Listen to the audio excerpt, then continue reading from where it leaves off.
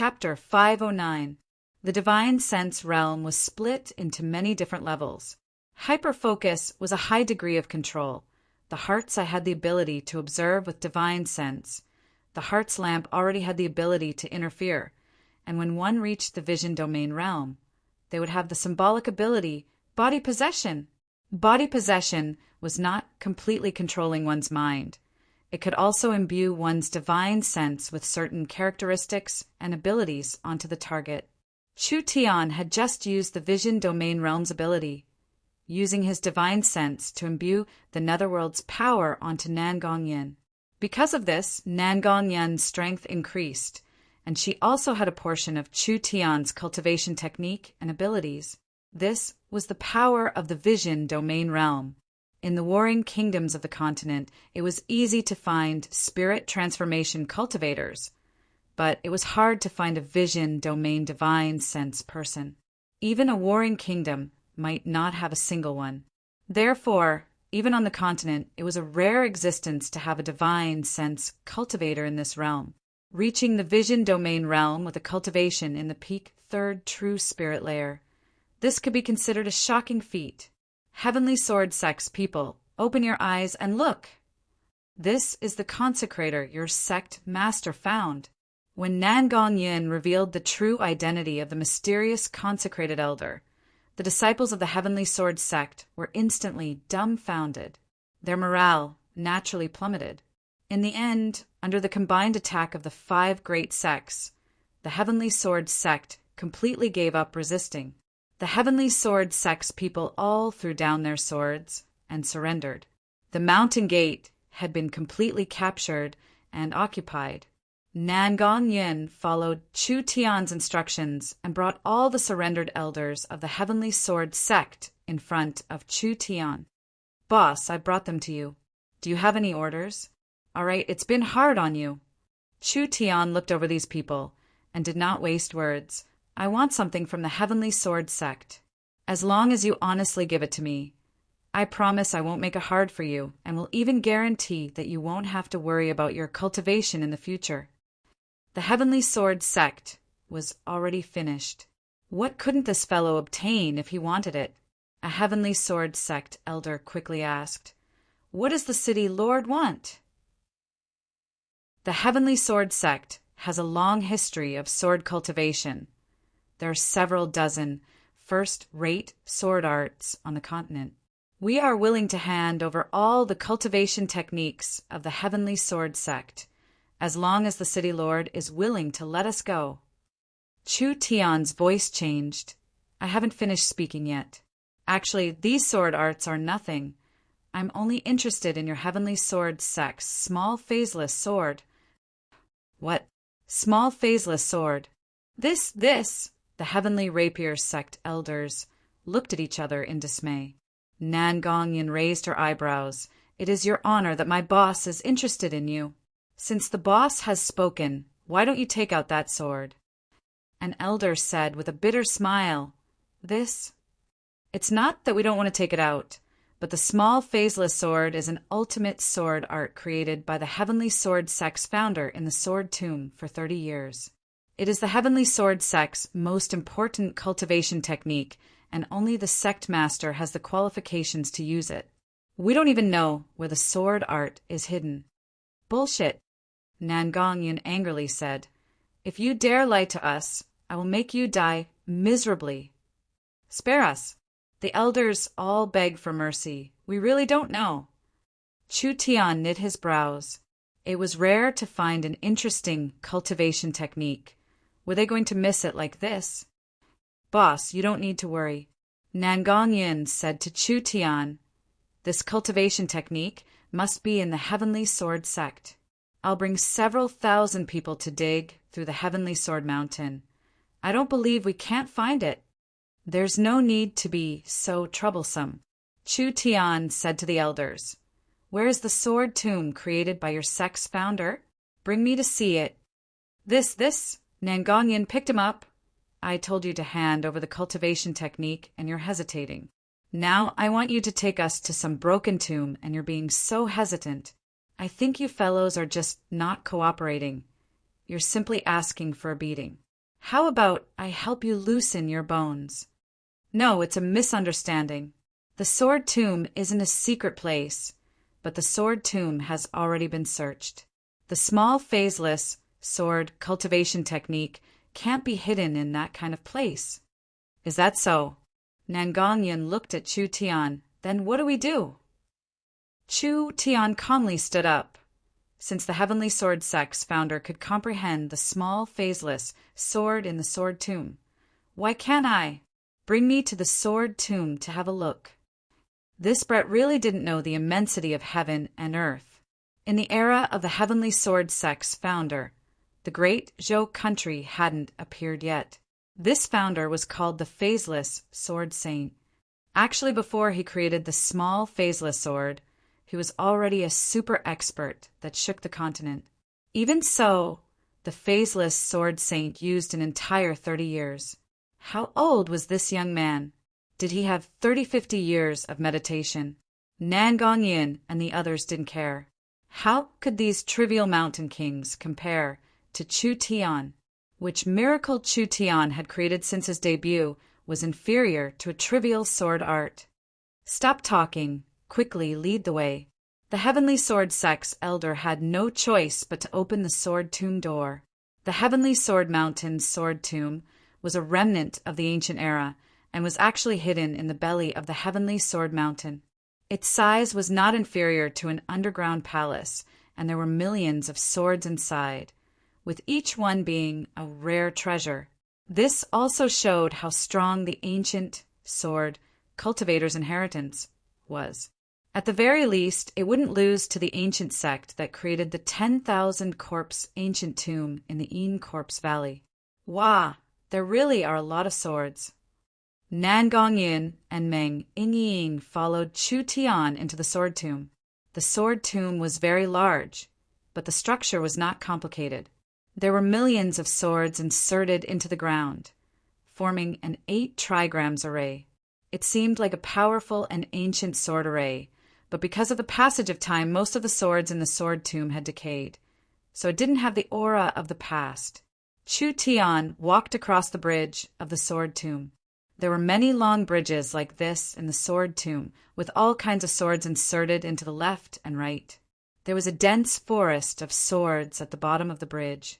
The large ones were over 10 meters long, and the small ones were only 1 or 2 feet long. There were all kinds of swords. It was simply an exhibition of swords. This is the Heavenly Sword Sect's sword tomb. A Heavenly Sword Sect disciple said in a trembling voice, "Almost all of our Heavenly Sword Sect's cultivation techniques and treasures were excavated from the sword tomb. After so many years, the sword tomb has already been excavated, so it's hard to find anything valuable here." Nangongyin looked at Chu Tian and said, "Boss, you wouldn't be thinking of closing up here, right?" Closing up? That would be strange. Chu Tian wouldn't do this kind of thing. Chu Tian had personally experienced the might of the small phaseless sword. He knew that this kind of sword art wasn't something the Heavenly Sword Sect could create. Even if the founder was strong, he was still limited by the era and knowledge. Not to mention 30 years. Even if he was given 100 years, he still wouldn't be able to create this kind of cultivation technique. "You guys step aside a bit." Chu Tian closed his eyes and released his divine sense, instantly covering the entire sword tomb. Each sword was trembling, and some of them let out a clear cry. All of these swords were soul-contracting weapons that could only be found by luck. Because they felt Chu Tian's strength, they took the initiative to acknowledge Chu Tian. As long as Chu Tian needed it, he could take away any one of these swords. However, Chu Tian wasn't looking for a weapon, so he wasn't interested in these swords at all. I got it." Chu Tian jumped into the air and jumped down from the sword bridge.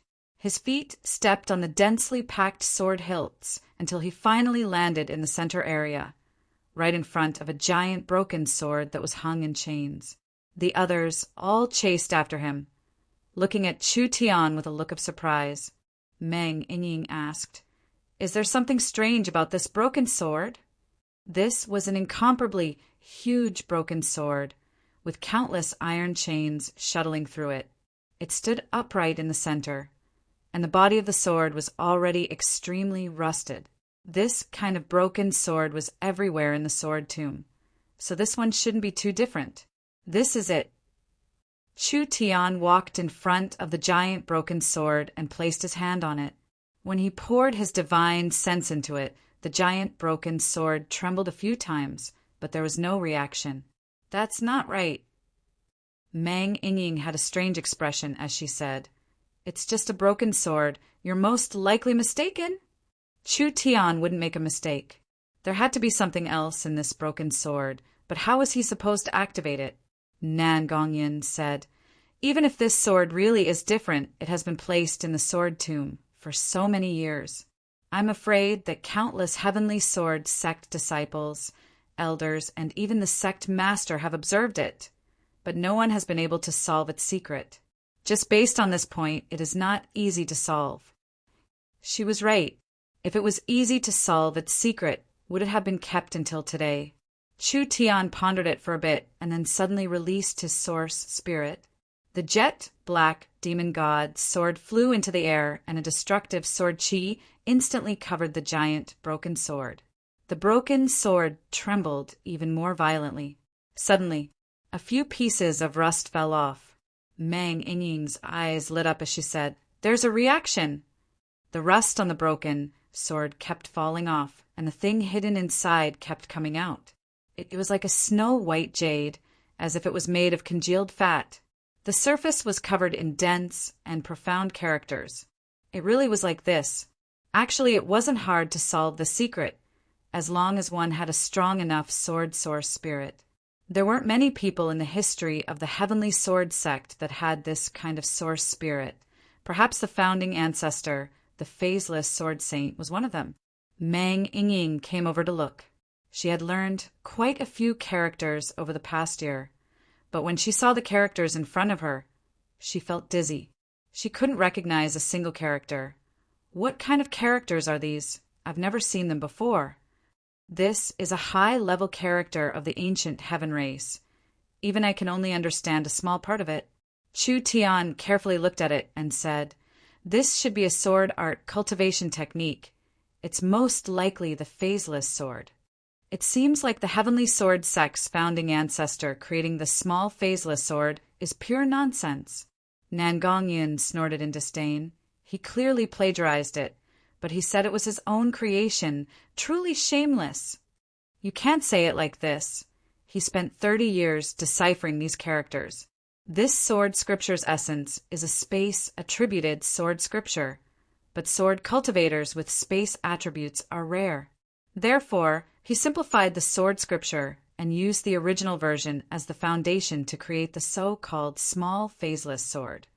Actually, phaseless sword is much more powerful than small phaseless sword. Wasn't the cultivation technique Chu Tian found the original? The characters are disappearing. Quickly record down and let the young miss decipher it. Mang Yingying quickly took out her cell phone to take a few pictures. She couldn't find the so-called small phaseless sword, but she found the complete version of the phaseless sword. Once this sword art was completed, a person's battle strength would reach an unimaginable level. Other than the phaseless sword's jade disc, Chu Tian also took out the Heavenly Sword sect's 10 high-level techniques, making a copy of them all. After all, the Heavenly Sword sect's sword arts were passed down from ancient times and had been refined by generations of geniuses, so there were still many good things to learn. Miracle commerce not only needed resources, these cultivation techniques and secret techniques were also very precious treasures. Chapter 510. The great Zhou country was long and narrow, looking like a snake. From north to south, it was several tens of thousands of miles, and in the middle section, there was a piece of land that protruded to the west. One of the most prosperous cities in the great Zhou country, Cloud City, was located in this area. Cloud City had over 8 million people, and its location was very special, being located in a four-corner area. Cloud City was connected to the War-Hound Plains to the east, the Great Summer Country to the south, and the northern countries to the north, so it was a place where merchants and adventurers gathered. This was the area that the Void Spirit Cave, the Medicine King Valley, and the Black Moon sect managed together, but it had now been ceded to become the Great Zhou royal family's eastern capital. The Great Zhou country's 5 spiritual mountains supported the Great Zhou princess Chen Bingyu's kingship, becoming the new ruler of the Great Zhou country. She was mainly in charge of the secular world's economy, as well as managing the various factions. The imperial city was still under construction, and it would take half a year to complete. Once the imperial city was completed, the Thousand East City would be in charge of the imperial city. The Queen is ascending the throne. The Queen is ascending the throne. Cloud City was already filled with people. Everyone ran out and gathered outside the palace. The sect masters and elders of the 5 great spirit mountains were all present. Thousands of cultivators dressed in neat uniforms stood on both sides of the main road, bowing respectfully to the sect masters.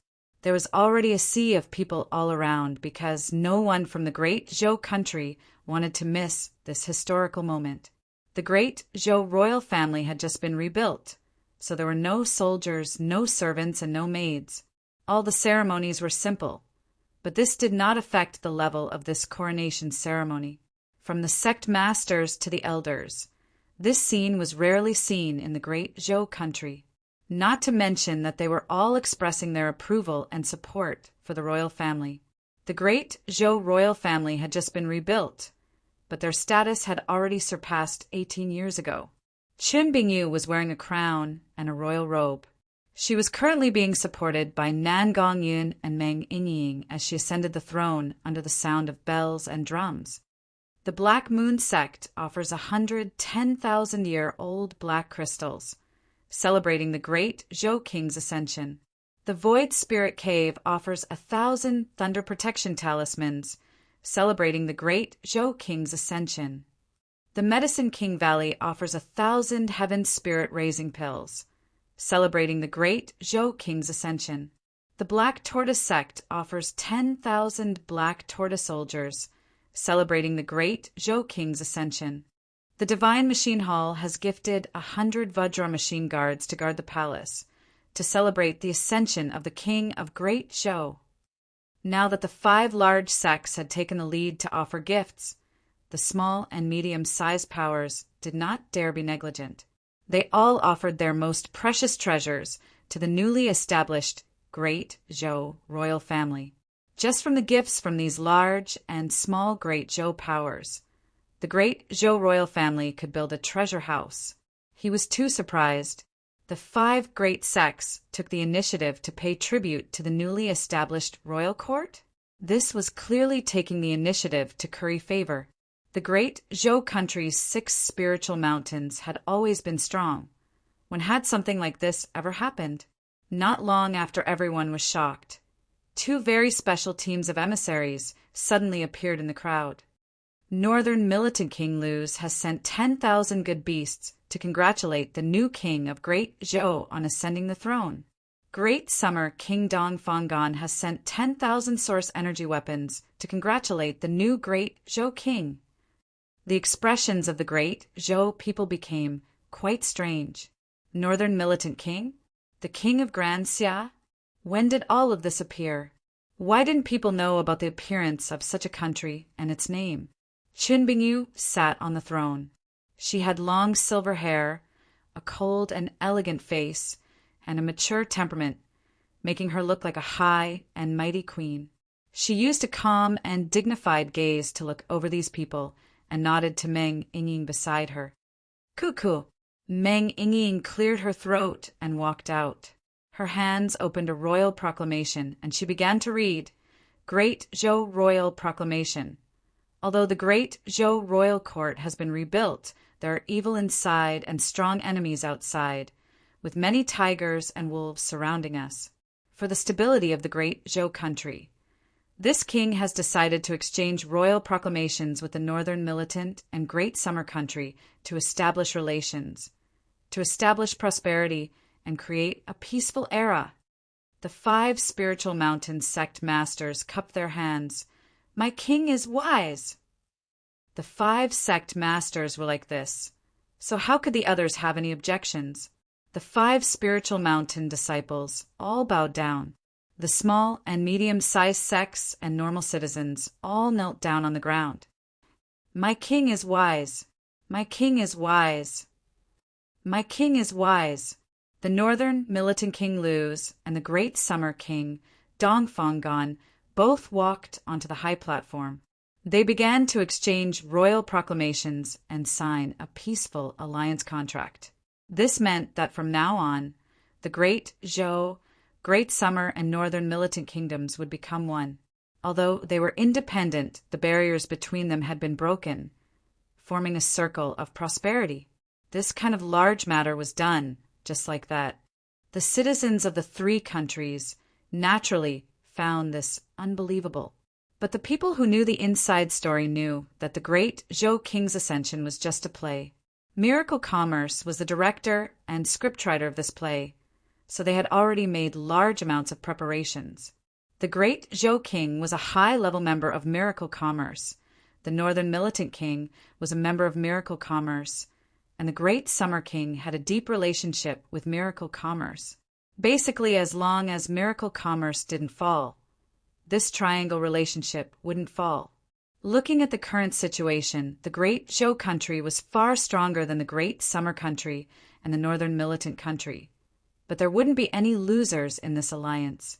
The 3 countries' combined strength would double. Not only could they block the Northern Eagle Burial country's invasion, they could also use Miracle Commerce's technology to soar. The future would only become better, and it wouldn't be worse than now. The Great Zhou country's ascension ceremony ended after a day. Luz had just established his regime in the Northern Militant and had a bunch of things to deal with. Thus, he had to rush back immediately. Dongfanggan couldn't stay in the Great Zhou kingdom for too long. After discussing the details of the collaboration with Chen Bingyu, he returned to the Great Xia kingdom. We have to return to Miracle City. Big Sister Bing, you have to take care of yourself. In the Cloud City Palace, Meng Yingying and Nan Gongyan said their goodbyes to Chen Bingyu. The 2 of them revealed expressions of regret.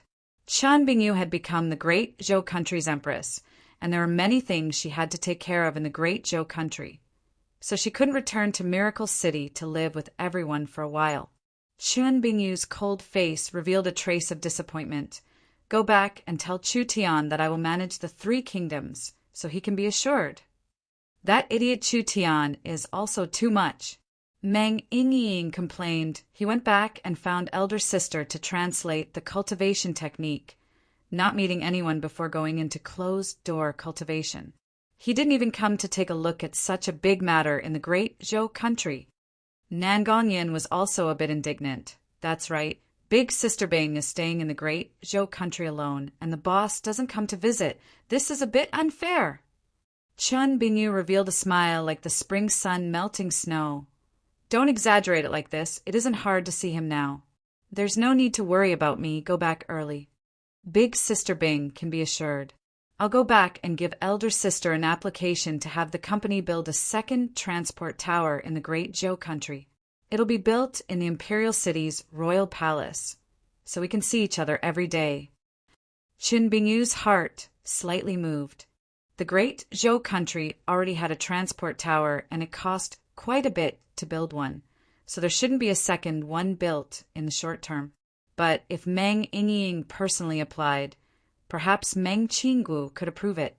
If the Great Zhou Royal Palace had a transport tower, what was the difference between Chen Bingyu living in the Royal Palace and Miracle City? Chen Bingyu wasn't interested in the Great Zhou King, but it was related to the important strategy of Miracle Commerce, so she had to sit on the throne. Forest of Chaos, Miracle City. Meng Qinggu and Dolores were handling various matters, while Zero and several smart brains were busy managing the city.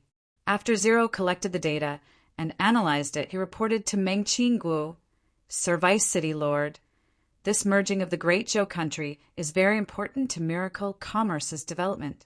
The first batch of talents includes mechanical masters, alchemists, talisman masters, and array masters, reaching around 50,000 people. There are 2 special talents with spatial innate talent and 16 spiritual innate talent. Meng Qinggu revealed a rare, satisfied smile. This was one of the meanings of conquering the great Zhou country. Miracle Commerce didn't just want to create a regional alliance and make this regional alliance the cornerstone of Miracle Commerce's domination of the continent. It also wanted to occupy the relevant resources and absorb the relevant talents, increasing the background of Miracle Commerce. With enough resources and talents, what couldn't they do? Chu Tian wanted to make a warship? Of course there was no problem. Chu Tian wanted to make a spiritual internet? Of course there was no problem. This was because Miracle Commerce was becoming stronger and stronger. They already had these conditions. There's never too many talents. We'll take as many as we have. On the other hand, we need to have a strict audit and technology security system. Meng Qinggu quickly ordered, 0, according to the situation of the company and the needs of the various departments. Please give me the best allocation. Yes, Vice City Lord. 0 turned silent after saying this and began to calculate. After all, this was not a small task. Miracle Commerce was too big, so he had to go through a large amount of calculations to make the best allocation for the company. The smart brain was too easy to use. Meng Qinggu was most satisfied with Miracle Commerce's smart brain. This was truly a great invention. Although Miracle Commerce had reached a technical bottleneck and the computing speed of the matrix couldn't make a qualitative leap, the matrix was already shrinking and the production speed of the smart brain was quickly increasing. Meng Qinggu had already completed the basic layout of the smart brain. From the citizens' identity information, daily service management, to the city's financial and bank financial management, as well as the shopping center, communication, and the spiritual network, it was all under Meng Qinggu's arrangements. There was a complete, smart brain control system. Other than that, the cooperation between the Elven King and Miracle Commerce had deepened, with transport towers being built in various places. These transport towers and space warehouses were all managed by smart brains. Meng Qinggu had a strict identity verification and security system, and now, with the intelligent management of the smart brain, everything was being monitored by Miracle Commerce and all risks were being reduced to a minimum. An intelligent city was being born in the depths of the forest. An inconceivable era was quickly awakening. Meng Qinggu walked in front of the window. When she saw the flourishing city, it was hard for her to suppress the pride in her heart. She had used all her intelligence and schemes on the most optimal construction. As for what the future would look like, it was already not something Meng Qinggu could imagine. In short, it had to be heaven. Chapter 511. Chu Tian had been in closed-door cultivation for 10 days to consolidate his realm and refine his spirit energy. Of course, the most important thing was to comprehend the new phaseless sword art. This was a strange technique left behind by the mysterious Tian clan in ancient times. The reason why this sword art was named phaseless was mainly because the phaseless sword art was a strange sword art with spatial attribute. Therefore, it was traceless and formless, making people unable to grasp it and guard against it. The difficulty of cultivating the phaseless sword art was too high. Not only did it require the highest level sword cultivation talent and source spirit, it also required spatial energy. How could it be easy to meet these harsh requirements? The great Zhou country's heavenly sword sect's small phaseless sword was a new, simplified sword art created by the heavenly sword sect's founder to solve this problem. The small phaseless sword stripped away the unpredictable spatial ability, but it still had the characteristic of being invisible, and its killing power was extremely astonishing. However, in terms of power and other aspects, there was still a huge gap between the small phaseless sword and the real phaseless sword art. Chu Tian was cultivating the true phaseless sword. At this moment, Chu Tian was in the Miracle Gardens, sitting in a beautiful little valley in a white robe. His body was surrounded by beautiful red and purple flowers, and there were too many rare herbs to count. There were small flower fairies around him, providing spiritual essence for Chu Tian's cultivation. Phaseless sword finger. Chu Tian opened his eyes and casually flicked his finger. The small mountain, several thousand meters away, without any warning, the peak of the mountain suddenly tilted. The mountain rock that weighed several tens of thousands of pounds fell into the lake, creating a large wave. The cut on the small mountain was as smooth as a mirror.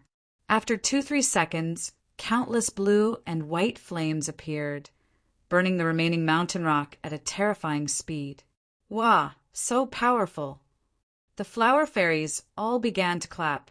Lulu landed on Chu Tian's shoulder and said, "Such a complex and profound cultivation technique, but you only used 10 days to grasp it. You're truly amazing." Chu Tian was very satisfied with the power of the phaseless sword art. The non-phase sword art could cut through space, and at the same time, it could fuse the sword chi into an attack.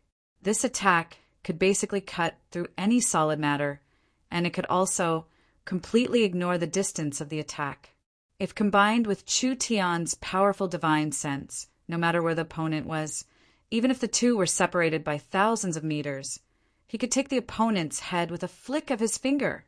Non-phase sword art was a nearly perfect sword art. If one had to find a flaw, it would be that the consumption was too big. After these days of closed-door cultivation, Chu Tian's cultivation had smoothly broken through to the rank 4 true spirit realm.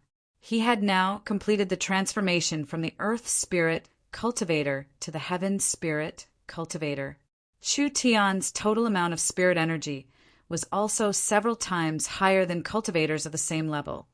But even so, it was only enough to activate the phaseless sword art. In the future, Chu Tian would not completely focus on practicing non-phase sword. Right now, Miracle Commerce has obtained various top sword cultivation books and secret techniques from the Heavenly Sword Sect, and many other secret techniques from the other 5 spiritual mountains have all been sent to Miracle Commerce. There were 2 organizations directly under Chu Tian. One was the core organization of Miracle Commerce, the Yun Sect. The Yun Sect was a large research organization with several tens of thousands of people. All of Miracle Commerce's new technology and products came from this organization. The other core organization was the Chu Sect. The Yun Sect was a group of scholars, and the Chu Sect was a group of martial artists. The Chu Sect had already absorbed large amounts of retainers. From the chiefs of the large tribes in the forest to the elders and sect masters of the great Zhou country's large sects, they had all become retainers of the Chu Sect. Qilin Hall was an important organization of the Chu Sect.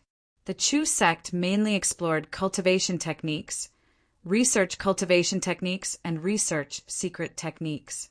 One was civil and one was martial.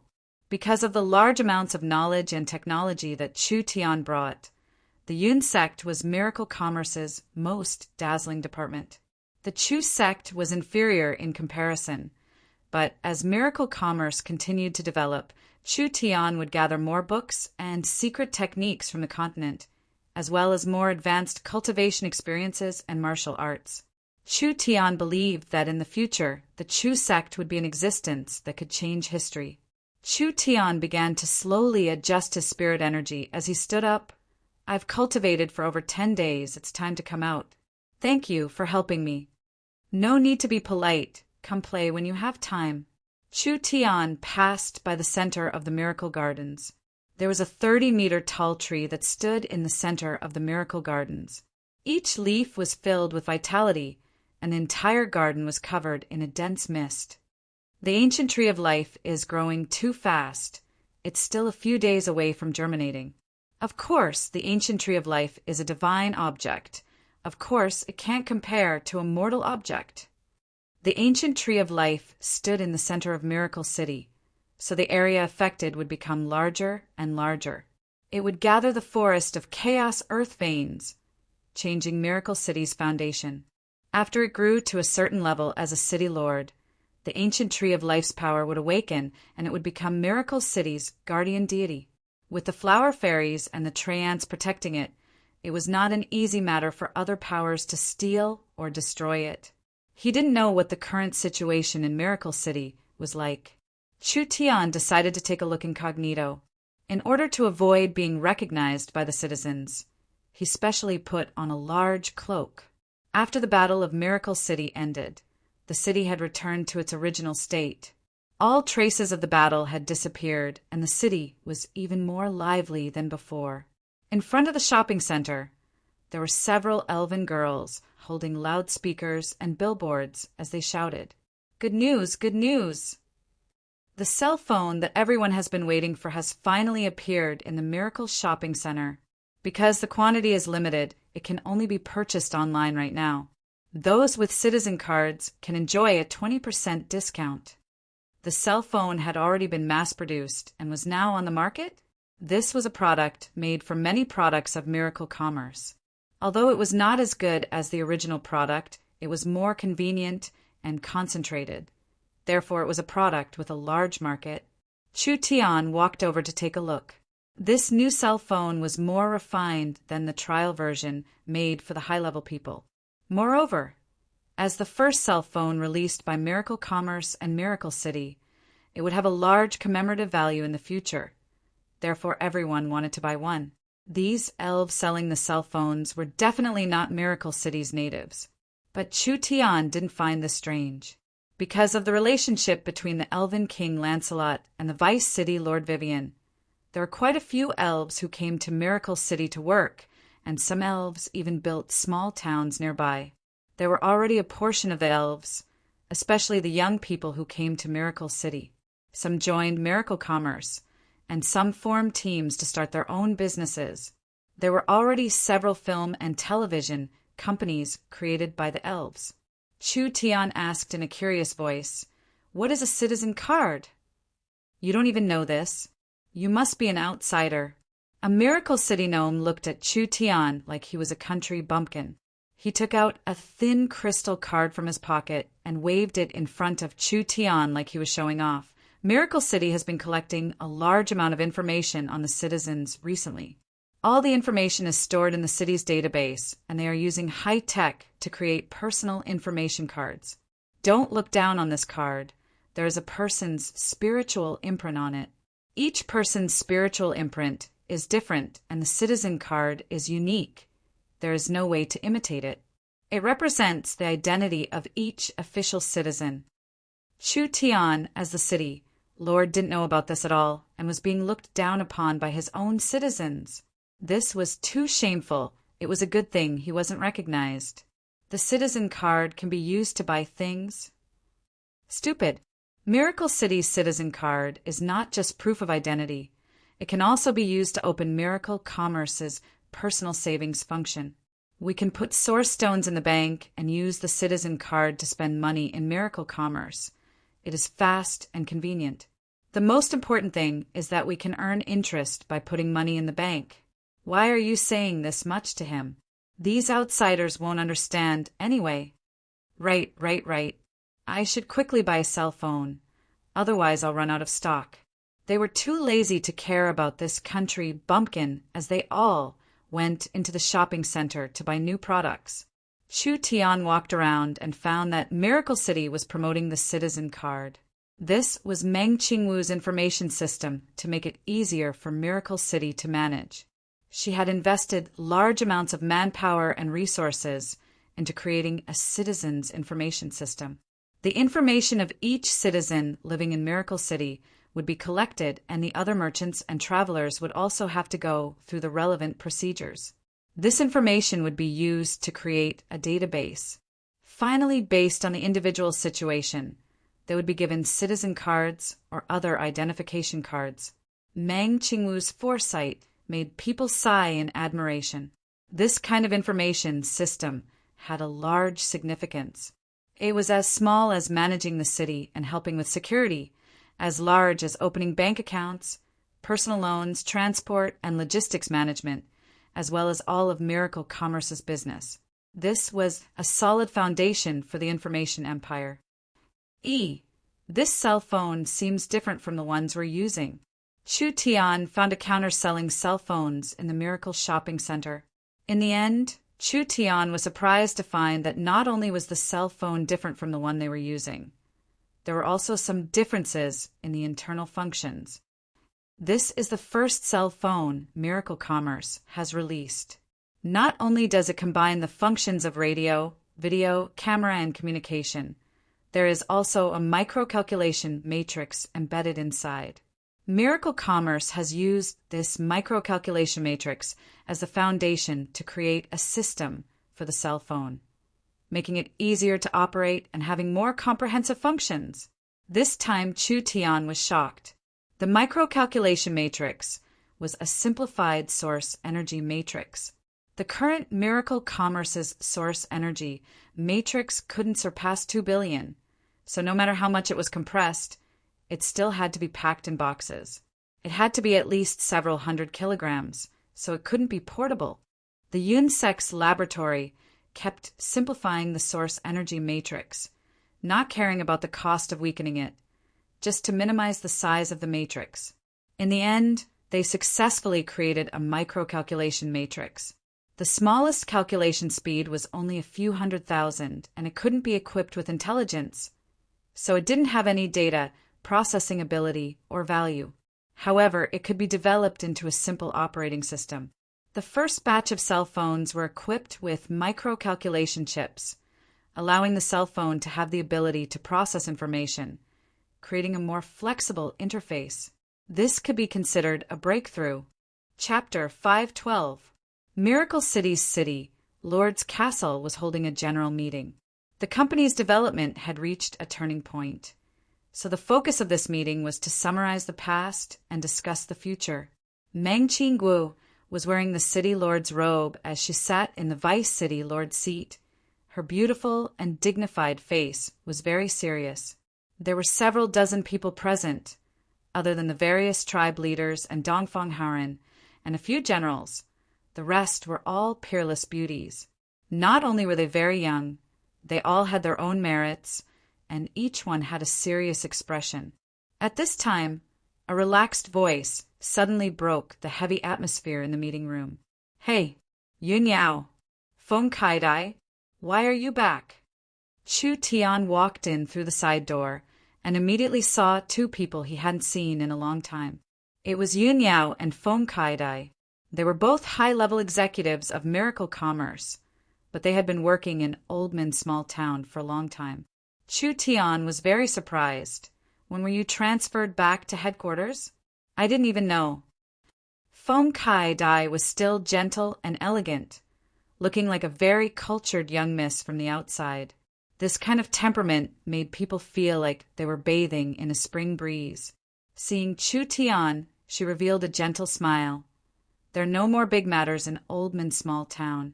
It's enough for Yun Yao's little brother Yun Shao to manage it.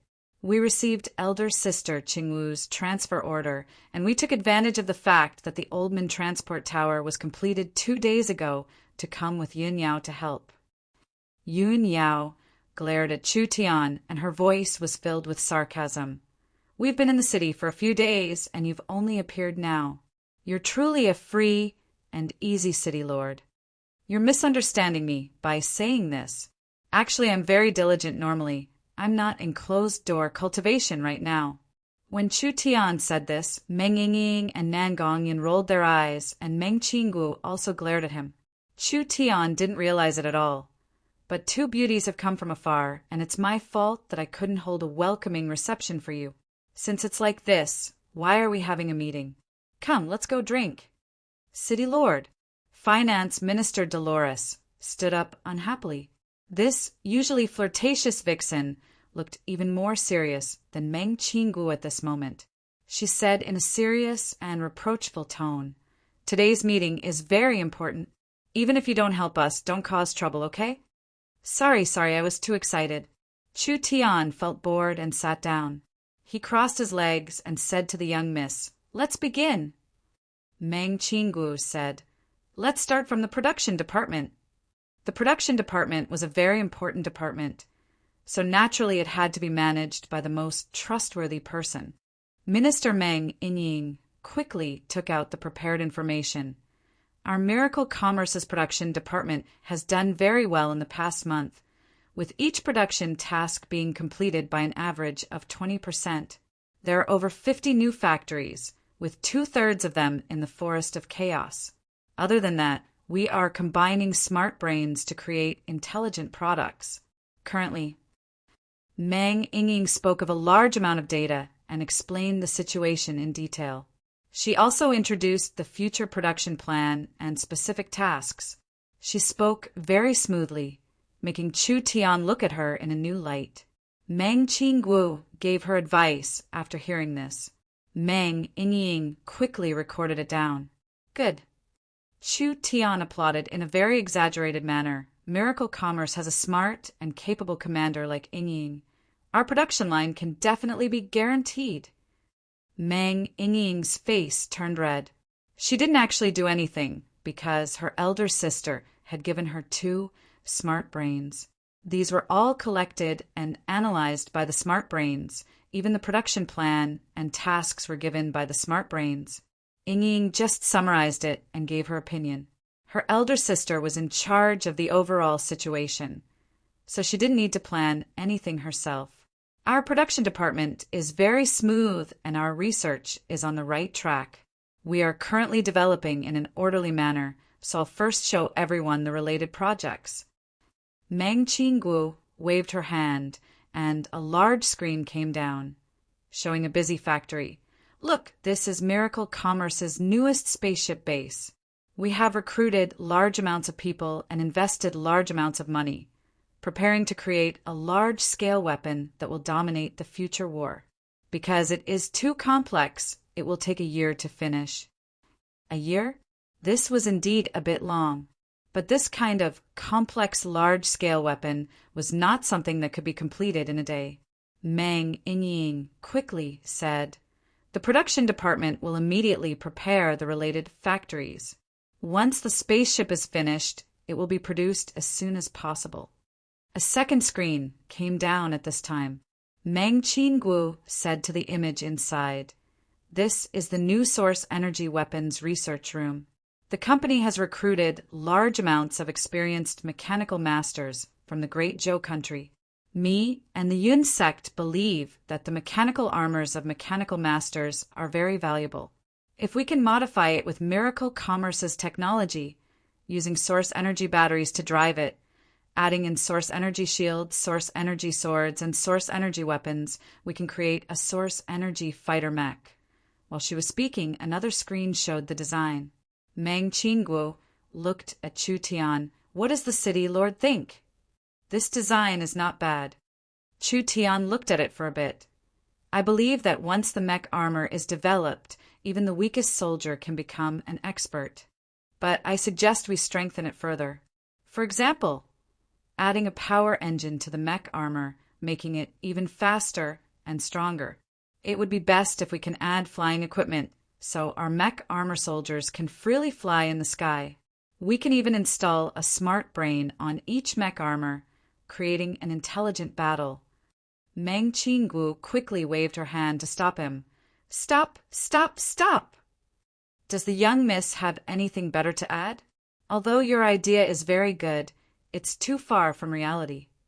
Meng Qingguo said with a sigh, "Miracle Commerce's main problem is that we don't have enough funds, so we can't develop this high-level mech armor right now. Even if we develop a normal mech armor, it would be hard to mass-produce it. At most, we can equip an elite army." "We lack money? It can't be." Chu Tian had a look of disbelief. "Didn't we just borrow over 100,000 source stones from the Eternal Forest not long ago? The funds have already been filled, and with the company's income, we can't maintain this little bit of research funding. City Lord, you really don't know the cost of food without managing the household." The finance minister Dolores couldn't sit still. "Do you know how much resources this mech armor costs? Our current budget is 300,000 source stones. As for the airship budget, it is a terrifying number. As for the Gnome and Yun sect laboratories, they're spending more and more every month, just like a bottomless pit. Not to mention that we just conquered the Warhound Plains and the Great Zhou country. We still need to take out large amounts of source stones to invest in these places. How many people are queuing up in the Miracle City area to apply for loans? With our current financial situation, it is simply too difficult. Chu Tian's head swelled from hearing this. What the hell? They actually spent this much money? We have many projects right now. Other than the Miracle Shopping Center and the Spiritual Energy Network, there are many other projects that need to be deployed. Meng Qinggu lowered a few more screens and pointed at one of them as she said, for example, the city defense system. We plan to build missile silos in the hidden mountain ranges around Miracle City, creating a long-range military force. Other than that, we are preparing to build giant source energy cannons in the mountains to deal with powerful enemies in the future. Chu Tian felt more depressed the more he heard. Father always thought that miracle commerce was a money-making monster. As long as they fixed the holes in front of them, they wouldn't need to worry about money at all.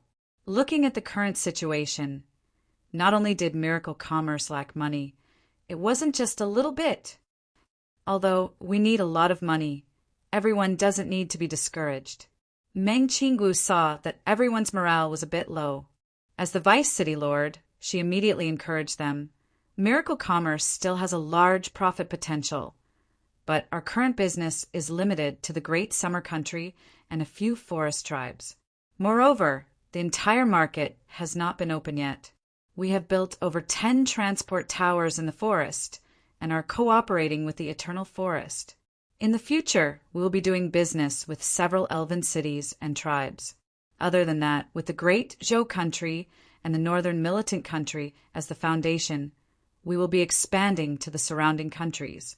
The investment now isn't small, but the returns will be even larger in the future. Chu Tian nodded. That's right, there are several forest tribes and a great summer country. How many markets can there be? We need to expand our territory. The layout needs to be sped up. The powers in the Savage Highlands are still restless, and there are too many variables. We can't slowly develop. Meng Qinggu began to make arrangements. Yun Yao, Kaidai, you too will take over Dolores's work and work for the Miracle Shopping Center and foreign trade. You two already have experience, so there shouldn't be any problems. This is the map of the forest cities and underground cities I've prepared for you, as well as the general information of these cities, including the nearby large tribes. Miracle City will give you enough caravans and people. You just need to be in charge of dealing with them. This task was not light at all. Feng Kai Dai was appointed as the foreign minister. Yun Yao was appointed as the commerce minister. The two of them immediately stood up. We'll definitely do a good job. Chu Tian asked, what about our chief financial officer, Dolores? Miracle City's commerce minister was Dolores in the past, and the Fox Caravan was established by Dolores. Now that the diplomatic and commercial matters were given to Feng Kaidai and Feng Kaidai, wouldn't Dolores have nothing to do? This seductive fox's abilities weren't weak. It would be a pity if she was left idle in the city. Meng Qinggu replied, Miracle Commerce's biggest problem right now is the lack of money. Dolores has another important task, so she will focus on developing miracle banking from today onwards. Dolores nodded. I asked the city lord to be assured the current Miracle City citizens already have a high enough trust in us. Ever since we introduced the citizen card and created the personal savings business, Miracle Banking's performance has been rising. I believe that the bank's potential has not been fully displayed yet. Miracle Banking was proposed by Dolores, so it had a special meaning to her. Dolores would naturally do her best to develop it. Meng Qinggu emphasized again, everyone remember, the current calm doesn't mean it will be stable forever. With the protection of the Treants and the good relationship with the elves, we still have to rely on external help. Every moment we are not strong is a moment we can't relax. Danger is always lurking in the shadows, so you must be prepared for danger in times of peace. Miracle City will develop as quickly as possible. Yes. Chu Tian hadn't participated in the young Miss meetings many times, but he never thought the young Miss aura would be this strong. After being tempered by the chairman for over a year, she had become more mature and more like a strong woman who could see the big picture. The meeting ended here. Everyone already knew what to do. Miracle City and Miracle Commerce's biggest problem right now was that they didn't have money. Therefore, in the future, making money was the most important task for Miracle Commerce. Each department and each team had to work hard for this goal. Chapter 513. Miracle Commerce's savings business in the past only targeted groups, like the gnomes and the surrounding tribes. That was because Miracle City didn't have enough credibility at the time, so they could only work with close allies. The situation now was different. Meng Qingguo decided to properly develop the banking business. This was an important part of Miracle Commerce's strategy, and it could provide Miracle Commerce with an endless supply of funds in the future. As for risk control, there was no need to worry about that. Meng Qingguo was very confident in Miracle Commerce's current situation.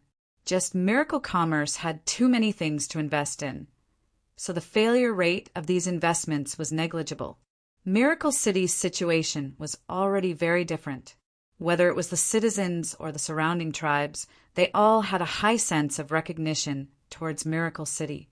The citizens' savings and the change in currency were already ripe. Meng Qingguo spent quite a bit of effort to create a database of the citizens and popularize citizen cards in the city. There were already initial results, and Miracle Commerce continued to receive tens of thousands of source stones. The city had around 1 million people, so the flowing source stones would reach several million. Even if they could only absorb a tenth of it, it would still be several 100,000. Of course, in order to motivate the citizens to save money, Miracle Commerce announced the interest rates for individual savings. They opened a current account with an annual interest rate of 5%, with interest being generated every day, and they could withdraw it at any time. As for fixed accounts, there were monthly, half a year, a full year, 2 years, 3 years, and etc. The longer it was saved, the higher the interest. If it was saved for 3 years, the annual interest rate would reach 50%. 100 source stones in the bank for 3 years. Not only would the capital of 100 source stones be a lot, the interest would reach 150 source stones. Miracle Commerce also allowed people to withdraw it ahead of time, but it would be downgraded based on the amount of time it had been saved, and there would be a processing fee. It was definitely a common financial management method. The most important thing was the Great Zhou country, the Great Summer country, the various forest cities, and even the other countries. Miracle Commerce was building banks. Miracle Commerce was managed by smart brains, with several supersource energy matrices operating at the same time. The data system would be complete, and after people deposited their source stones in Miracle Commerce, they could withdraw it from any place with Miracle Commerce. Other than that, Miracle Bank had direct spending power. Whether it was the Miracle Shopping Center, Miracle Hotel, Miracle Arena, Trial Field, or Chilin Hall, as long as they were in Miracle Commerce's business, they could all be purchased with a card. It was fast and convenient. Other than that, Miracle Bank was preparing to establish a currency system. The currency could be directly linked to source stones and could be exchanged for source stones in Miracle City. People could use this currency for daily transactions, making life much more convenient. Miracle Banking's transfer business was about to be tested. In the future, merchants would be able to trade with Miracle Banking. This way, it would eliminate the trouble and risk of carrying a large number of primordial stones. Moreover, primordial stones could continuously generate income just by sitting in the bank, so why not? Meng Qingguo was a strategist with great foresight. With Meng Qingguo personally planning and preparing, as well as a capable person like Dolores, how hard would it be for Miracle Bank to develop? Chu Tian had always been indifferent to the affairs of the Chamber of Commerce. The Chamber of Commerce was filled with talented people. So why did he need to blindly worry about this? Chu Tian practiced his sword art every day, reading all kinds of books and doing research whenever he had time. Although Miracle Commerce's research ability was very strong, one Chu Tian was better than 10,000 researchers. The bottlenecks of the Yun sect could be easily broken through as long as Chu Tian made a move. The young miss was a workaholic and had been very busy recently. Chu Tian came to Ying Ying's office and saw Ying Ying sitting at the table, writing something. There were several gnome assistants who were helping her organize the information. Chu Tian, you came at the right time. Did you know that? The number of people opening accounts in Miracle Bank has increased by several times. Meng Ying happily reported the results. We almost have enough funds. You're thinking of the problem too simply. Miracle Bank can't easily make a mistake. We still have to consider the risks involved. Otherwise, if there is a crisis, people's trust in us will be greatly reduced. With the young Miss Cautious personality, I'm afraid she won't dare move too much money to make loans or investments. Meng Ying had never thought of this before. She slightly knit her brows. What should they do now? Chu Tian suddenly gave a sigh. Having a big business also has its disadvantages. Meng Ying was stunned. She didn't know why Chu Tian had this kind of feeling. What disadvantages? Even our Ying keeps talking about business. This doesn't seem like your personality. Meng Ying was a bit embarrassed. I just want to help everyone. I'm a bit stupid and can't do anything well. It's a good thing elder sister gave me a few smart brains. Otherwise, I wouldn't be able to do anything. Chu Tian hugged Ying Ying's shoulder. Hi, then don't make it hard on yourself. If there's anything, just leave it to the smart brains and assistants. Why do you have to do everything yourself? Meng Ying was a bit embarrassed. We're in public right now, so don't get physical. Ha, what are you afraid of? Who doesn't know our relationship? Chu Tian's face was as thick as a city wall. The gnomes were a bit embarrassed and could only pretend like they didn't see anything. Chu Tian said, Come, I'll bring you to a fun place. A fun place? Where is it? The elven small town is holding a gourmet exchange. Vivian sent me an invitation. Gourmet exchange? Meng Ying instantly revealed an interested look. Chu Tian continued to introduce.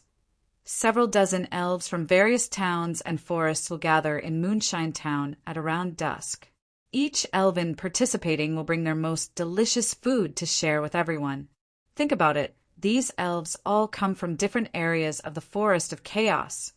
So how many delicious things will there be? Tell me, can we miss this kind of fun banquet? Meng Ying's eyes lit up. There's actually this kind of interesting event. It's said that other than the gourmet exchange, there will also be a forest fashion show, an art exhibition, and a music conference. These are all things that are rarely seen in 100 years. Chu Tian saw that Meng Ying was already very excited, so he didn't waste any more words. He directly said to Meng Ying's assistants, I'll leave the matters here to you all. Minister Ying and I will be leaving for a day or two. Yes, Meng Ying was a bit hesitant. Everyone is very busy right now. If I do this, will it? What are you worried about? Not to mention nothing. Even if something happens, I'll take care of it. Chu Tian's attitude was very firm as he said, the Elven King and some other members will also be attending. So this isn't just for fun. It is to promote friendship and strengthen the Elven Alliance. I order you to come with me as the city lord. Is that so? So, it's this important. Meng Ying no longer hesitated as she excitedly said in a high-spirited voice, We can't be casual. We have to prepare Miracle City's best food. Miracle City's food will not lose to the elves. That's right. What clothes do you think we should wear? The two of them discussed as they left. The elven food exchange was indeed a rare sight. Chu Tian originally planned to eat, drink, and have fun empty-handed, but Meng Ying firmly disagreed. She felt that it was too rude, and that he must prepare food that suited human characteristics. Finally, they found the Miracle Hotel's Source Energy chef. They just happened to have a fresh, level 3 high-grade demon beef. The two of them immediately agreed, carefully cooking several large steaks. Meng Ying's exquisite face was filled with memories. I remember when we were in South Sky City, the first Source Energy food we cooked was steak. so this is the food that best represents us. That's right, a certain young miss was filled with passion back then and actually wanted to start a business selling steak. Now that I think about it, if we continued doing it back then, perhaps there would have been a chain of steak shops everywhere. Meng Ying fiercely glared at him. You're not allowed to expose my dark history. I'm not done with you. The two of them packed up the steaks and headed to Moonlight Town. It was unknown how the Elven King convinced the Elven Council. But although the elves built Moonlight Town next to Miracle City, the Elven Town was still closed off. Outsiders couldn't enter, so they didn't know much about the elves' lives. The entire Elven Town had a population of around 10,000, and most of them were young elves. Moreover, the elves were very rich, so there were very few precious items in Miracle City. There were quite a few new products like cell phones in the Elven Town. When Chu Tian brought Meng Ying to the small town, the two of them were stunned by the scene inside. The entire Elven Town was filled with Miracle Commerce's products. There were giant screens, speakers, and all kinds of exquisite source energy lamps. Each street was covered in a gentle glow. There were tree houses neatly arranged, and all kinds of crystal and wood sculptures were neatly arranged. There were thousands of elves walking around the small town, each person carrying a full food box. There were all kinds of jams, pastries, and elven delicacies everywhere. The elves were singing around the moon well. The entire small town was very lively. The city lord is here. City Lord Chu Tian is here. Chu Tian was recognized as soon as he arrived. Several hundred elves surrounded Chu Tian, and each elf had a face filled with joy. Their eyes lit up like they had seen their idol for a long time. I'm from the Silver Moon Forest. I've heard your story. I really admire you. An elven girl, squeeze to the front. My parents and little brother really want to see you. Can you give me an autograph? Of course, there's no problem. Chu Tian picked up a pen with a smile. How many do you want? 1. 2. Oh no, 3. All right, I'll give it to you. The elven girl took the autograph and happily cried out, I've gotten City Lord Chu Tian's autograph. I've gotten City Lord Chu Tian's autograph. The other elves' moods instantly exploded. I'm from the Twilight Forest. I also admire you. I'm from Green Jade City. I like to watch movies, and my dream is to make movies. There's also me. Chu Tian never would have thought that since he was famous among the elves, he would be surrounded by countless fanatical worshippers. These elves all came from different forest towns, and it wasn't easy for them to come to Miracle City. This was because the transport towers could easily harm the main city. The transport towers in other places had restrictions, and the transport towers were all managed by smart brains. Each elf that wanted to use the transport tower first had to apply for a transport permit from Miracle Commerce. This transport permit needed to collect a person's information, and finally they would be given a citizen card with a spiritual imprint. The elves would be able to use this permit to teleport in the future. Miracle City had temporarily restricted the teleportation area. Even if the elves obtained the transport permit, they could only teleport within their tribe or within their country, which meant they could only teleport in their own territory. If they wanted to teleport to Miracle City, Oldman Small Town, or any other place, they needed to clearly write down the reason and purpose of the teleportation and apply for a special permit for that area. They could only enter after being approved by the government of that area. Otherwise, with the transport array controlled by smart brains, these directions would be sealed and they wouldn't be able to teleport. This exchange was very hard to come by. The elves were representatives from each city, and they could only enter after being approved by Meng Qingguo. But they could only play around in Miracle City for a week at most, so they treasured this chance. In their eyes, Chu Tian was a genius that created everything, an omnipotent idol. Now that they saw him in person, how could they not be excited? Chapter 5:14. Chu Tian was surrounded by a large group of elven worshippers, and most of them were beautiful young elven girls, which made Meng Ying on the side filled with jealousy. Didn't he say he was coming to the conference? He was actually here to pick up girls. Coo. What are you all doing? What are you all doing? The Elven Council's chairman, Augusta, appeared with a shout, and the elves quickly retreated. The Elven King Lancelot and several high-level members of the Elven Council had come, as well as several Elven city lords. Vivian was following behind them, and when she saw Chu Tian, she immediately winked at him. The Elven Conference, Chu Tian being able to attend, made Vivian very happy. Although the speaker's face was not very good and his eyes were not kind. After all, it was this fellow who destroyed the Elven tradition. So how could they hope to give him a good look? Chu Tian did not care about this at all. His face was as thick as a wall. He immediately brought Meng Yingying over to greet him with a smile. You are Miracle City's city lord, Chu Tian? Several unfamiliar elves looked at him with curiosity.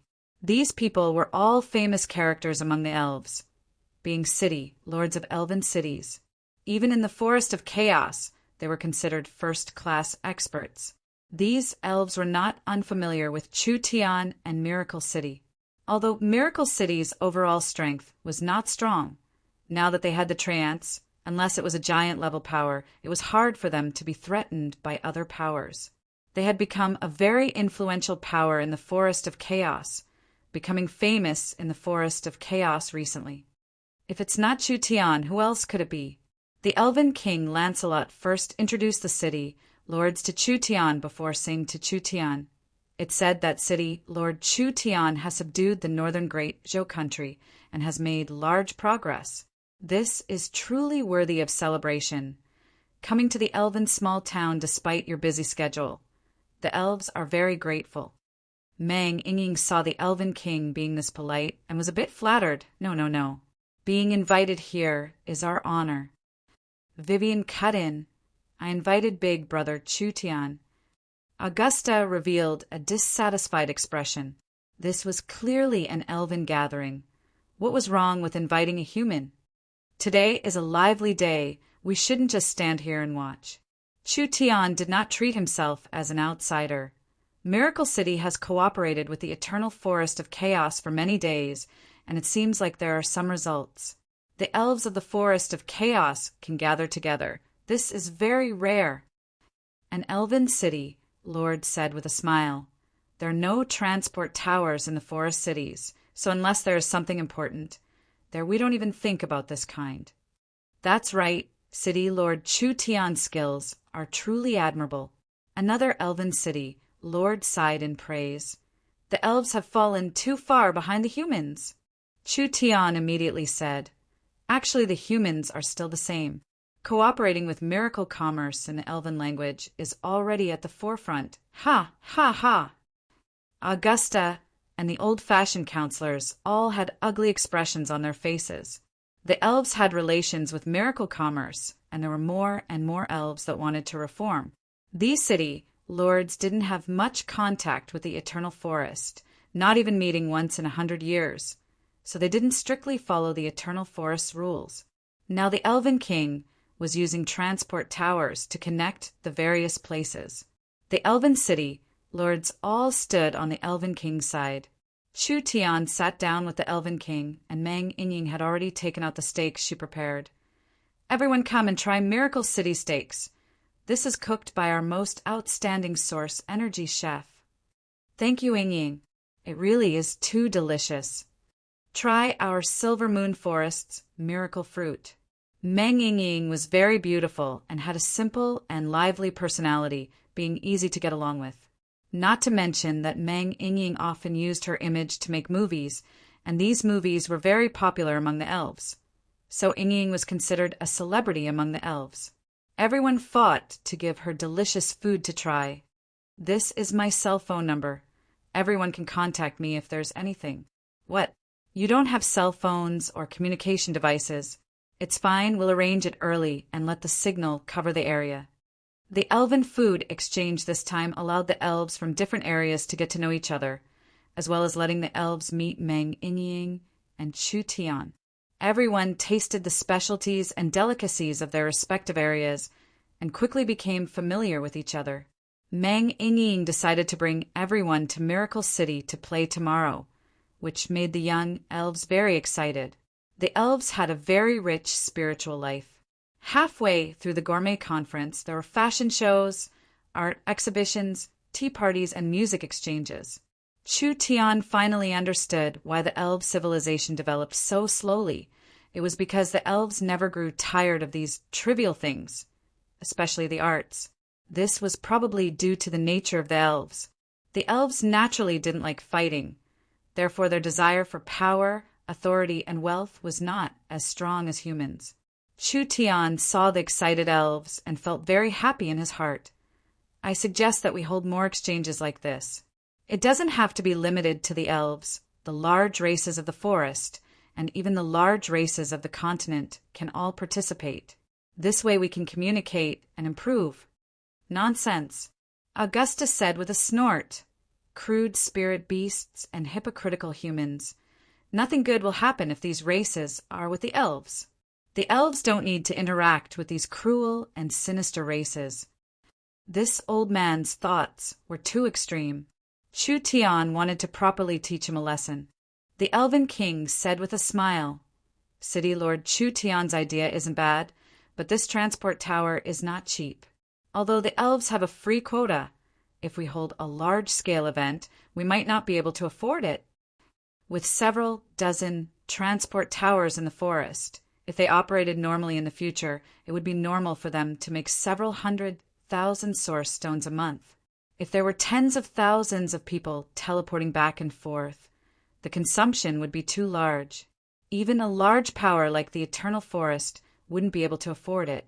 Chu Tian's heart skipped a beat, and he calmly said, "The elves are rich. Would they care about this little bit of money?" City Lord Chu Tian's words are wrong. An elven city lord said, "The elves have never done business. Although we do have some source stones, it is the savings of our ancestors. If we keep spending it like this, we will run out of resources. Now that the Elven region and Miracle City are connected, the opportunity for us to deepen our cooperation has come. I want to work together with our strong points and conditions. The future will be very worth looking forward to." The Elven King said with a nod. Vice City Lord Meng Qinggu has already discussed the details. The elves will act as the regional communication and information technology agents, and the cities will open miracle shopping centers. This will allow the elves to buy things from all over the continent without going out. Even without merchants, they can sell their specialties to all parts of the continent. This will not destroy the elves' teachings and will allow the elves to prosper. Augusta did not directly oppose this. This was the Elven Council's bottom line. No wonder the Elven Council did not stop the Elven King. The young miss already discussed the details of the cooperation. Did she really have 3 heads and 6 arms? Chu Tian's heart skipped a beat, and he suddenly had an idea. Actually, I have another idea and suggestion. I think it will be very beneficial to the development of the elves. The Elven King knew that the humans had many ideas, but since Chu Tian said this, of course he had to listen. "What is it?" Chu Tian carefully told him his idea. The Elven King's eyes lit up, and he discussed it with the Elven City lords around him. The Elven City lords all nodded, like they were all in favor of this plan. There were even some who had red faces as they paid their respects to Chu Tian. After all, Miracle Commerce had given the elves a large amount of help on this matter. Vivian was even more pleasantly surprised.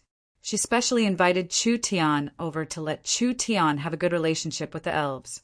She never thought that this kind of opportunity would allow the elves to discuss such an important matter. In the future, the cooperation between the elves and Miracle City would become even closer. Chu Tian saw the elves happily accept this proposal, and he was very satisfied. This was because Chu Tian understood that although this plan seemed like Miracle City would suffer a loss, it was actually a win-win situation. Even Miracle City's biggest problem would be solved by a large half. The next morning, Vice City Lord, did you hear? The elves have just announced a large matter with that fellow city lord. Dolores suddenly rushed over. Meng Qinggu was busy with official business and slightly knit her brows when she heard this. She knew that Dolores was not a person who made a fuss over nothing, so it was definitely something big for her to be this excited. Why did Chu Tian run over to the elves? What did he do this time? Dolores slightly swallowed her saliva. The elves have announced the establishment of the forest's second bank and the continent's second bank, the Elven Bank. Meng Qingwu's eyes popped out. The elves were opening a bank. Was there a mistake? Meng Qingwu quickly understood the situation and was shocked by the results. The matter of the elves opening a bank was true, and from the elves' perspective, this was completely understandable. This was because the elves had already connected all the transportation routes, and the Miracle Shopping Center's platform would soon be completed, and the communication platform would soon be completed. Whether it was selling resources, building manufacturing, selling specialties, or developing technology, as well as the entertainment industry, the elves would definitely have a wave of entrepreneurship. The elves announcing the bank was to prepare for this. The Eternal Forest and the large forest cities would all invest their money into the bank and give it to the entrepreneurial elves as loans. Wouldn't this promote the development of the elves? Of course, this bank model was good, but it wasn't something they could do just because they wanted to. Chu Tian played a key role in this. He first announced that he would sell 10 space warehouses to the elves, allowing the elves to use them as a space treasury for the bank. Other than that, he announced that he would sell 10 smart brains to the elves, allowing the elves to create a sophisticated and intelligent banking platform. In other words, Miracle Commerce would fully support the Elven Bank in terms of technology. But why was this? Once the Elven Bank appeared, wouldn't most of Miracle Bank's limelight be stolen? After all, the elves had a large influence in the forest. Even if they didn't mention the influence of the elves themselves, just the elven cities alone were enough to create a large business system. The elves had absolute trust in the Eternal Forest and the Elven King. Therefore, they were 100% assured in storing their source stones. The other races in the forest also had faith in the elves. The Elven Bank would expand even faster than Miracle Bank in the future. So what was Miracle City planning? Chapter 515. The Elven Bank attracted a large amount of attention. The elves in the Forest of Chaos had already multiplied for tens of thousands of years. They were one of the oldest races in the area. Although the elves had been shrinking in the last 1,000 to 2,000 years, they were still one of the strongest races. Even if the Dragon Lord, the Titan behemoths, dominated an area and their influence wasn't weaker than the elves, they were still lacking in terms of influence. Once the elves obtained Miracle City's technology, they would be the most suitable and qualified power to open a bank. It was because of this. Once the Elven Bank was opened, would there still be a matter of Miracle Bank? The elves had over 10 forest towns and several large forests under their control. Their territory would far surpass Miracle Bank, and they would instantly become the #1 bank in the forest. This kind of large cake, how could Miracle City be willing to just give it away like this? Meng Qingwu was not in a rush to give an opinion. She understood Chu Tian's personality very well. Chu Tian's thoughts were always jumping around, but he would never suffer a loss. Chu Tian must have his reasons for doing this, so what was he thinking? Meng Qingwu was slightly startled. She seemed to have guessed Chu Tian's thoughts. Dolores, don't be anxious. This matter might not be a bad thing for us. Let's see the situation first. Dolores was also stunned seeing that Meng Qingwu didn't have much of a reaction. This fox person had a business background, but she had grown up in a tribe in the Forest of Chaos for a long time, so her experience and knowledge couldn't compare to Meng Qingwu, who had been in charge of Miracle Commerce for over a year. When Meng Qingwu didn't show the expected shock, she couldn't help being a bit suspicious. On the other side, Vivian was in high spirits. The Elven Bank was prepared to be established in the Eternal Forest, and the Elven King would be the chairman. The various city lords of the Elven cities, as well as her who was the Vice City Lord of Miracle City, would all become the vice chairman of the Elven Bank. This momentum had never been seen before.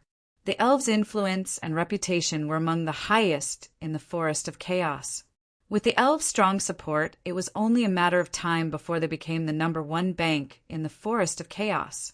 Vivian didn't have a good business mind, but she knew how important it was to control the capital of the entire forest. At that time, the elves' words would have more weight than now. The Forest of Chaos elves could even become a large financial group that could influence the continent. The day when the elves would become rich seemed to be just around the corner. Wasn't this what Vivian had always been looking forward to? But Vivian was a bit apologetic. Big Brother Chu Tian is supporting the elves. Wouldn't Miracle City's benefits be greatly harmed? Miracle City has its own technology to establish a bank. So as long as Miracle City has enough time, miracle banks will cover the entire forest sooner or later. Vivian was an elf. Of course, she wanted the elves to be better. But Vivian was also a member of Miracle Commerce and was Miracle City's Vice City Lord. She was very loyal to Chu Tian and Miracle Commerce. So naturally she couldn't bear to destroy Miracle City's benefits for the elves. Chu Tian pretended to be carefree as he said, "For our Princess Vivian, what does it matter if Miracle City suffers a little loss? Don't worry, I'll take care of this matter for you. I'll definitely make you a great hero of the elves, a great man who will lead all the elves to prosperity." Vivian was very flattered and flustered. How can this be? We can't let down the company. I appreciate Big Brother Chu Tian's good intentions. But how about I talk to my royal father and we can discuss this matter later? Otherwise, I really don't know how to explain this to Big Sister Qingguo. Vivian, don't listen to this fellow's nonsense. Meng Yingying couldn't stand it anymore and immediately pulled Vivian to the side. You've been with us for this long. Don't you understand this fellow? I don't believe that this fellow who won't wake up without benefits will suffer a loss, so don't worry about it. Chu Tian gave a few loud laughs. Miracle City doesn't have a dictatorship, so we don't have this ability. Sometimes sharing some benefits will allow us to gain more. Just wait and see. Vivian seemed like she didn't understand. Chu Tian wasn't a person looking for a loss. Vivian was filled with gratitude and admiration for Chu Tian at the same time. When the news spread to the various elven cities and elven forests, it immediately excited countless elves. This was because the elves had been stagnant for too long, so opening a bank for the entire race was an epic-making feat. It was hard to avoid some objections from the Elven Council, but the Elven King and the Elven City lords fully supported it. The Elven citizens had voted for it with over 90% of their votes, so the Elven Council couldn't go against the citizens. Not to mention, the elves didn't leave the forest, which was in accordance with the law. The plan was being prepared like a raging fire. This bank couldn't be opened without Miracle City's technical support because this was a very important matter and Miracle City's high-level members had to discuss the details of the cooperation. Chu Tian only proposed a plan. The ones truly in charge of the negotiations were the Vice City, Lord Meng Qingguo, and the Finance Minister Dolores. These two were the City Lords and Vice City Lords of Miracle Bank, so they could represent the company and Miracle City as well as Miracle Bank. The top secret meeting lasted for 3 days. Finally, Miracle City and the Eternal Forest made a joint announcement. The elves would officially open the Elven Bank project, and Miracle City would support the elves with all its technology. Other than that, the two sides would exchange shares. The Eternal Forest would hold 10% of Miracle Bank shares, and Miracle City would hold 10% of the Elven Bank shares. The details of the cooperation between the two sides were kept a secret, but the two banks holding each other's shares sent the message that the Elven Bank was not a competition with Miracle Bank, but rather a cooperation. Miracle City and the Eternal Forest would become even closer because of this. Dolores's attitude changed 180 degrees. She was confused and even angry at first, but she suddenly became enthusiastic. Under Dolores's urging, the elves changed their procrastinating style and immediately began the bank ceremony in the Eternal Forest. Because the elven territory was already covered in signals, there were various broadcast channels and videos, so the elves were paying close attention to this matter. Could they not pay attention to this? This was a large matter that shook the elves. At the same time, it was a large matter that shook the entire forest. Meng Qinggu had people record the entire process because this could become valuable information for future generations. This allowed many elves that couldn't come to the eternal forest to watch the ceremony, to watch it through the image transfer mirrors. It was a live broadcast that was sent over. The various city lords all gave their speeches. The Elven Council also recognized the legitimacy of this matter. Finally, the Elven King personally announced the establishment of the bank. In that instant, the elves all hugged each other in celebration. The Elven Bank was announced by the Eternal Forest, and several elven towns all participated. The model was the same as Miracle Bank, first taking in deposits with interest and then lending them out at a higher interest rate. Although the interest rate was the main source of income, it wasn't the only source of income. Other than that, there were income from services and intermediate businesses, like the fees for withdrawing money from other places, as well as future guarantees, rentals, pawns, mortgages, and other new methods of income that hadn't been discovered yet. After the Elven Bank was established, before the bank was even built, the interest rate was announced. The Elven Bank's interest rate was much lower than Miracle Bank's. The interest rate for current deposits was only 2% a year, and the interest rate for monthly deposits was only 3%. Half a year, 1 year, and even higher terms were all less than half of Miracle Bank's. Although it was like this, it was still high enough. Before the Elven Bank was established, the first deposit had already been made. This was directly invested by the Elven officials. The Eternal Forest directly deposited 500,000 source stones, and the other elven cities deposited over 100 to 200,000. In other words, the bank had just been established and had already taken in over 2 million source stones. This was just the deposit from the elven officials. Miracle Commerce had a close cooperation with the elves. After the Elven Bank was established, they could open a bank card and directly spend money on the Miracle Shopping Center and other businesses. This was very convenient for their lives, and it was also convenient to take care of their assets. The elves were a very united race. The elves had absolute trust in the Eternal Forest and the Elven King.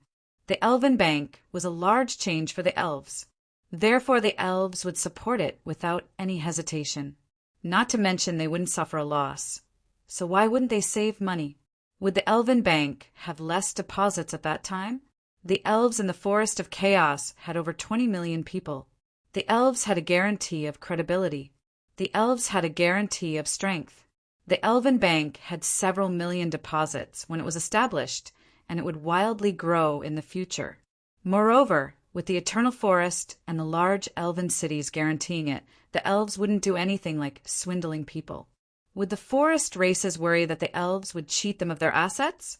The tribes in the forest would definitely come to the Elven Bank to save money. Even if Miracle City was strong, it was still a bit weak. How could it compare to the elves?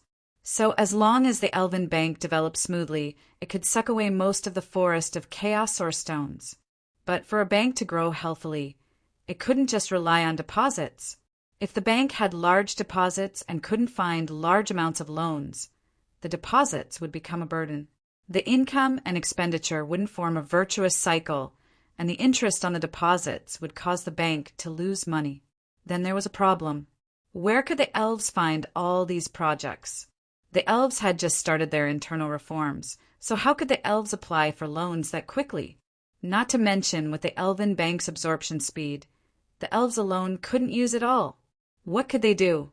They couldn't just let the large amount of reserves keep losing interest in the bank. The Elven Bank's best method was to take the large amount of source stones and transfer them to the Miracle Bank with a certain amount of interest. Not only did this method avoid the Elven Bank's risks, the Miracle Bank's interest rate was higher than the Elven Bank's, so the Elven Bank could earn quite a bit. Miracle Bank's situation was the opposite of the Elven Bank. The elves had enough funds, but lacked projects. Miracle Commerce had enough projects, but lacked funds. The elves had a large enough reputation and influence, But Miracle Commerce didn't have enough strength and was developing slowly. Now, with this method, wouldn't they be able to make up for each other's weaknesses and gain benefits together? When the Miracle Commerce high-level members understood this, they finally understood Chu Tian's goal.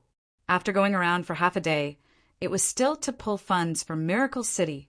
Chapter 516.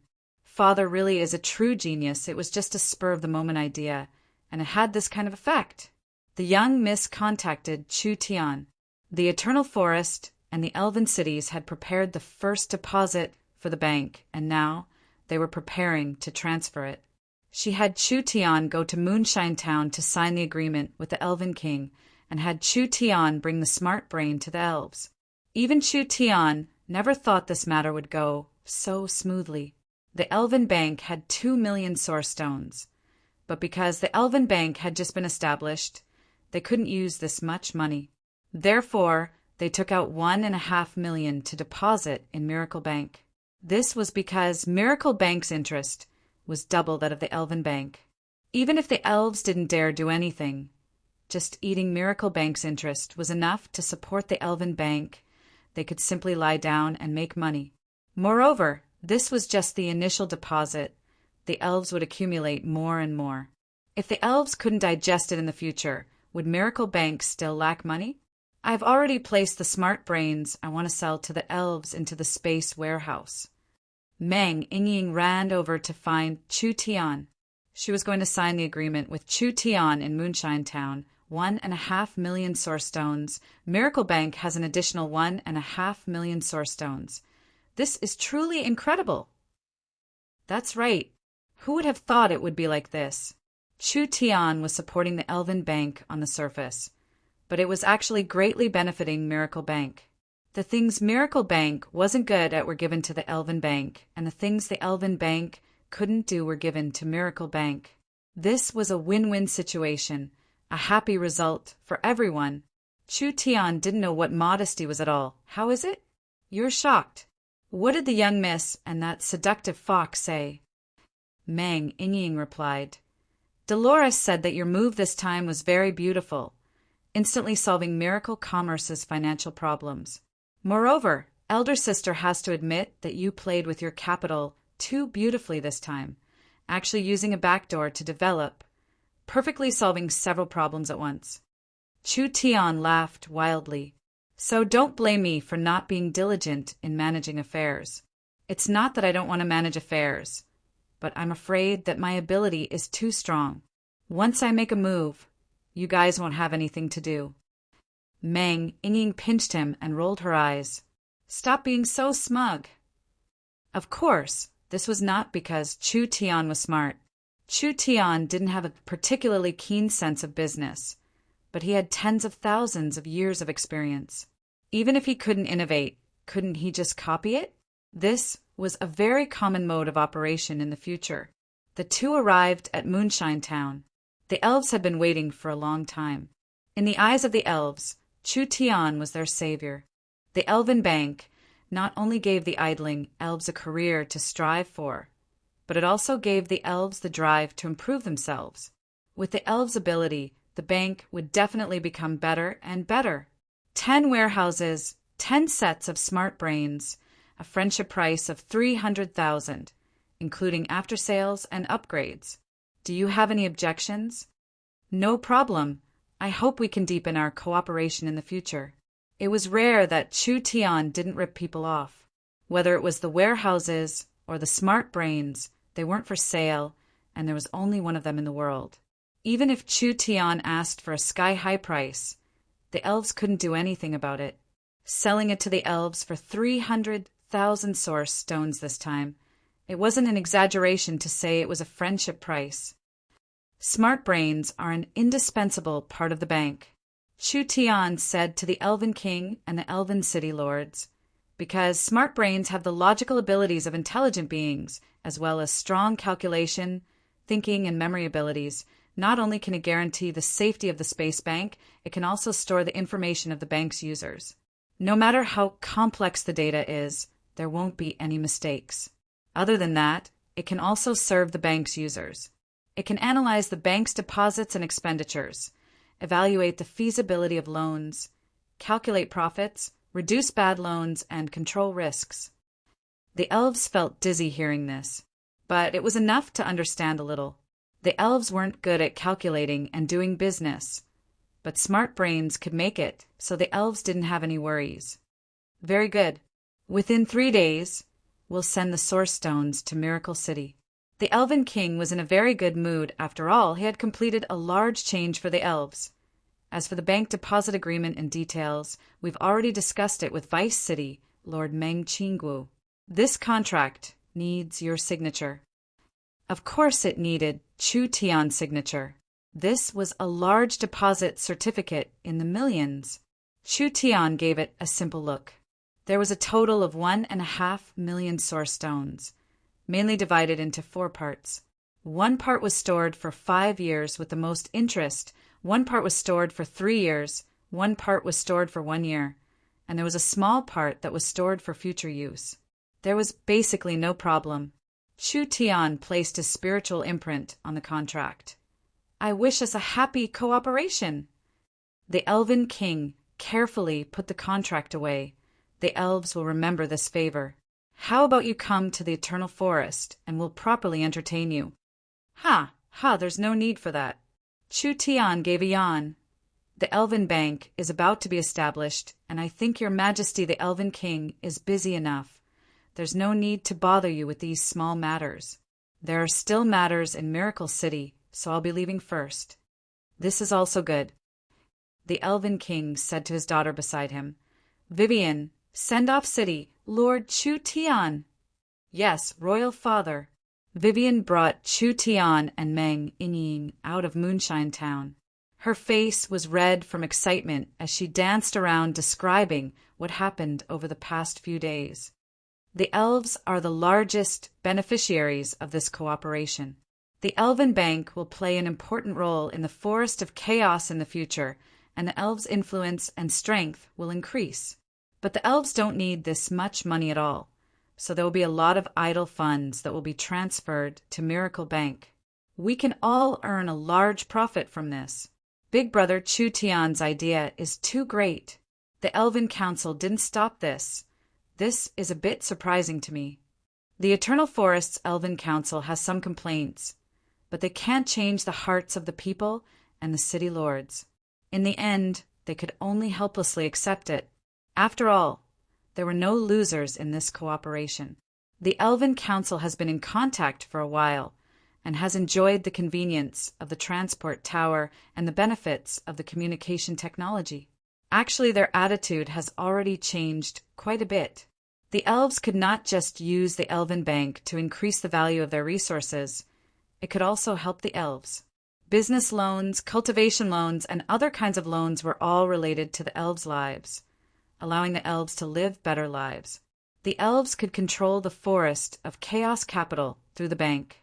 If even the money was in the elves' hands, wouldn't it all depend on the elves' face? Miracle City seemed like they were giving up control of the Forest of Chaos Capital, but they were actually borrowing the elves' reputation to speed up their development. So what if the Elven Bank occupied the entire Forest of Chaos in the future? They had already collected enough funds for miracle commerce, and the Miracle Bank had already spread across the continent. So why do they have to keep their eyes on the Forest of Chaos? The establishment of the Elven Bank was a good thing for the large and small powers of the forest, because there was a reliable and trustworthy power to take care of their property. They could use it in different areas, which was very convenient for doing business. They could also use the Elven Bank's credit card to make purchases and enjoy a good stable income. When their cultivation reached a bottleneck and was about to break through, they could take a loan to break through. When their business encountered financial difficulties, they could take a loan to ease the pressure. If they had the ability to start a business but didn't have the money or resources, they could apply for a loan. All of these things improved people's lives. The elves, Miracle City, and the forest races, all 3 sides were happy. The Forest of Chaos was not a lawless land, and Miracle City couldn't establish an influence like the Eternal Forest in a short period of time. Rather than wasting time developing the market, it was better to give the market to more suitable people. Now, the cooperation had been reached. Miracle City and the Eternal Forest had become inseparable allies. The cooperation between the two sides would become deeper, and Miracle City's position in the Forest of Chaos would be consolidated. This was the result that Vivian wanted to see the most. Chu Tian had once again performed a miraculous feat. "I'll use spatial movement to send you back." "No, there's no need." Meng Yingying shook her head and said, "I'll directly go to the nearby industrial area to see how the new intelligent factory is doing." Chu Tian waved his hand at Vivian. "All right, you are the Vice City Lord and Elven Bank's Vice Manager. I need your help right now. Quickly go and work. Don't disappoint me." Vivian said in a loud voice with a straight back, "Yes, please be assured. Vivian won't disappoint big brother Chu Tian." After saying goodbye to the two of them, she immediately teleported back to the small town. Chu Tian accompanied Meng Yingying to inspect the new factory. The two of them were in a very good mood on the way, especially Meng Yingying. She simply didn't dare believe it. They had a special meeting a few days ago. The financial pressure that everyone had been under, so much pressure, had actually disappeared this easily. Meng Yingying said to Chu Tian, "Miracle Bank has obtained so many deposits. We can invest in the company on one hand, as well as the Great Zhou country and the northern militant country on the other. I believe that the company's scale will quickly increase." Was there even a need to say this? When Chu Tian was prepared to speak, he saw the cell phone in his pocket ring. When Chu Tian picked it up, he was very surprised. The one calling him wasn't the young Miss Nangong or anyone else. It was actually Zero. "Sir City Lord, Smart Brain number 2 detected an unusually strong life fluctuation half a minute ago. It is currently near you and is suspected to be an outsider expert. Please be careful. Unusual life fluctuation." Chu Tian slightly knit his brows and immediately became vigilant. Almost at the same time, he released his divine sense. Almost in that instant, he felt a strong and dangerous killing intent. Chu Tian grabbed the stunned Yingying and jumped away. The place he had just been standing was instantly blasted open by an invisible energy. "This is bad. There's an assassin." Meng Yingying's expression fell when she saw this. Miracle City was not the same as before. To be able to sneak in here to assassinate someone, they definitely weren't normal people. Who sent them? Chapter 517. Miracle City had several times more undead towers than before the war, and there were 2 more smart brains monitoring the city's life fluctuations. Not to mention Miracle City had large amounts of powerful treants and many elven experts. Their defensive power could not be compared to before. Therefore, if they wanted to sneak into Miracle City, it would be very difficult and risky.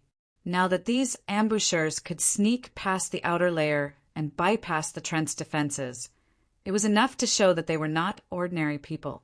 When Meng Yingying was taken away by Chu Tian, she immediately released her mirror source spirit and released the power of the spatial mirror dagger. The two of them instantly disappeared. Meng Yingying's innate spatial energy was not her own, so she couldn't control her direction at all. Adding in the urgency of the matter, she directly teleported several miles away, just temporarily escaping from the assassin's attacks. The entire process happened in an instant. She didn't even know what the ambushers looked like. Of course, the other side didn't have time to chase. Chu Tian said in a surprised voice, "Your reaction is quite fast. So dangerous. How could there be assassins sneaking into Miracle City?" Meng Yingying quickly said, "I have to have Zero send people to protect Elder Sister. Otherwise it would be too dangerous for these people to sneak into Miracle City." Before she even finished speaking, the spatial energy was in chaos. Several powers arrived, and several masked people surrounded the two of them. There was no aura coming from them at all. They were clearly experts that could hide their auras. They also used spatial energy. Innate spatial energy users. There was not even 1 in 10 million innate spatial energy users. No matter what country or power, they were priceless treasures and were all focused on being cultivated. This kind of precious and rare talent was given this kind of dangerous mission, not hesitating to risk their lives to kill Chu Tian. Only a giant-level power would be willing to pay this kind of price, even paying this kind of large price to assassinate him. This showed how much importance they placed on Chu Tian. Where did these rats come from, actually coming to Miracle City? Meng Yingying did not need the other side to make a move to feel that these assassins were very strong. Their cultivations far surpassed Chu Tian's and hers, so she wanted to stall for time. No matter how skillful the infiltration method was, once Zero discovered an abnormal situation, she would immediately notify the other parties to come to the rescue. In at most a minute, they would not be able to escape. But the assassin was much more experienced than Yingying imagined. How could Yingying's little trick them? Before they could say more than 2 words, a masked man in a black robe took the lead to unleash his power. Chu Tian and Meng Yingying simultaneously felt that the space around them seemed to have turned into a lump of solidified paste. There was an invisible and unbreakable chain that instantly sealed the entire space, making them unable to move. He was right. It was him. He was a possessor of spatial innate talent. This was not a normal binding, but rather a spatial blockade. With Chu Tian and Yingying's cultivation and strength, unless they were stronger than the other side and forcefully interfered with space to make the blockade ineffective, it was impossible for them to escape. However, this assassin with innate spatial energy was at least in the 7 to 8 true spirit layer. This was a true spirit transformation expert. The 2 of them completely lost the ability to move. The other black-robed man released his source spirit, and a large amount of black energy rose up, instantly condensing into a black cloud above his head. This black cloud covered the entire area in a short period of time. Darkness attributed source spirit. It was another rare source spirit. It was no wonder they could smoothly sneak in. The darkness could block detection, and with spatial energy, the result would be the same even if Miracle City's warning system was several times stronger. The black cloud could block other people's senses, so even if Miracle City sent reinforcements, they wouldn't be able to find them in a short period of time. They could only rely on themselves now. The problem now was that the experts surrounding Chu Tian and Meng Yingying were all existences with terrifying strength. Spatial source spirits and darkness source spirits, they were all experts in the spirit transformation realm. The other 4 were slightly weaker, but they were all in the peak 6th true spirit layer. This meant that any one of their cultivations far surpassed Chu Tian and Meng Yingying. Kill! The 6 assassins cooperated flawlessly. The spatial expert sealed the area, the dark expert shielded the area, and the 4 assassins attacked. The 6 of them moved at the same time, so even if it was a peak 9th true spirit layer expert, it would be hard for them to escape. In this extremely dangerous moment, Chu Tian suddenly turned golden, and the 6 black-robed assassins were invaded by a terrifying divine sense at the same time. This divine sense was the strongest they had ever seen in their lives, and it seemed like the divine sense also contained this kind of power. The 6 of them were covered in a blue and white flame at the same time. Netherworld Ghost Flame. Chu Tian's Netherworld Flame was no longer a normal Netherworld flame. It had been nurtured by the Spirit King's body for 10,000 years. It had swallowed the Abyss Hell Flame, swallowed the black flames of death, and swallowed the ice spirit, sacred flame from the ice hole. The netherworld flame was not something normal people could imagine. Even if the 6 of them had dense spirit energy and cultivated protective techniques, they couldn't ignore it. The 4 slightly weaker, black-clothed assassins were first frozen in place by the divine sense energy. Immediately after, their protective origin energy was incinerated, and the flames burrowed into their bodies like maggots in their bones. The 4 of them came to their senses and had no choice but to give up on their attacks. They simultaneously used their movement techniques to retreat, and only then did they barely escape this calamity. Divine sense could also contain physical attacks. This was just too shocking. The dark expert was very fast. Countless black clouds condensed into a current that submerged Chu Tian. Chu Tian could feel that this was a flow of dark energy. It had all the characteristics of a dark energy, corroding, swallowing, and polluting. If they were submerged by this energy, Chu Tian and Meng Yingying would die, without a doubt. The spatial expert's reaction was not slow as the spatial energy around him became even stronger. There was a chain covered in spatial runes, which was the image of a source spirit. Spatial chain source spirit, no wonder it had such a strong restraining power. In terms of source spirit strength, this person's source spirit was not strong, but because it was a rare spatial energy, it was very precious. Otherwise, if it was Vivian with a spatial source spirit close to a god-level source spirit, there was nothing in this world that couldn't be cut. Chu Tian would have been cut into several pieces by the spatial energy. The spatial expert's power became stronger, and the spatial chain began to move like a snake. This power seemed like it wanted to pass through space and nail Chu Tian and Meng Yingying to death. Chu Tian and Meng Yingying were still bound by the spatial energy, not being able to move at all. Meng Yingying's face turned pale. This situation was not good. But at this moment, Chu Tian gave a cold snort, and his golden eyes indifferently looked at the assassin. Endless purgatory! The spatial expert was shocked to find that everything around him had disappeared. When he came back to his senses, he was in a scorching desert, and most of his body was buried in the boiling yellow sand, unable to move. This was because a large number of ants had appeared in the surrounding sand dunes, and each ant was the size of a fingernail. Illusion technique. Spiritual illusion technique. The spatial expert knew that he was in an illusion, but he had no way to get rid of it. Tens of thousands of ants flooded over like a tide, drilling into his eyes, nose, mouth, and any other part of his body. Some of them couldn't find any holes, so they bit into his flesh and tried to drill in. In just a few minutes, his entire body was filled with bloodthirsty ants. These ants did not just eat his flesh and organs, they even bit his bones bit by bit. This kind of pain of 10,000 ants biting through his body was worse than any cruel torture. When he couldn't take it any more and thought it was over, suddenly, everything disappeared. He was buried once again, but his body in the sand had turned into two. Both of his bodies had senses, and he seemed to realize something as his eyes filled with fear. Sure enough, the ant tide appeared once again, repeating everything that he had just experienced. This time he had to endure double the pain.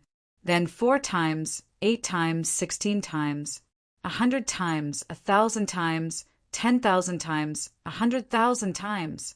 This spatial expert could no longer remember how long he had stayed in the infinite reincarnation spiritual space. In this kind of repeated and deepening torture, his spirit had been completely destroyed.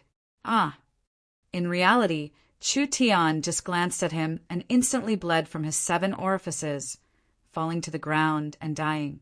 Chu Tian's pupils returned to their normal color, because launching such an attack consumed a lot of his energy, so he couldn't use his divine sense for the time being. Such a troublesome spatial expert had died for no reason. No matter how high the quality of these killers was, they probably couldn't accept this fact, so they were stunned for a moment. It was precisely in this moment Chu Tian recovered his mobility and immediately gathered his strength, his eyes turning white. Formless sword finger. The dark attributed expert felt a cold, killing intent enveloping him. In his panic, he used all his strength to block it, but it was all in vain. His head flew out like a dandelion. 2 spirit transformation experts had actually died under Chu Tian's hands. The strangest thing was that no one knew what Chu Tian had done. The 2 of them seemed to have died for no reason. When the other 4 killers saw this, how could they dare keep fighting? They had seriously underestimated Chu Tian's strength, so they immediately used their concealing techniques to escape. The 4 of them flew in different directions, thinking that they could escape. Suddenly, the earth rumbled. for thick and sharp tree roots soared into the sky, piercing through the protective yuan qi like it was paper. The four-peak experts didn't even have the slightest ability to resist, and they were pierced to death on the spot by these tree roots. Was it Cenarius? It could sense what happened here from the miracle gardens. Chu Tian revealed a smile. Even if he couldn't beat them, these assassins wouldn't have been able to kill them. After a while, the various Miracle City experts arrived. The Elven King also arrived with Vivian, but the battle on this side was already over. The entire process was short, but there was no danger. But now, it was worth pondering who sent these fellows here. Chapter 5:18. If the news of the Miracle City Lord being assassinated in the city was spread out, it would be very bad. Chu Tian didn't want to destroy Miracle City's peace, so he chose to block this news. Since no one saw it, right? Chu Tian wasn't injured at all, so he would treat it as if it never happened. This matter gave Chu Tian an alarm. There were some fellows who didn't give up on Miracle City. It was hard to guard against a hidden arrow. He wasn't afraid of a thief stealing, but he was afraid of a thief remembering. If it happened once, there would be a second time. The Eternal Forest's vice speaker Ulysses was sent to Miracle City by the Elven King to investigate this matter for Chu Tian's group. Meng Qinggu asked, "Can you find out who did it?" "It's difficult." Ulysses shook his head and said, "We've checked the corpses, but we didn't find any clues to their identity." How could they feel at ease with this answer? Chu Tian and Meng Yingying were almost killed, and this was in their territory. The ambushers were the strong, even having a rare spirit transformation expert. If it wasn't for Chu Tian's cultivation increasing and his new cultivation technique, who knew if something would have happened? Meng Qinggu asked in an unwilling voice. To be able to send out this kind of lineup of assassins, I think it's most likely a few large powers. Which side do you think is more suspicious? There are spirit beasts and dark elves among the ambushers this time. Ulysses said with knit brows, "If we speculate from the races, the spirit beasts are leaning towards the Savage Highlands, but I've never heard of dark elves in the Savage Highlands. Only the Dragon's Ridge has this race." This guess had no basis, and there was no meaning even if it was right. Although there is no direct evidence, it's most likely done by them. Chu Tian stood up and said, "Not taking revenge is not my style." Miracle City could barely protect themselves. Could they fight against these giant powers? They were existences on the same level as the Eternal Forest. Everyone looked at him. This fellow wouldn't be doing something shocking again, right? Chu Tian announced, "This incident is a wake-up call. On the one hand, we have to strengthen our defenses and build a barrier around the city in the shortest time possible. On the other hand, every high-ranking person must bring enough guards and return scrolls with them to prevent any accidents.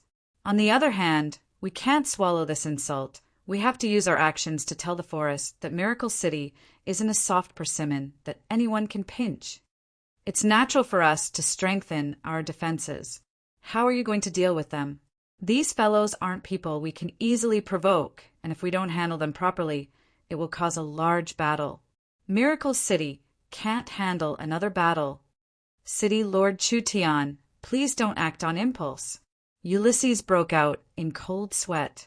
The elves were cooperating with Miracle City, and if Chu Tian caused any trouble, the Eternal Forest would also be out of luck. I'll say this first. The elves won't be involved in the battle. "Look at you, you coward." Chu Tian revealed a look of disdain. "Forget it. I never expected the elves to help me in the first place." Chu Tian said with a smile, "Why are you so nervous? It's not like I don't have a brain. Please be assured, I know what I'm doing. There's no need for you to worry about this matter." Although the news of the city lord being attacked was sealed, there were still some rumors circulating.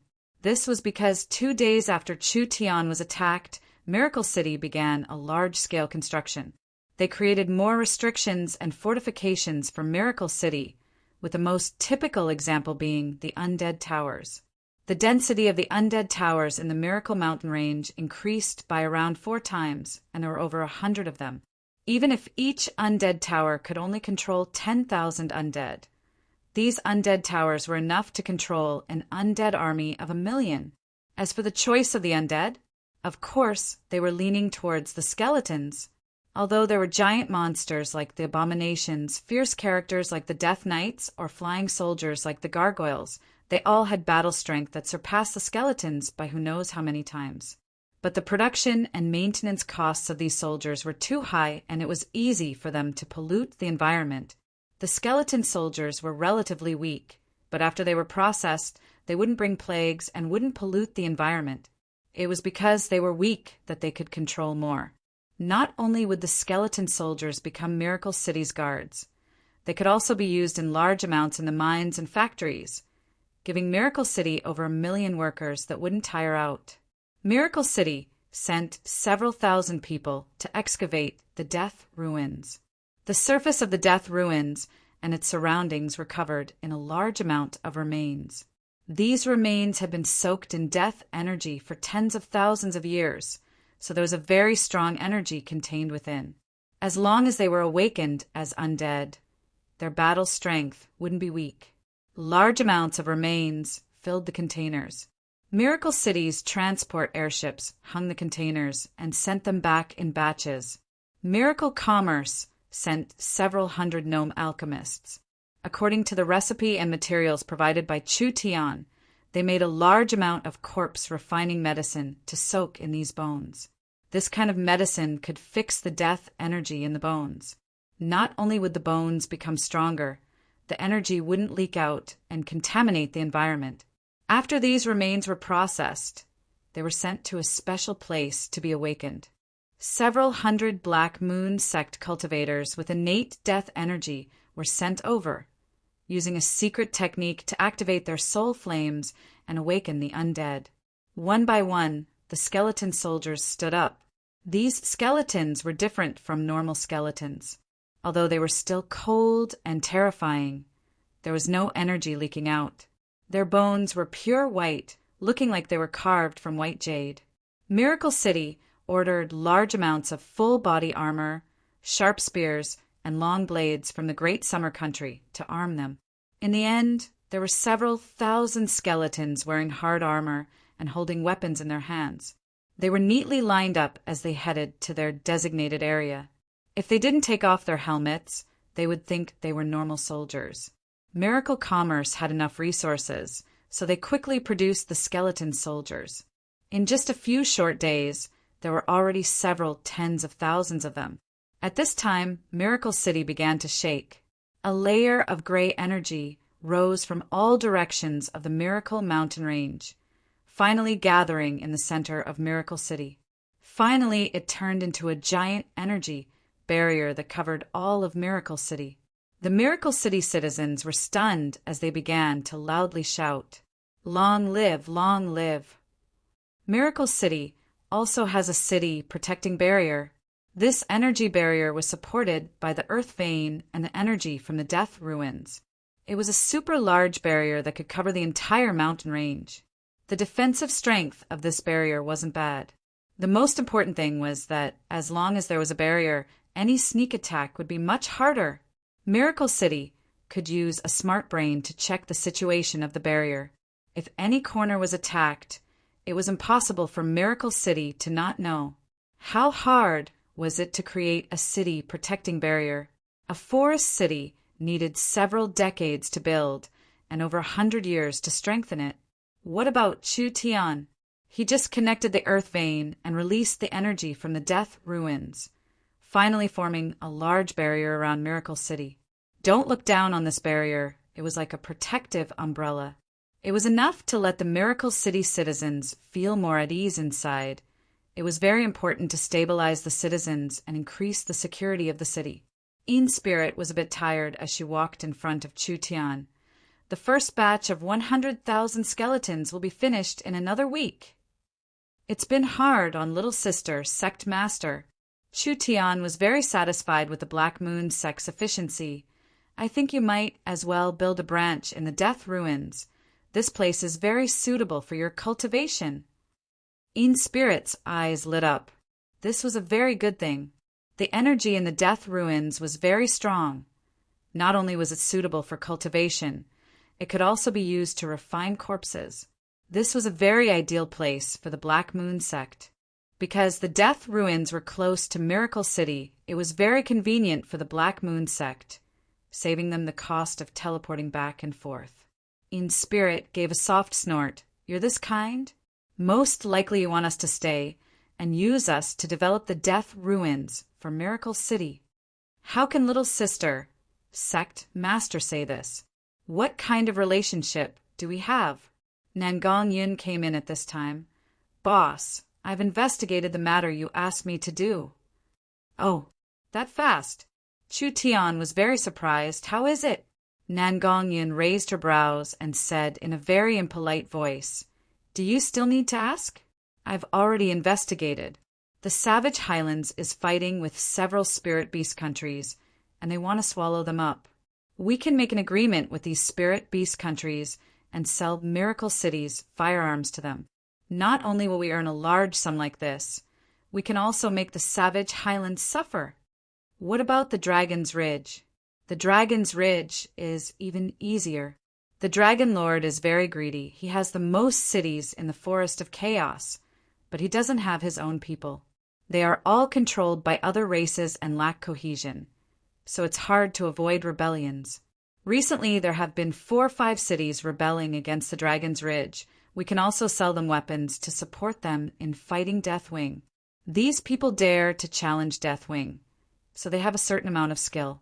If they can obtain the support of Miracle Commerce's firearms, they will be able to last for a long time, and Deathwing won't have time to deal with us. We'll do it like this. Chu Tian said to Nangong Yin, Nangong, Miracle Commerce's firearms business will be given to you. You will be the largest firearms dealer in the Forest of Chaos in the future. Remember, firearms are a good card. Not only will it bring unimaginable benefits to Miracle Commerce, it will also weaken the enemy's territory. Nangong Yin was very happy. Letting her take charge of such an important matter meant that Chu Tian valued her very much. Boss, just leave it to me. After Meng Qinggu understood Chu Tian's arrangements, she naturally understood Chu Tian's thoughts. Miracle Commerce's source energy weapons had been developed for a long time, and now the weapons' power, production were ready for commercialization. This was a very profitable business, and it was time to start selling them. Chu Tian sold the source energy weapons to the enemy's enemy. This was a very smart method. He didn't directly fight them, but it was better than directly fighting them. Burst Claw and Deathwing were so depressed that they spat out blood. Chapter 519. The matter of Chu Tian being assassinated didn't even have time to brew before it was covered up by the things that happened afterwards. Miracle City's city protecting barrier was built, and the 100,000 skeleton army was formed. The city's defenses were greatly increased, and the firearms business was smoothly developed. The continent's #1 firearms merchant, Nangong Yin, had won his first battle. The 2 buyers showed a strong interest in the source energy weapons. Therefore, after some negotiations, the 2 customers ordered large amounts of storm rifles, destruction machine guns, source energy cannons, and the new source energy weapons. These 2 orders added up to 500,000 source stones. In fact, the total cost of these weapons didn't even add up to 50,000 source stones. It wasn't hard to foresee that in the near future, the firearms business would be as important as a money tree to Miracle City. Other than that, the 1.5 million source stones from the Elven Bank were already in place. Miracle City began to give out loans to the surrounding tribes, encouraging people to start businesses. Other than that, there were loans given to the subsidiary companies within the company, allowing them to invest in the Great Summer Country, Great Zhou Country, and Northern Militant Country. They would develop large amounts of oil fields, rare mines, factories, and various research departments. Miracle Commerce's financial problems had already been solved. This money didn't even need half a year to be invested, and they would be able to earn back several times their investment. Chu Tian, the Elven Bank's physical business hall has been opened, and the Elven Bank's functions have been completed. The Elven King has invited you and elder sister to the Eternal Forest to participate in the official opening ceremony. Chu Tian, who was cultivating in the Miracle Gardens, received a call from Ying. The elves were quite efficient, and the physical business hall was completed. However, this was a good thing. It would prevent more problems. The elves had already established elven banks in their active areas, and the other facilities and technologies of miracle commerce were already in place. It seemed like the elves would be the first race in the forest to enjoy the benefits of Miracle City's technology. They had to give the Elven King face when he invited them. Chu Tian brought his followers Meng Ying and Vivian, finding the young Miss, Dolores, and the others. They came to the Eternal Forest through the transport tower. Everyone, look, this is the Elven Bank. After Vivian came to the Eternal Forest, she impatiently brought everyone in front of a building. She pointed at the building behind her like it was a treasure and said in high spirits, "Take a look!" The Elven Bank stood in the center of the Eternal Forest. Just like the Elven race's style of being close to nature, the Elven Bank was still mainly made of tree houses. The surface was covered with delicate vines, and it was as tall as a 5-story building. The overall shape was hexagonal, but it had a diameter of more than 100 meters. At first glance, it looked like a giant tree stump, and it was covered with lush branches and leaves. However, this was indeed a building, because upon closer inspection, one could see the windows, as well as the exquisite patterns carved on the tree trunk. The symbol of the Elven Bank was a flourishing ancient tree of life. It looked simple, but it was actually elegant. The design of the space inside was very reasonable. The location of the treasury and the smart brain were very hidden, and there were many secret rooms that could store things. The outside could be set up with barriers, and the inside could be set up with restrictions. In short, there were many functions, and it gave people a safe and stable feeling. Meng Ying couldn't help but praise, "The elven architecture is so strange." Tree houses were everywhere in the elves' territory. These were the most common houses of the elves. Ordinary elves liked small and exquisite houses. Their houses were purely made from a kind of synthetic plant. Only the Elven King's castle had to be large enough to use all kinds of stone. "There's nothing wrong with being special," Vivian said. "This is because our Elven Bank isn't just opening in the elves' territory. We're planning to open it in other forest cities. This kind of treehouse is not only safe, it will also attract attention. It is a symbol of the elves." There was no time to look carefully. Vivian released her spatial energy. They were sent to the Eternal Forest's Elven Royal Palace. The Elven Bank was about to open, and the elves in the Eternal Forest arrived one after another. The high-level elves were all standing in the corridor on the cliff, looking at the entire Eternal Forest. "There are this many people." Meng Ying looked down from high above. The people in the Eternal Forest were moving. Perhaps everyone had gathered here. Citizens of the Eternal Forest, this is a special day. The Elven King Lancelot was wearing an exquisite elven royal robe and holding the forest scepter in his hand. After a period of hard work, we have established elven banks in the important areas of the elves, making every elf pay close attention to us. Today, the image transfer mirrors will send this scene to every corner of the elves, allowing every elf to witness this moment. First, we ask Miracle City's esteemed guests to say a few words. The first to speak was Dolores. Of course, Dolores' status couldn't compare to Chu Tian and Meng Qinggu, but as Miracle City's finance minister and Miracle Bank's vice president, she was the most important person in charge of the bank. In the future, the cooperation with the elves would be carried out by her, so letting Dolores speak wasn't strange at all. "I am very honored to speak on behalf of Miracle Bank. The elves have a strong influence and reputation, as well as a reputation that everyone on the continent praises. There is no race more suitable than the elves to establish a bank, and Miracle Bank will be the Elven Bank's most important partner in the present and future. We will work together to explore the new economic field and contribute to the prosperity of the continent. Next, I will announce the details of the cooperation between the Elven Bank and Miracle Bank.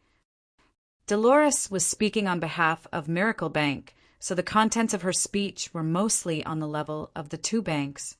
These contents were things the elves had never heard of before, so it was very novel to them. When Dolores finished speaking, the elves broke out in a wave of applause. It was Meng Qingwu's turn. Dolores represented Miracle Bank and Meng Qingwu represented Miracle City. Meng Qingwu first said a large amount of pleasantries and flattering words, making the elves feel as if they were floating. Then she threw out the real deal. Today is an auspicious day, and I want to announce a piece of good news. Actually, the cooperation with the Eternal Forest has been established before the Elven Bank was established. When the Elven Bank is established, Miracle City's logistics, transport, and information network in the Elven region will be fully covered. The elves all stood up and applauded. This news was just too great. Each elf's brothers and sisters would be able to enjoy a more beautiful and convenient life. Miracle City and the Eternal Forest cooperation will become deeper and deeper. Not only will we provide technical support for the Elven Bank, we will also connect the Elven Bank to all of Miracle City's services. Whether it is the shopping center, the theater, the trial field, the radio station, the communication station, or even eating, shopping, or even the transport tower, as long as you have an Elven Bank card, you can make any purchases. In the future, Miracle City will invest large amounts of resources to create a large identity database, giving each elf an identity card, making life in the forest more orderly and enriching. Miracle City will become a platform connecting the entire forest. In the Eternal Forest and the various elven cities, each elf's hands were swollen from clapping. Meng Qingwu's words filled the elves with yearning and longing for their future lives. Finally, it was Chu Tian's turn to appear. Chu Tian came to the corridor and looked down. The millions of elves in the Eternal Forest were all looking at him with burning gazes. He revealed a faint smile and cleared his throat to say, "Our beautiful Minister Dolores and City, Lord Meng Qingwu, have said everything that needs to be said. So I'll talk about something else." The elves instantly calmed down. Everyone stared at him without blinking. This is the best of times. This is the worst of times. Chu Tian's voice spread across the entire Eternal Forest through the speakers. The current world is in chaos, and there are naturally endless threats. There are endless wars and killings, so people are still facing many challenges. But the continent is rich in resources, technology, and civilization have just begun. Chaos and order have not been decided yet. Every race and every person has endless possibilities. The elves are one of the most outstanding races in the world, and elves are one of the purest and noblest races. You should shoulder the mission of this era and use your strength, wisdom, and rigor to influence even more people, letting your purity, kindness, and song spread to every corner of the continent. All living beings in this world are born in a circle. There is no species that can be isolated from the world, and the elves are no exception. You have already encountered the best opportunity in history. So, please bravely break the shackles, tear off the heavy chains, and chase after the new elven era. The lowliest and most ordinary creature should have dreams. Don't be afraid of not flying high enough because you are sitting on Miracle Commerce's dream carrier. Now, please answer me loudly. Do you want to become a top entrepreneur? Do you want to become a popular singer on the continent? Do you want to become a famous artist? Do you want to become a peak expert? The elves were instantly filled with excitement. Want. Then come with us to create a new era. We'll start from this forest and start from this continent. Vivian was so excited that tears filled her eyes. Her face was completely red as she shouted with the countless elves. In the eyes of the countless elves at this moment, Chu Tian's figure was like a giant. Almost at the same time, every elven city and elven forest gave off a tsunami-like roar. It's chaos, it's chaos, it's all chaos. Augusta was so angry that his beard stood up. Landlos, did you hear that? This is a blatant violation of the ancestral teachings. Someone come and take away this human speaking nonsense." Several loyal conservative counselors also had faces filled with anger. This was because, in their eyes, the human had evil intentions, actually inciting the elves to go against the ancestral teachings. How could this kind of thing happen?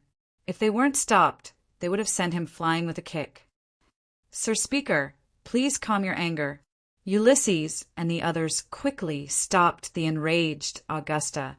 The Elven King didn't care about the chaotic Elven Council, because what Chu Tian said was what the Elven King wanted to say, but he couldn't say it with his identity and situation. Now that Chu Tian said it for him, of course he was very grateful to Chu Tian. Many thanks to Miracle City's 3 representatives for their words. This will be recorded in the history of the elves. The Elven King came out and announced, "I, the Eternal Forest Master, the 43rd Elven King, Lancelot, officially announce the establishment of the Elven Bank." Chapter 520. The Eternal Forest speech was sent to every corner of the Forest of Chaos by the magnetic image towers and magnetic sound towers. The Elven Bank's operation became explosive news in the Forest of Chaos. The elves were ignorant of worldly affairs and had been isolated for many years. Were they prepared to come out now? The various powers began to speculate. The elves were a giant in the forest and were the #1 race in the forest. In terms of cohesiveness, no other power could compare, and any action the elves made could change the situation in the Forest of Chaos. Thousands of elves submitted applications to open accounts, and the entire race was like a flood of revolution. Actually, the elves were not inflexible. They had suffered unspeakable hardships from following the ancestral teachings for thousands of years. They could only watch as more and more resources were stolen. More and more territory was eaten away, and more brothers and sisters were taken away by human traffickers. What did the ancestral teachings bring them? They were only becoming weaker and weaker, and their influence was shrinking. The Elven Council was high above, not caring about the people at all. The old men were immersed in the glory of the elves and the peace in front of them. They did not think of any reforms at all. If the ancestral teachings were not suitable for the elves, why would they still adhere to them? The elven laws were written by the ancestors. So if the seniors had the qualifications to write them, why couldn't the descendants change them? Since they were not suitable, wouldn't they be shackles binding the elves? The elves should stand up and do something. Chu Tian quickly returned to Miracle City after giving his speech to avoid being chased by those old elves. He had been paying close attention to the Elven Bank's situation in the city. This was because the Elven Bank was not just a large matter for the elves, it was also a large matter for Miracle City. Chu Tian was most worried about the internal resistance of the elves, which was also the reason why he stirred up the elves. As long as he broke through the internal resistance of the elves and let the bank run smoothly, the other problems would naturally be solved. Big Brother Chu Tian, Big Brother Chu Tian. Vivian rushed back to Miracle City to report the good news, bringing everyone the battle report they needed the most. "I've received the data. The Elven Bank has opened the first deposit limit, and it's been filled by half in just 2 days." This news shook everyone's spirits. Mang Ying couldn't help asking, "Upper limit? What upper limit? What's the upper limit?" "Father and the city lords have decided that the Elven Bank will temporarily take in a maximum of 5 million source stones. Currently, ordinary elves have no way of depositing, so it is mainly targeted at the middle and high-level elves. Furthermore, deposits cannot exceed 50% of their total assets." Vivian swallowed her saliva and said, "But even with so many profits, it has already reached 2 million source stones." The elves were really rich. However, Mang Ying couldn't understand why there was a deposit limit and so many messy restrictions. Wasn't this discouraging the enthusiasm of the elves? From Chu Tian's point of view, it was understandable. In the end, the Elven Bank was just an experiment for the elves. In the end, No one dared to guarantee that it would succeed. Besides, if the Elven Bank were to collect all the wealth of the elves at once, would it be able to spend so much money? Transferring to Miracle Bank? Not to mention whether or not Miracle Bank could absorb this much. Even if Miracle Bank could, the Elven King wouldn't dare give half of the clan's wealth to Miracle City. If something happened to Miracle City, or if Miracle City ran away, or if something unexpected happened, it wouldn't be a joke. As for the limit on who could open accounts, on one hand, it was because the middle and high-level members were more resistant to risk, and on the other hand, it was because the Elven Bank's business hall was limited. It couldn't hold several 100,000 people lining up to open accounts, so they could only start with large customers. Rice had to be eaten bite by bite. They couldn't hope to become a fatty in one bite. Vivian said, "The current 5 million source stones limit is for the clan. The Elven Bank doesn't have an upper limit for outsiders." There are already several cities that have relations with the elves that have sent envoys over. They seem to be preparing to open accounts in the Elven Bank in the name of their cities. I don't think it will be a small amount. Mang Ying said in a surprised voice. It can't be. The bank has just been established, and there are already other races coming to deposit money. This is very normal. Dolores didn't find it strange at all. How big is the influence of the elves in the forest? Now that the elves have made a move, whether it's to curry favor or to probe, it's fine to support the elves first. Everything is going smoothly. Chu Tian was completely relieved. Our Smart Brains production speed is gradually increasing. How about we sell another batch to the Eternal Forest and let them open more banks? Vivian seized this chance to flatter him. With the smartest big brother Chu Tian in the world, how could things not go smoothly? Nonsense, who doesn't know? Chu Tian gave a shameless laugh. Although what you say is the truth, I am a low-key person, so you can say it behind my back. You don't need to say it in front of me.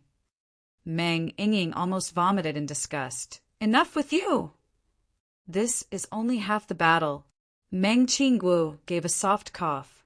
Although she was happy with the Elven Bank's first victory with her personality, she wouldn't let her guard down. The success of the bank model is not completely decided by the ability to absorb funds, but rather whether the bank can form a virtuous cycle. This isn't hard. Dolores couldn't help saying, if the Elven Bank is in trouble, they can just deposit the extra money with us. Thinking like this isn't feasible.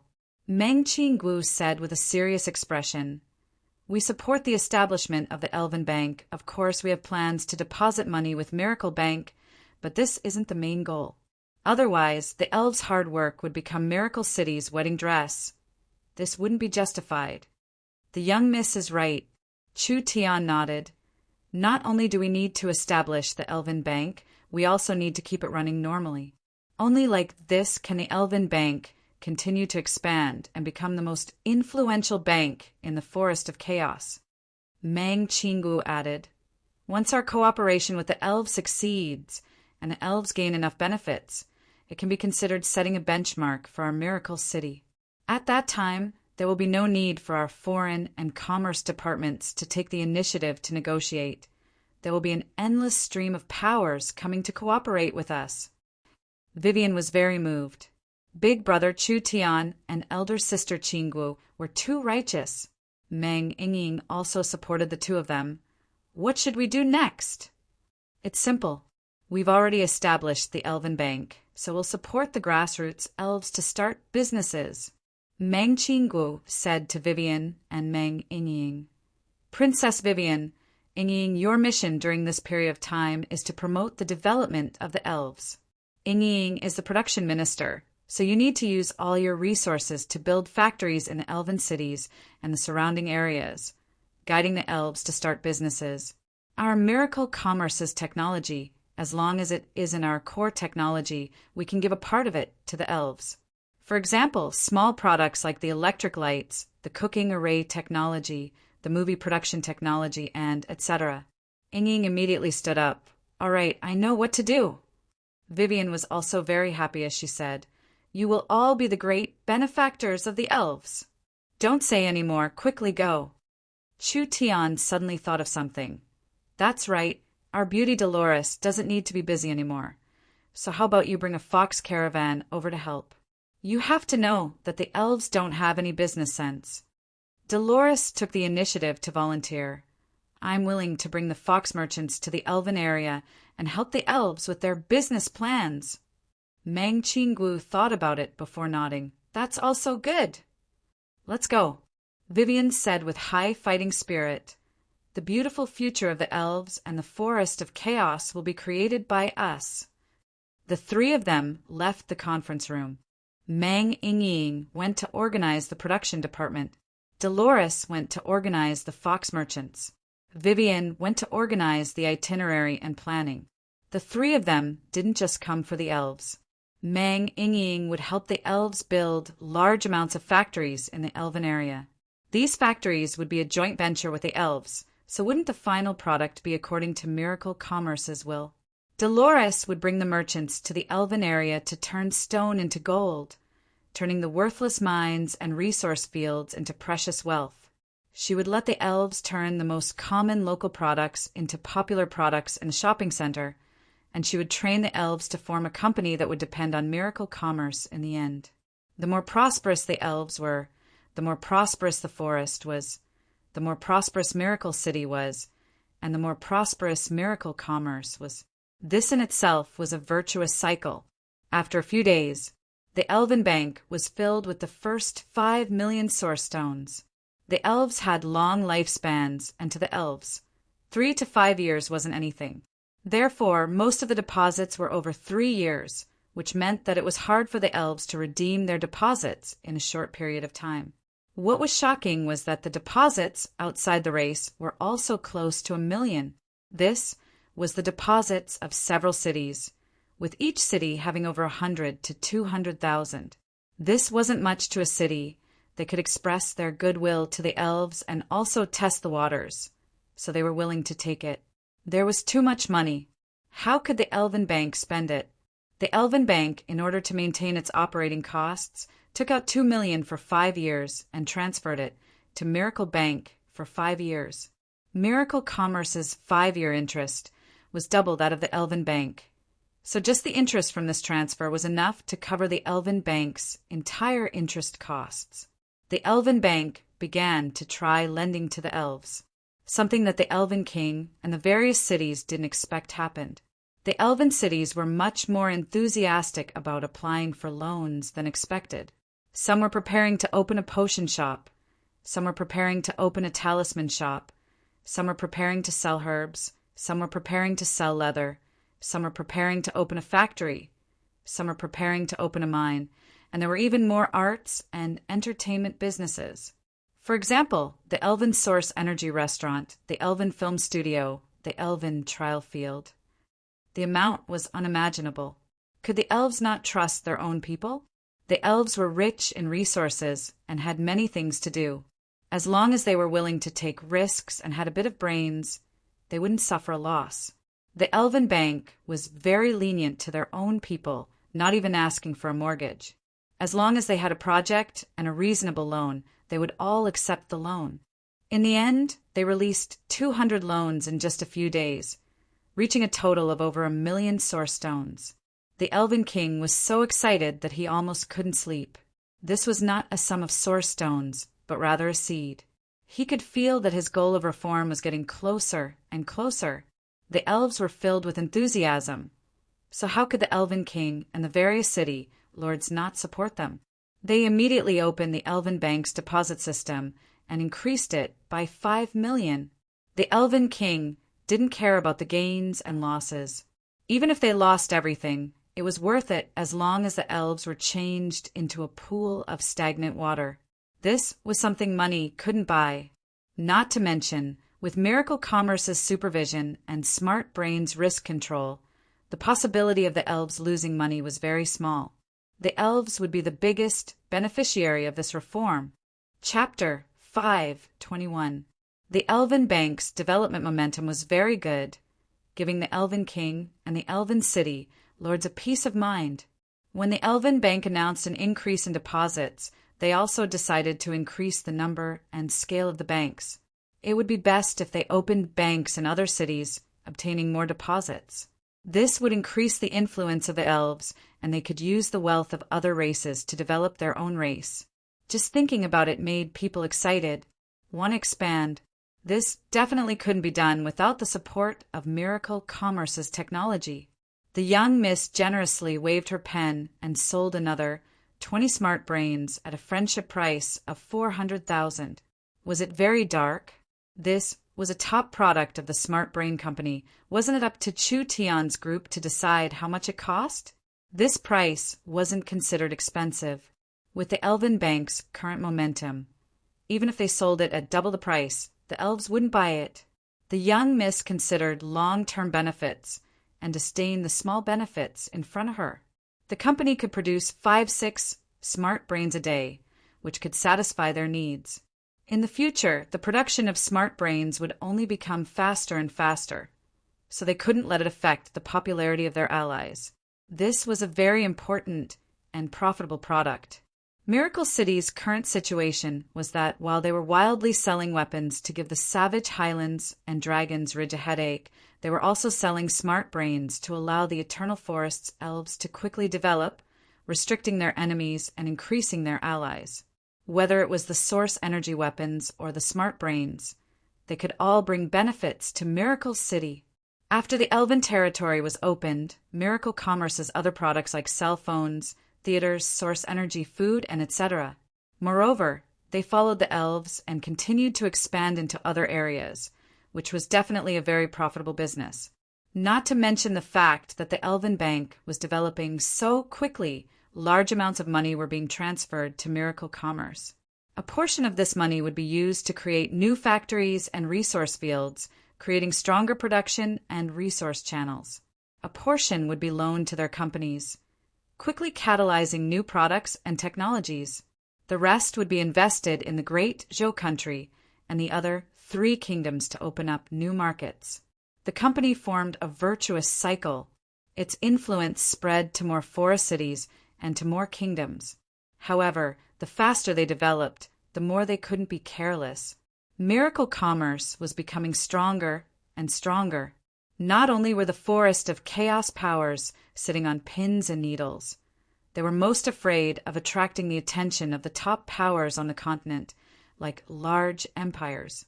That was not something Chu Tian could resist. The company had to become stronger. Miracle Commerce and Chu Tian did not have much time. Miracle City's people were all working hard. Nangonyan had turned into an arms dealer to sell weapons. Feng Kai-dai and Yun Yao were opening up the market. Meng Yingying, Vivian, and Dolores were in the Elven region.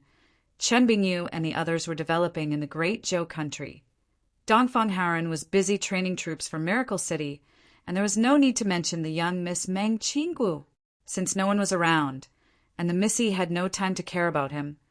Chu Tian suddenly felt bored, so he took the elevator to the underground base to see how the work was going. The gnomes' underground research base had changed greatly. This was because the gnomes did not need to manage the city, and everyone could come here to do research. There were also large amounts of scholars from the Yun sect, bringing large amounts of Miracle Commerce's technology, so it was much more lively than before. City Lord Zero, the city administrator, had automatically notified Clark.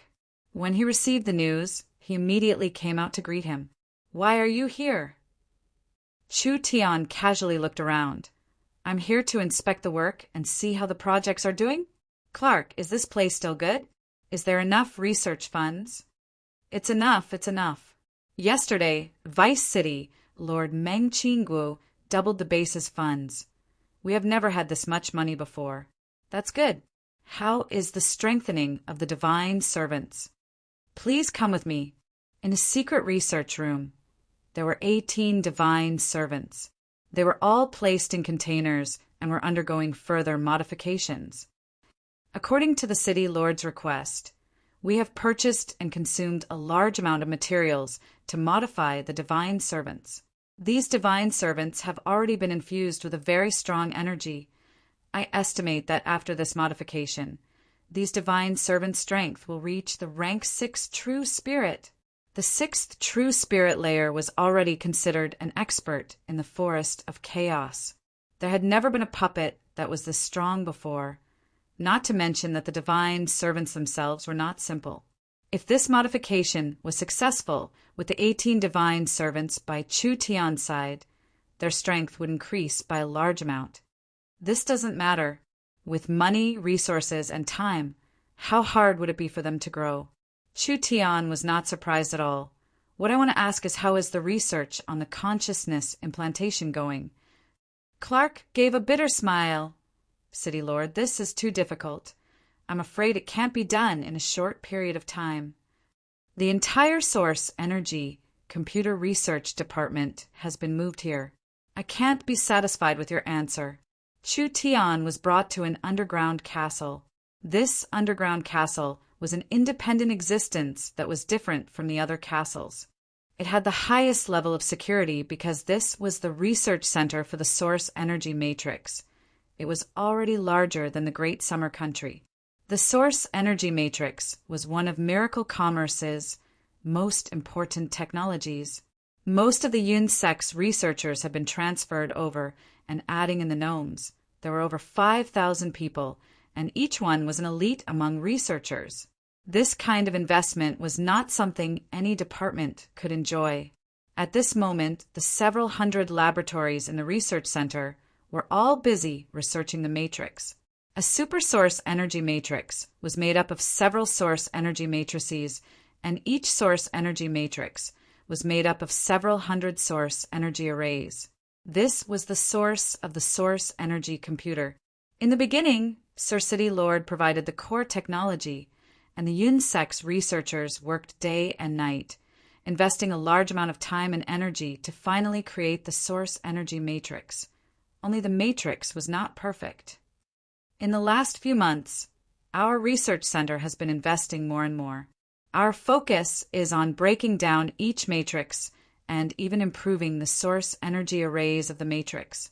This is a very large project, but it's a good thing we have a lot of people, and now we have Smart Brain's help, so our efficiency has increased by a lot. We have upgraded Zero several times, and now we can calculate 40 times faster. However, this increase is based on the optimization and strengthening. It is not a qualitative change. The biggest breakthrough in the research center is the microchip and the matrix language.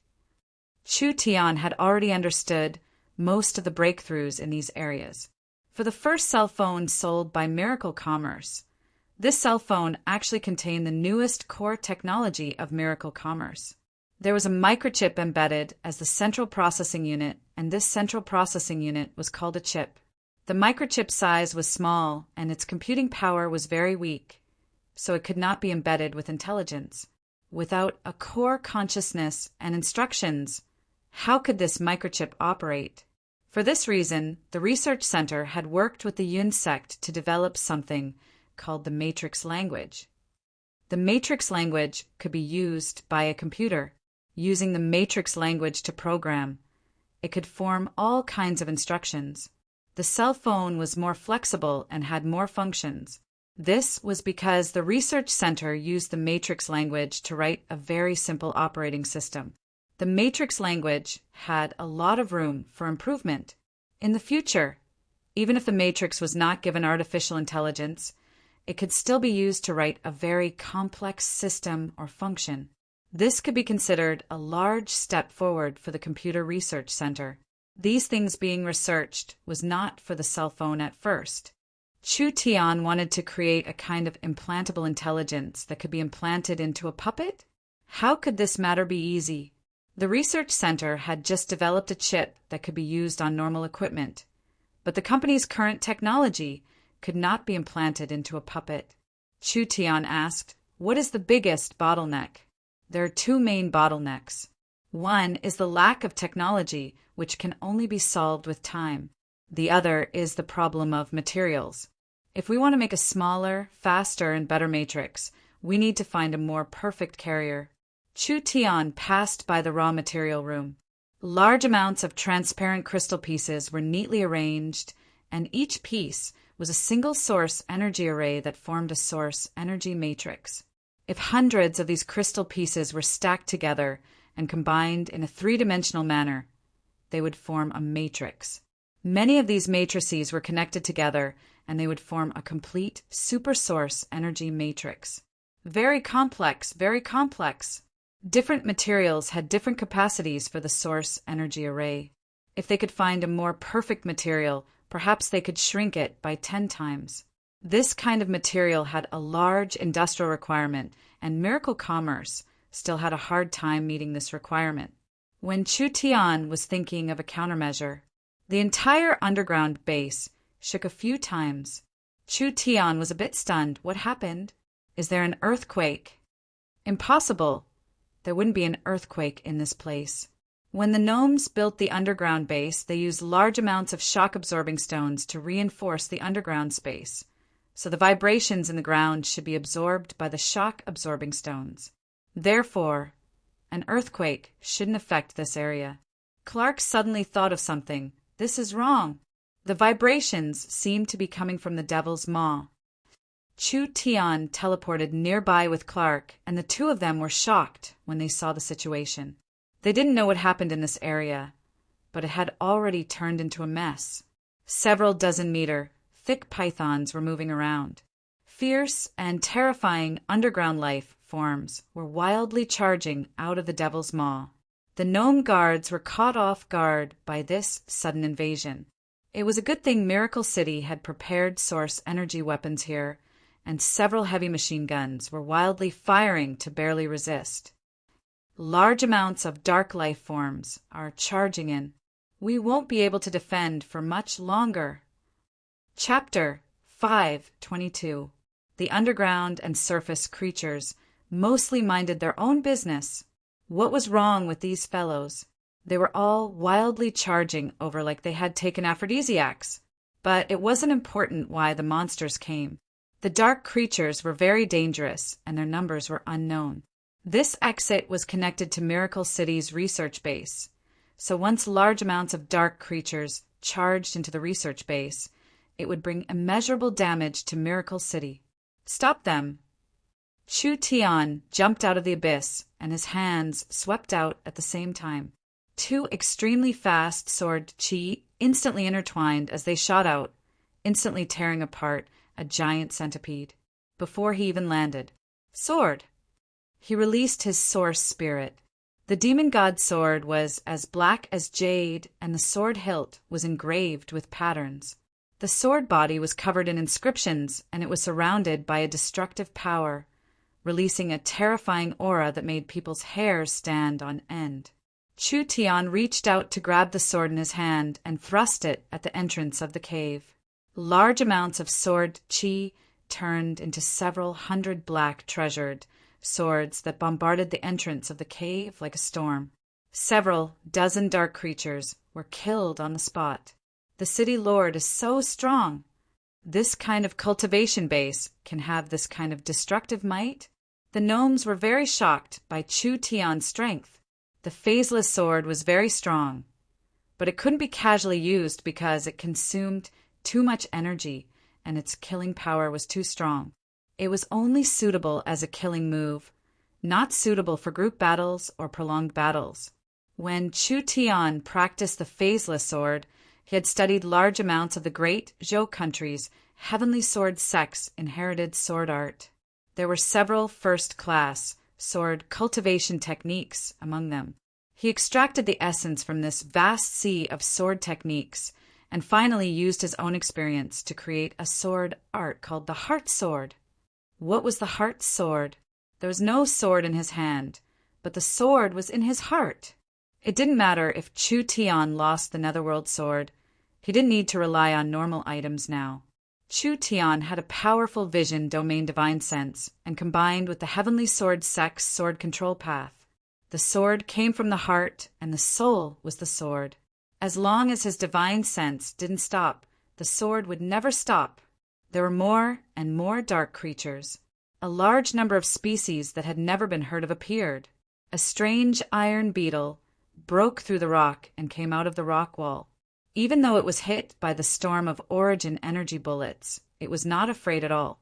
It continued to charge forward after destroying the bodies of 4 or 5 half-elf warriors. Chu Tian swung his sword at him. The iron-armored bug was split into 2. The sword chi of destruction shot out dozens of meters and cut down a scorpion monster. Chu Tian held the sword in his right hand, and a fireball appeared in his left hand. He threw it at the group of moths, and the fireball exploded and turned into a sea of fire. This fire was not like ordinary fire, as it disappeared with a flash along with everything that was engulfed in it. The big moths that were aggressive just a moment ago disappeared in the blink of an eye. No, Clark shouted, there are too many of them. We can't stop them at all. Giant centipedes, strange insects with iron shells, black snakes, scorpions, and countless other underground monsters crawled out endlessly. Although there were quite a few gnomes stationed here, facing this kind of fierce attack, it was still a bit hard for them to resist. These underground creatures were very fierce. It was fine if there were many of them, but some of them even had true spirit-level battle strength. Chu Tian knew that if they continued to resist, the gnomes would suffer heavy casualties. Should he retreat? Then the base would be in danger. When Chu Tian was weighing the pros and cons, the rock wall above his head was suddenly cut open. Several tree roots drilled through the thick rock layer and fell into the underground space. These tree roots quickly grew, turning into small tree ants that were 3-4 meters tall. It's Cenarius. Chu Tian already knew that Cenarius wasn't weak, but he never thought he would be this strong. Everything that happened in this deep underground base, he could sense it from the surface, and he could even summon several clones to help him fight. Cenarius was one of the peak experts in the Forest of Chaos, so even if his clones came, they would still be very useful reinforcements, greatly reducing the pressure on the gnomes. At this time, the elevators in the underground base quickly moved and large amounts of Miracle City experts arrived under Dongfang Haren's lead. Zero's efficiency was very high. When Zero knew the situation here, he immediately went to find reinforcements. Chu Tian broke out in laughter. You've come at the right time. Dongfang Haren saw that the situation was critical and didn't waste any words. Exterminate those damn insects. Don't let them take half a step forward. Miracle City experts were sent over in batches. Although the monsters were very fierce and powerful, they weren't strong enough. After fighting for over half an hour, the Devil's Maw was already covered in corpses.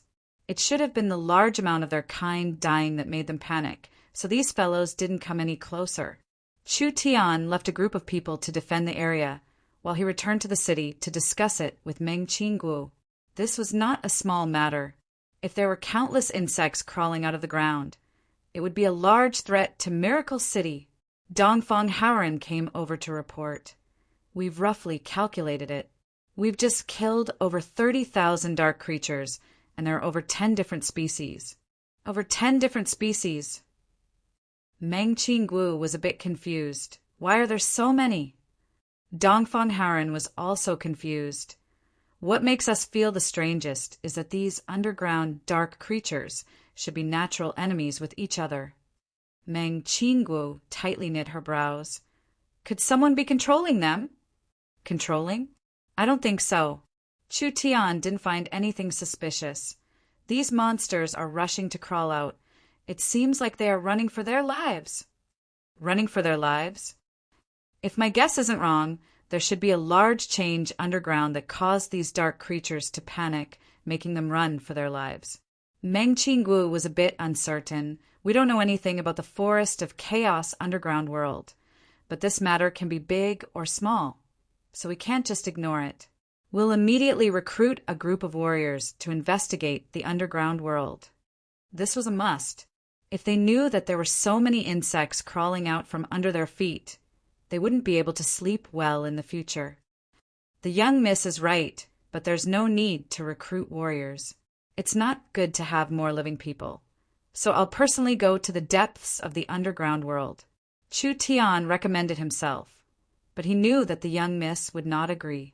After all, the underground world was a completely unknown space, and it was not a wise decision for an important person like Chu Tian to take the risk.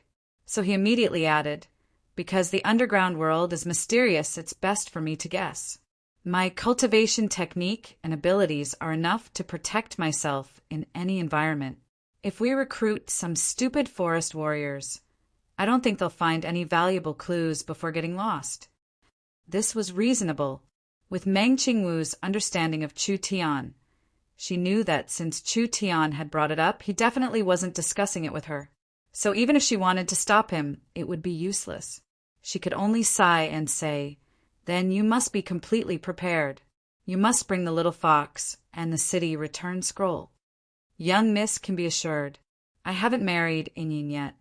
How could I be in a rush to have an accident?" Meng Qingwu fiercely looked at him. "You only think about Yinyin and never think about anyone else. In front of everyone, why are you being jealous?" Dongfang Haoren was a bit embarrassed as he cupped his hands and left. Meng Qingwu's face turned red, and she snappily said, "I'm about to be angered to death by you. Come with me." Chu Tian was brought to a secret room. Meng Qingwu took out 2 bottles of pills and gave them to him. This is the company's newest true spirit pill. Although it's not cheap, its effects are very good. As long as one doesn't surpass the true spirit realm, a single pill can instantly recover all their spirit energy. Other than that, there are many precious materials added to this pill, so taking it often will help increase one's cultivation base. Miracle Commerce's new technology and products were shining too brightly, almost overshadowing a few traditional industries. Actually, refining talismans was a very profitable business, so Meng Qingwu never thought of giving it up. She had learned a lot of knowledge from Chu Tian and had formed a talisman research center with the gnomes. In the future, these traditional businesses would bring large profits to Miracle Commerce. The True Spirit Pill was the newest pill. The cost to refine this pill was very high. Each pill was almost 10,000 source stones. Not only was it a top-quality recovery pill, it was not inferior to a high-grade sacred pill. It was also very pure and did not have any rejection, so it could be used for a long time. Because it was very expensive, this pill was not suitable for large quantities. The 2 bottles that Meng Qingwu refined were all prepared for Chu Tian. Chu Tian was very touched by this. "It's good that the young miss has done this much for me. I really can't repay you." Meng Qingwu snorted. "It's good that you know this. Be careful from now on. You have to be fair, do you understand?" "Ah, what are you being about? Why aren't you going to prepare yet?" Meng Qingwu gave a snort before swinging her sleeve and leaving behind a few angry words. "I still have a lot of official business to take care of." Chu Tian didn't know whether to laugh or cry. Most of the eldest miss was dignified and steady. Sometimes, when she became unruly, she was not inferior to Nangongyin. It was just that she never showed this side of her to ordinary people. This was probably the true temperament hidden under the surface. He definitely had to explore the underground world. Chu Tian was clearer than anyone else that there was a giant empty space under the forest of chaos. Hence, the underground world here was probably much larger than anyone could imagine. This was a space completely different from the surface. What was the underground world like in this era? What level had the underground civilization of this era developed to? These were all questions that Chu Tian wanted to understand. "Fox, prepare yourself. We're about to leave." He didn't bring anyone with him this time, only bringing the little fox. The little fox had been eating and drinking in Miracle City every day, so its furry body looked a bit fatter. It was time to bring it out to lose some weight. Chapter 5:23. The forest races all knew that there was a rich and vast world under the ground. But as for what this world was like, even the oldest elves in the Forest of Chaos did not know. Legends say that it was a world that never saw the light of day, giving birth to hundreds of millions of dark creatures. There were also large amounts of ancient creatures that survived, making the underground world a very dangerous place. There were also legends that the underground world was a paradise. When the great ancient world shattered, large amounts of demon and God's realm treasures were buried inside. There were even legends that the underground world was connected to the world of death, with countless terrifying demons running amok inside. In short, the underground world was completely different from the surface world. Whether it was the living environment or the ecosystem, it was completely different. Therefore, the underground world's creatures rarely participated in the battles on the surface. Of course, it was the same reason. The surface creatures had no interest in the underground world. There was no information and no map to guide them. Chu Tian was directly exploring the unknown. Wasn't this a bit too careless? No one knew what would happen underground, and no one could guarantee what they would encounter underground. City Lord, have you truly thought this through? Clark sent Chu Tian to the Devil's Mouth Cave. The gnomes have tried to map the space around the cave, but they have failed every time. You have to know that the Devil's Mouth is only the entrance to the underground world. It is several hundred miles away from the true underground world. That's right. It wasn't the height, it was the depth. Who knew what was several hundred miles down? Who knew if there was a path to the underground world? Not only was the underground world filled with unknown dangers, the environment was also very complex. It was not something normal people could imagine. Even the most legendary adventurer would be lost forever inside. Relax. Chu Tian patted the scrolls on his belt. I've made all my preparations. We have to go this time. Stop being so fussy. Let us go. Yes, even a peerless beauty like the young miss can't stop me. So how could a short and ugly old man like you still be fussy? Clark had no choice but to let him go. After the monster riot, the defenses of the Devil's Mouth Cave had increased. Whether it was weapons or manpower, they had increased several times to prevent something like this from happening again. In my opinion, why don't we build an undead tower here to facilitate the establishment of a monitoring station? Chu Tian suggested before walking into the cave. Because the undead tower has the ability to detect life activities if a monster wave breaks out again, it will be able to give a timely warning. Furthermore, an undead tower can control tens of thousands of undead skeletons.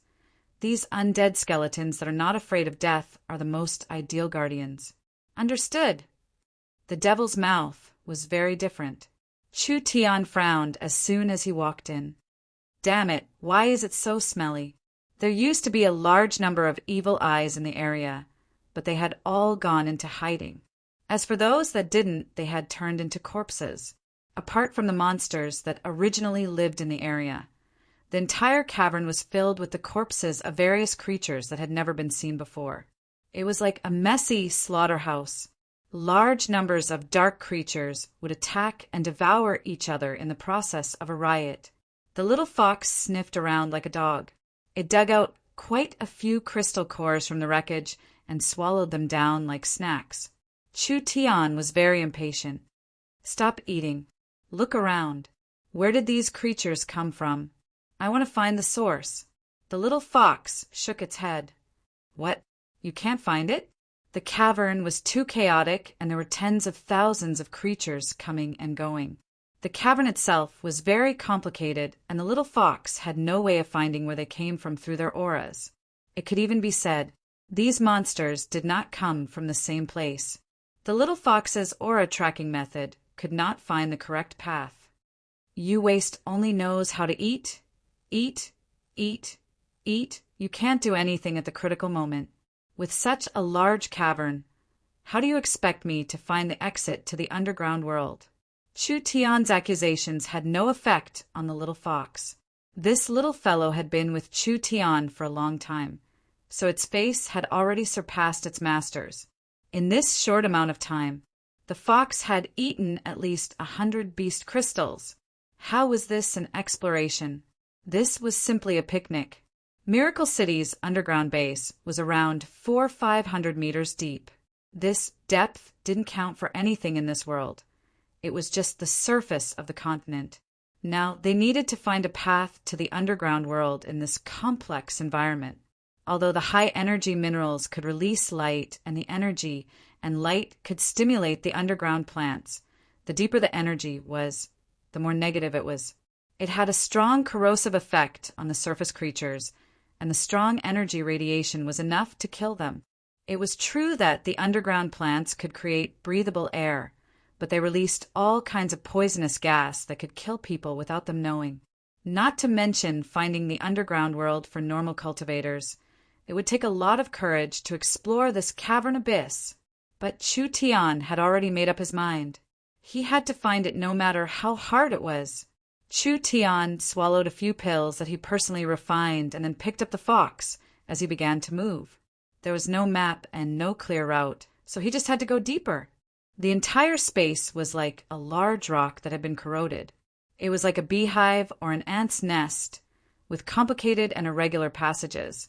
There were all kinds of precious or veins, all kinds of underground plants, and all kinds of dangerous underground creatures. There was one question that everyone was curious about. Why did the underground space not collapse after tens of thousands of years? This was because there were two kinds of energy supporting it. The first was the energy released from the Earth's core and the Earth's veins that continuously strengthened the ground. Each stone here was as hard as steel, forming a strong material frame. The other was the energy field that covered the underground world. Even if the main physical support was destroyed, this bubble-like energy field could support the existence of the underground space. The little fox took out its divine eye to scan its surroundings. Chu Tian followed the little fox's instructions and avoided the dead ends. One man and one beast began to explore the underground world. Chu Tian did not know where he was, and Chu Tian did not even know if the underground world had been opened. But Chu Tian continued to go deeper. The spatial ability was very useful. Chu Tian could easily pass through obstacles that were hard to pass through, and he could avoid some dangers, which greatly increased his speed and efficiency. What the hell? Chu Tian sat down on a large rock to rest in exhaustion. He took out a true spirit pill from his chest and quickly recovered his consumed spirit energy. We've already been walking for a day and a night, right? Why haven't we found anything special at all, other than the chaotic, dark creature nests?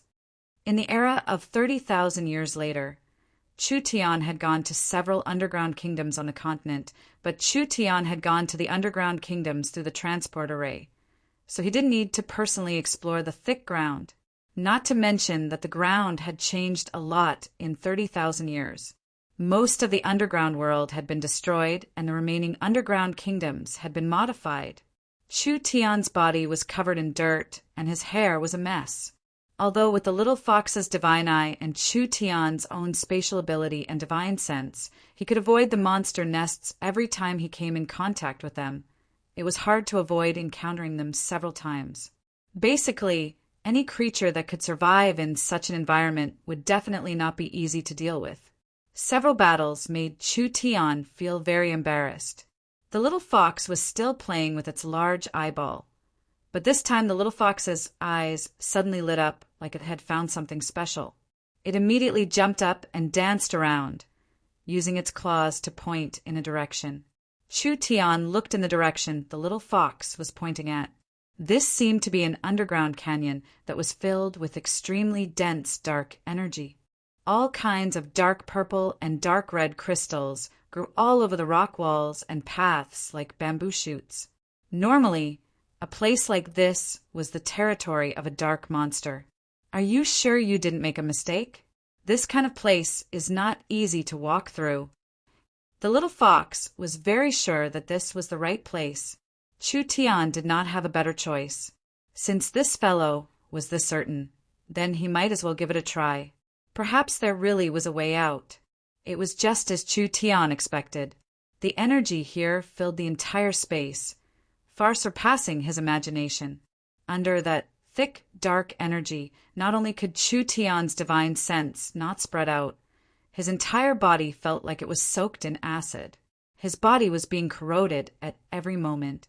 Chu Tian took out a purifying pill and swallowed it. We have to leave quickly. On the left and right sides of the underground mountain range, there were actually thousands of large and small holes that had hollowed out. This made Chu Tian feel that something was wrong. When Chu Tian reached the center of the tunnel, the entire canyon began to tremble. 2-meter-long things came out of the caves. These creatures seemed to be some kind of ant-like creatures. Their bodies were wrapped in incomparably sturdy black carapace, but they had a pair of forelimbs that were as sharp as blades and translucent wings. Almost in the blink of an eye, thousands of such dark creatures surged out of the nest. Demon ants. Chu Tian recognized these rare creatures. "Damn, look at what you're pointing at." The demon ants looked like ants, but they were actually demon beasts with a demon bloodline.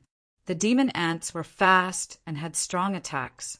The demon ant's carapace was a very rare and precious material because this carapace had the ability to block divine sense. Even with Chu Tian's vision domain divine sense, it was hard for him to find the demon ants beside him. How could Chu Tian have the ability to deal with this many demon wings? He quickly used a spatial teleportation. The energy here was too strong, and Chu Tian's divine sense couldn't go any further.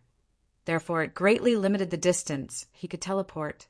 He could only teleport 1,000 meters away, and the swarm of ants had already gathered above his head. Wong wong. The several thousand demon ants let out a strange sound at the same time. The demon ants' most dangerous attack was this. When they met their natural enemy or prey, the demon ants could connect several hundred to over 1,000 of them together, releasing a large spiritual wave. This spiritual energy was so strong that the surrounding mountains began to tremble. Chapter 5:24. The demon ants were a rare and precious spiritual attributed demon beast. Although their individual spiritual waves were not strong, they could only harm awakened soul cultivators or cultivators without the mind's eye. But once the spiritual energy of tens of thousands of demon ants gathered together, the destructive might they could create was not something normal people could imagine. This kind of rare demon beast that could connect and fuse with one's spiritual energy was already extinct in the era before Chu Tian crossed over. He never thought that he would have the chance to personally experience it. The underground mountain range was shaking. The stones on the ground were shaking. Pure spiritual energy affecting matter. This was a level that only vision domain realm cultivators could reach. Not to mention that after the spiritual energy fused, the scale and movement created was this big. Even if 10-8 peak vision domain realm cultivators released their divine senses together, they still wouldn't be able to create this kind of result. This was a spiritual attack condensed from the energy of the entire demon ant colony. Even if it was an expert on the level of the Elven King, if they didn't have a spiritual defense technique, it would be hard for them to escape from this kind of attack. Not to mention normal cultivators. No matter how many there were, they would all die.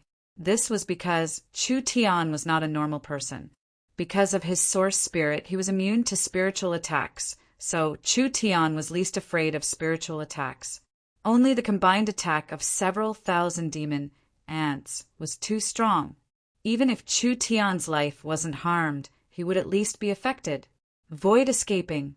Chu Tian opened the void escaping and prepared to teleport away, but it was already a bit too late. The spiritual attack was instantly released. The void escaping could dodge normal attacks, but it couldn't block spiritual attacks.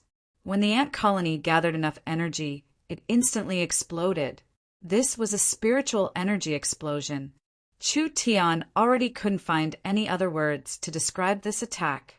Chu Tian's brain was like the surrounding mountain range, instantly showing signs of exploding. That wave of spiritual energy that could topple mountains poured out like a river. His eyes turned black. He lost all 5 senses. His brain seemed like it was being shattered.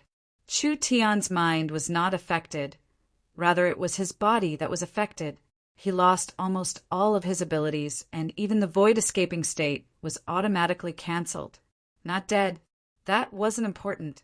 The demon ant turned into a dark cloud that swept down towards Chu Tian, who couldn't move. Once these dangerous creatures surrounded him, Chu Tian would probably be besieged to the point where not even a single bone could be found.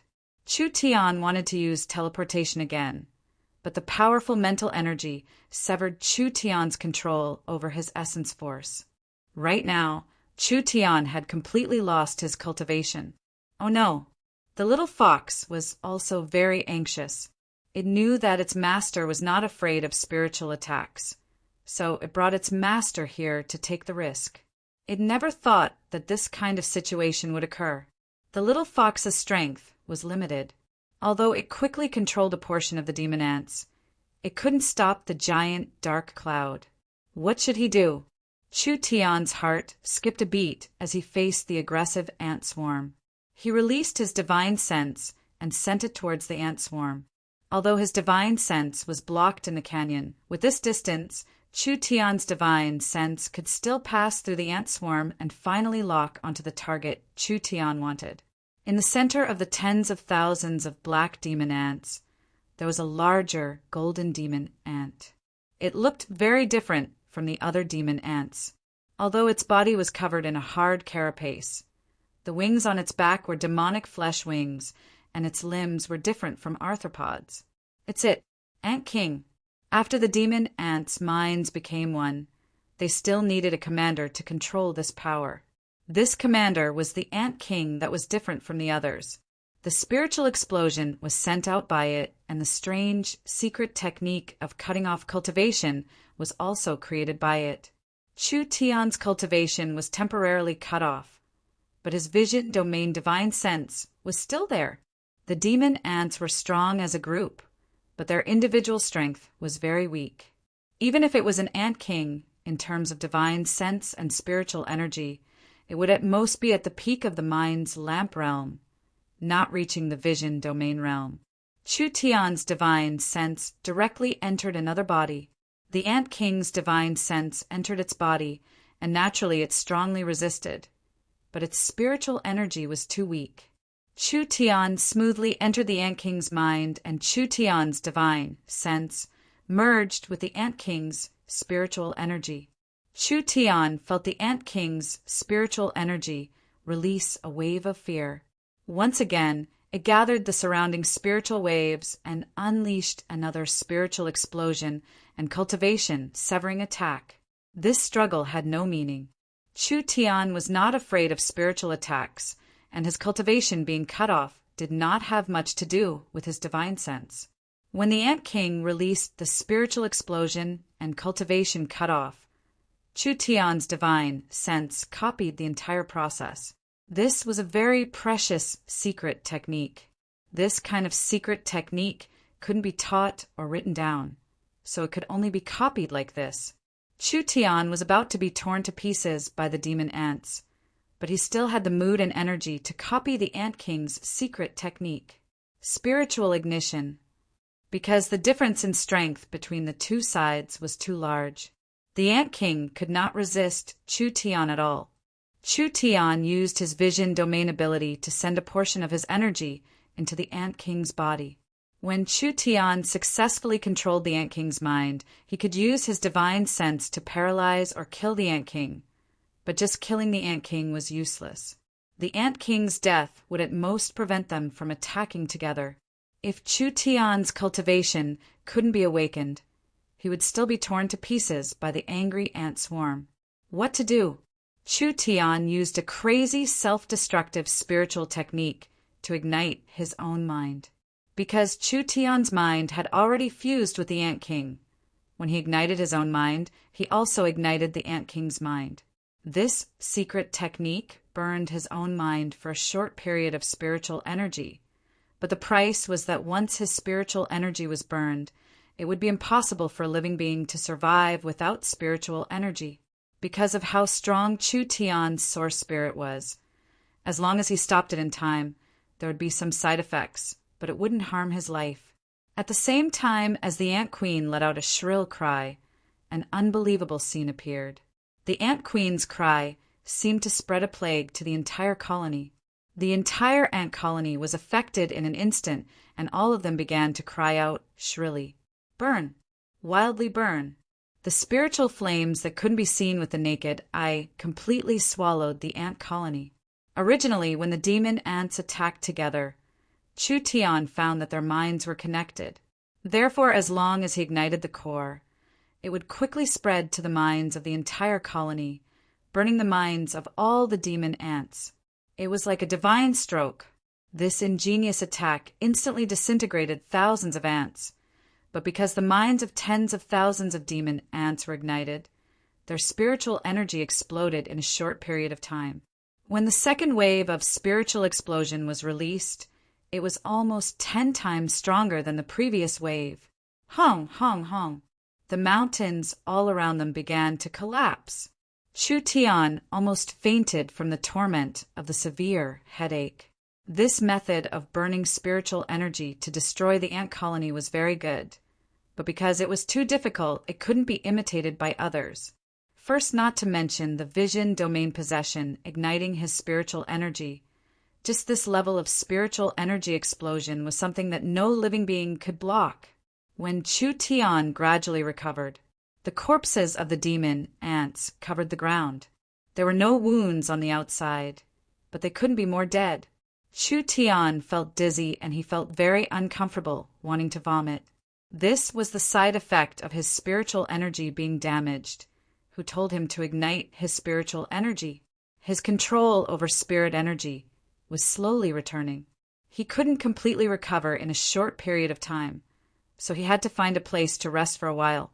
Fox, look at what you've done. Chu Tian's anger naturally fell onto the little fox. If it wasn't for the little fox randomly leading the way, how could Chu Tian have almost lost his little life here? On the spot, he lifted the little fox by its tail, lifted it upside down, and slapped its butt hard, causing the little fox to squeak loudly. The little fox quickly begged for mercy. It expressed that it wouldn't dare do it again. It would be strange if Chu Tian believed this fellow. If he didn't teach it a good lesson this time, it would become even more lawless in the future. When Chu Tian was prepared to make a move, the little fox pointed forward with its claw and gave a few squeaks, indicating for Chu Tian to look. Don't try to divert my attention. Today Chu Tian looked in the direction the little fox was pointing at.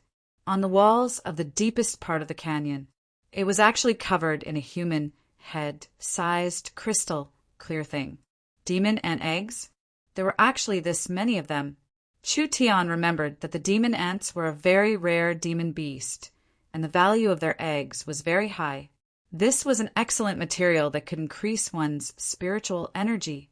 Although spiritual sense was not completely equal to spiritual sense and spiritual sense were inextricably linked.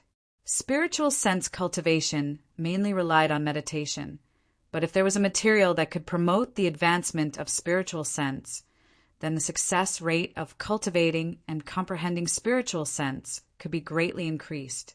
Even if one couldn't comprehend a high-level divine sense realm, as long as one's spiritual energy was stronger than an expert of the same level, one's ability to resist spiritual energy attacks would increase. The demon ant eggs were not only valuable to Chu Tian, he could also bring them back for the young miss and Ying to use. This was a precious material that couldn't be bought with money. The little fox did not say another word as it wildly swallowed the demon ant eggs. You bastard! Chu Tian quickly took out his storage gourd. You don't have much use in fights, but when it comes to stealing spoils of war, you're faster than anyone else.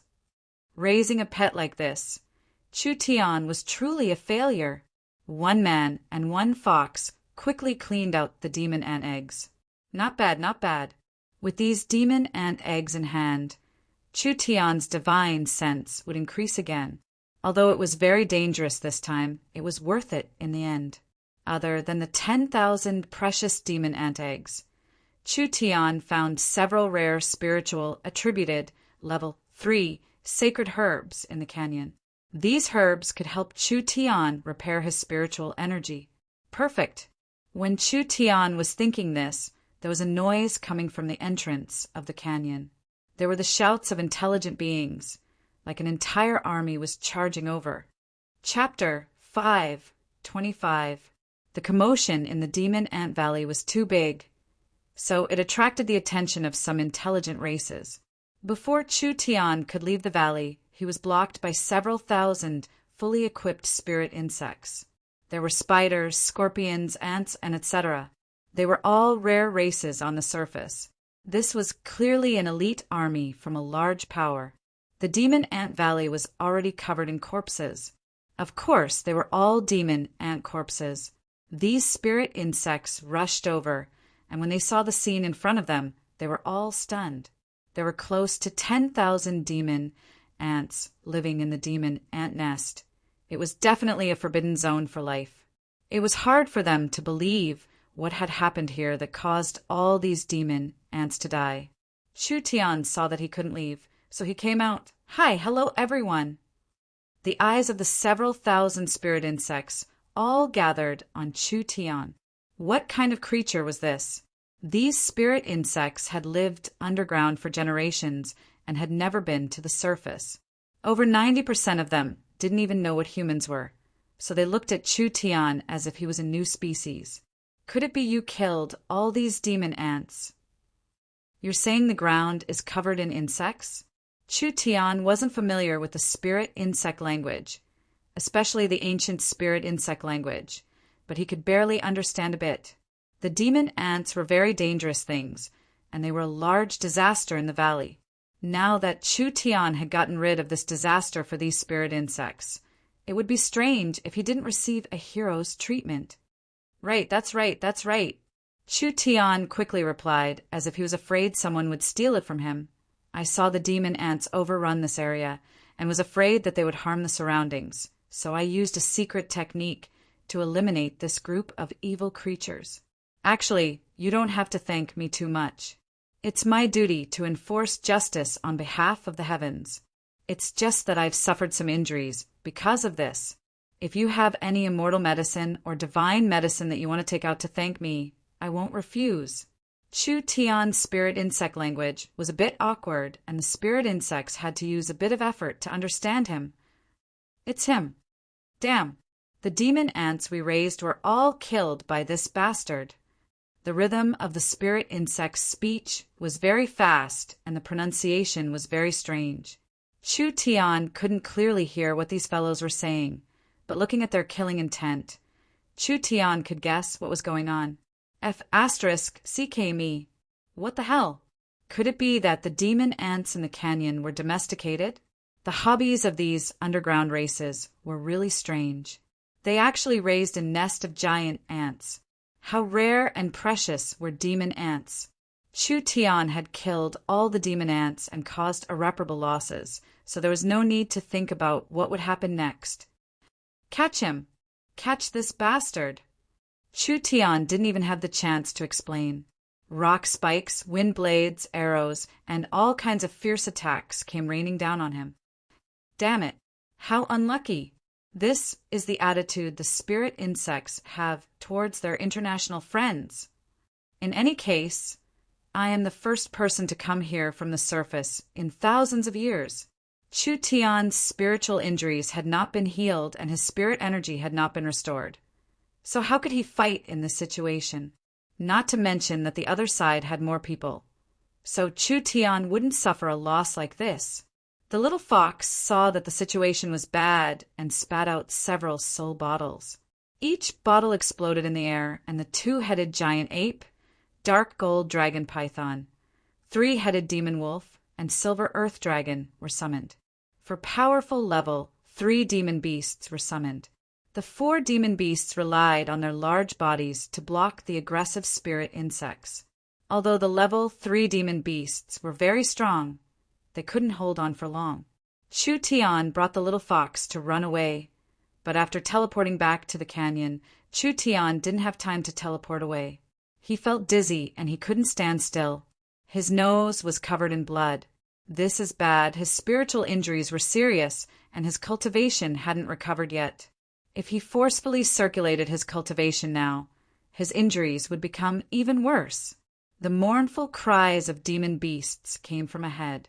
The demon beasts summoned by the little fox had already been killed. This fast, these fellows were stronger than he imagined. There was no lack of experts among the spirit insects. They were all jumping over walls and even flying in the air, moving at an extremely fast speed. With a few afterimages, Chu Tian was surrounded by several spirit insects. No, damn. The eggs we prepared to give to the Spider Queen have all been stolen. Damn, evil thief. Tear his body to 10,000 pieces. Tear his body to 10,000 pieces. The spirit insects found that the demon ant eggs were gone, making them even more furious. These eggs were tributes, and if the Spider Queen was angered, their tribes and cities would be implicated.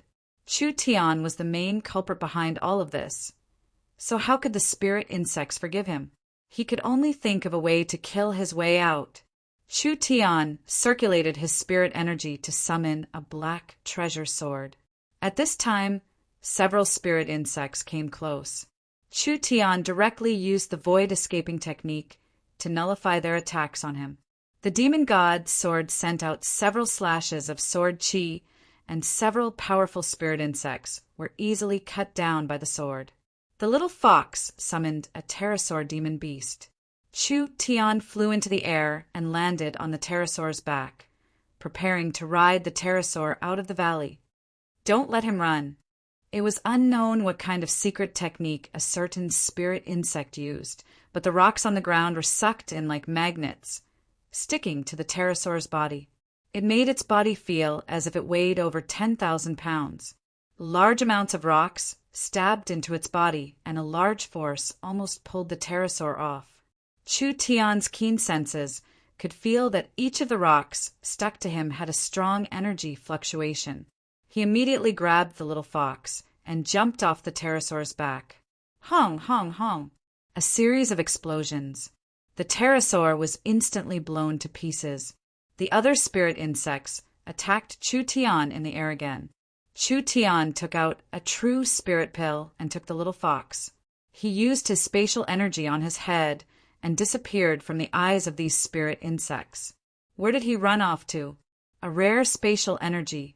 The spirit insects looked around, but they couldn't find a single shadow. He looks injured. He shouldn't be able to go far.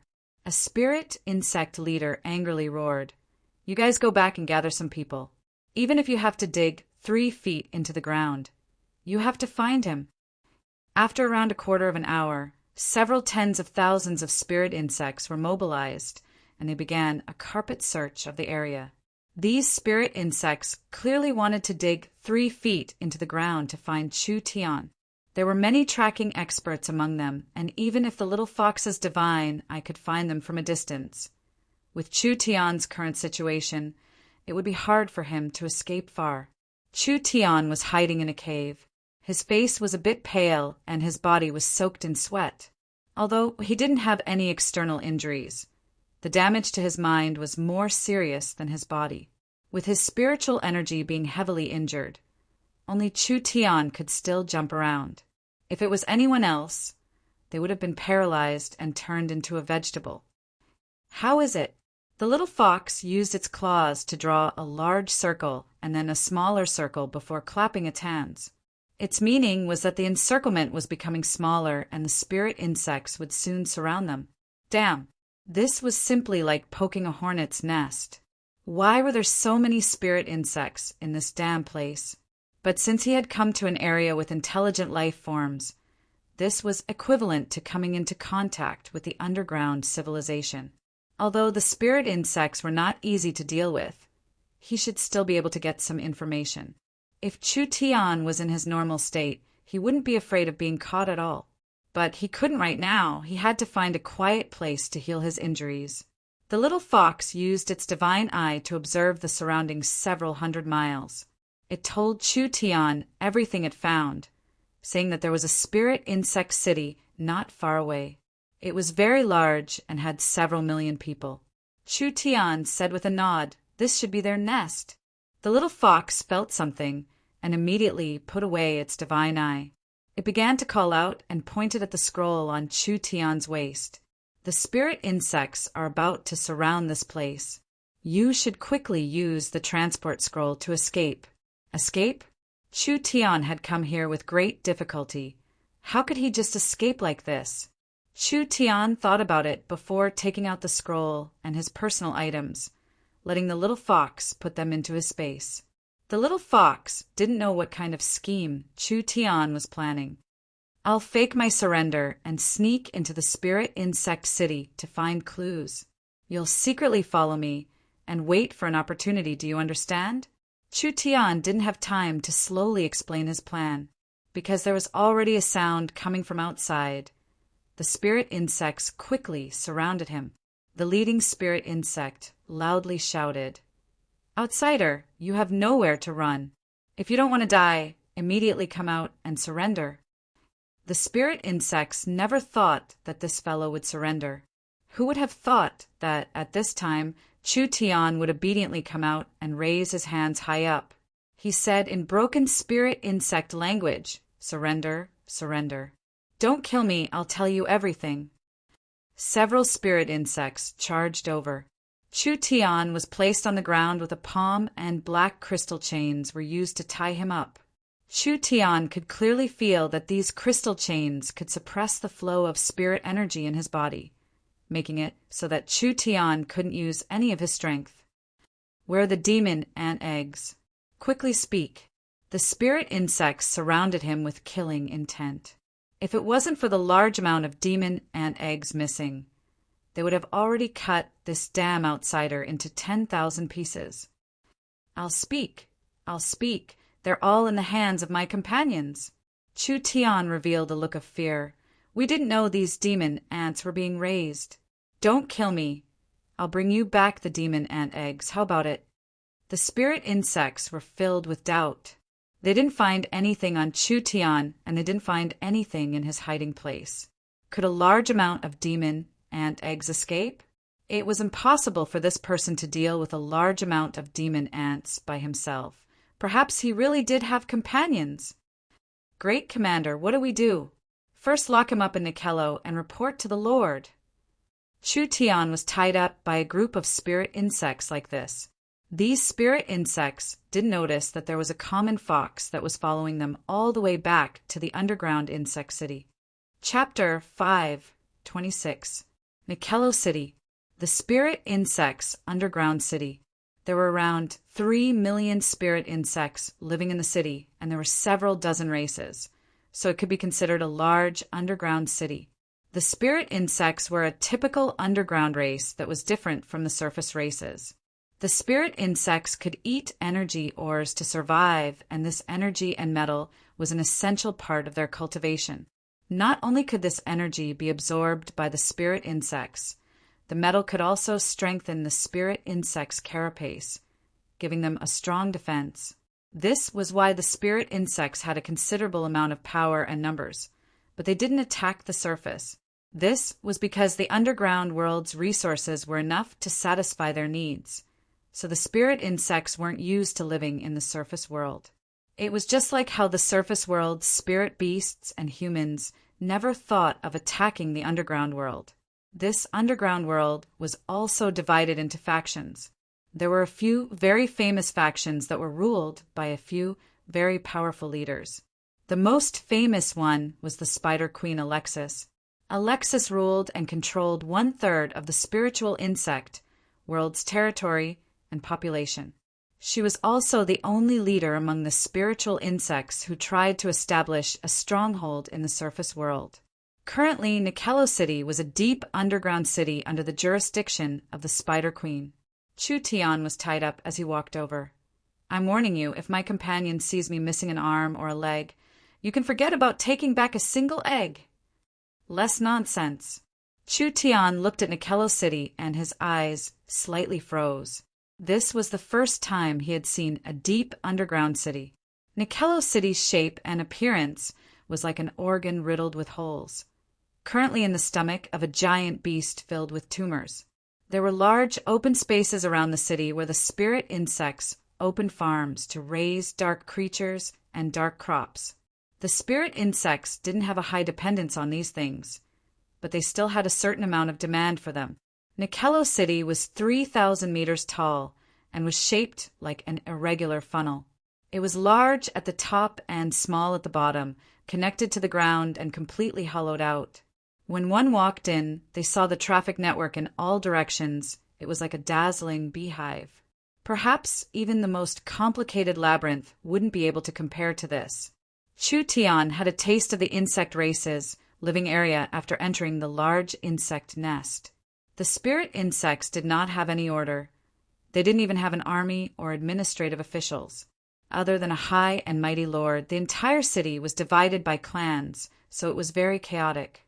However, there was a tacit understanding in this chaos. This was a natural tacit understanding between the spirit insects. Just like ants and bees, even if there was no commander and no laws, the lower ones would still serve the higher ones. Everyone had their own duties and things they needed to do. It was too complicated. Escaping from here was as difficult as ascending to the heavens.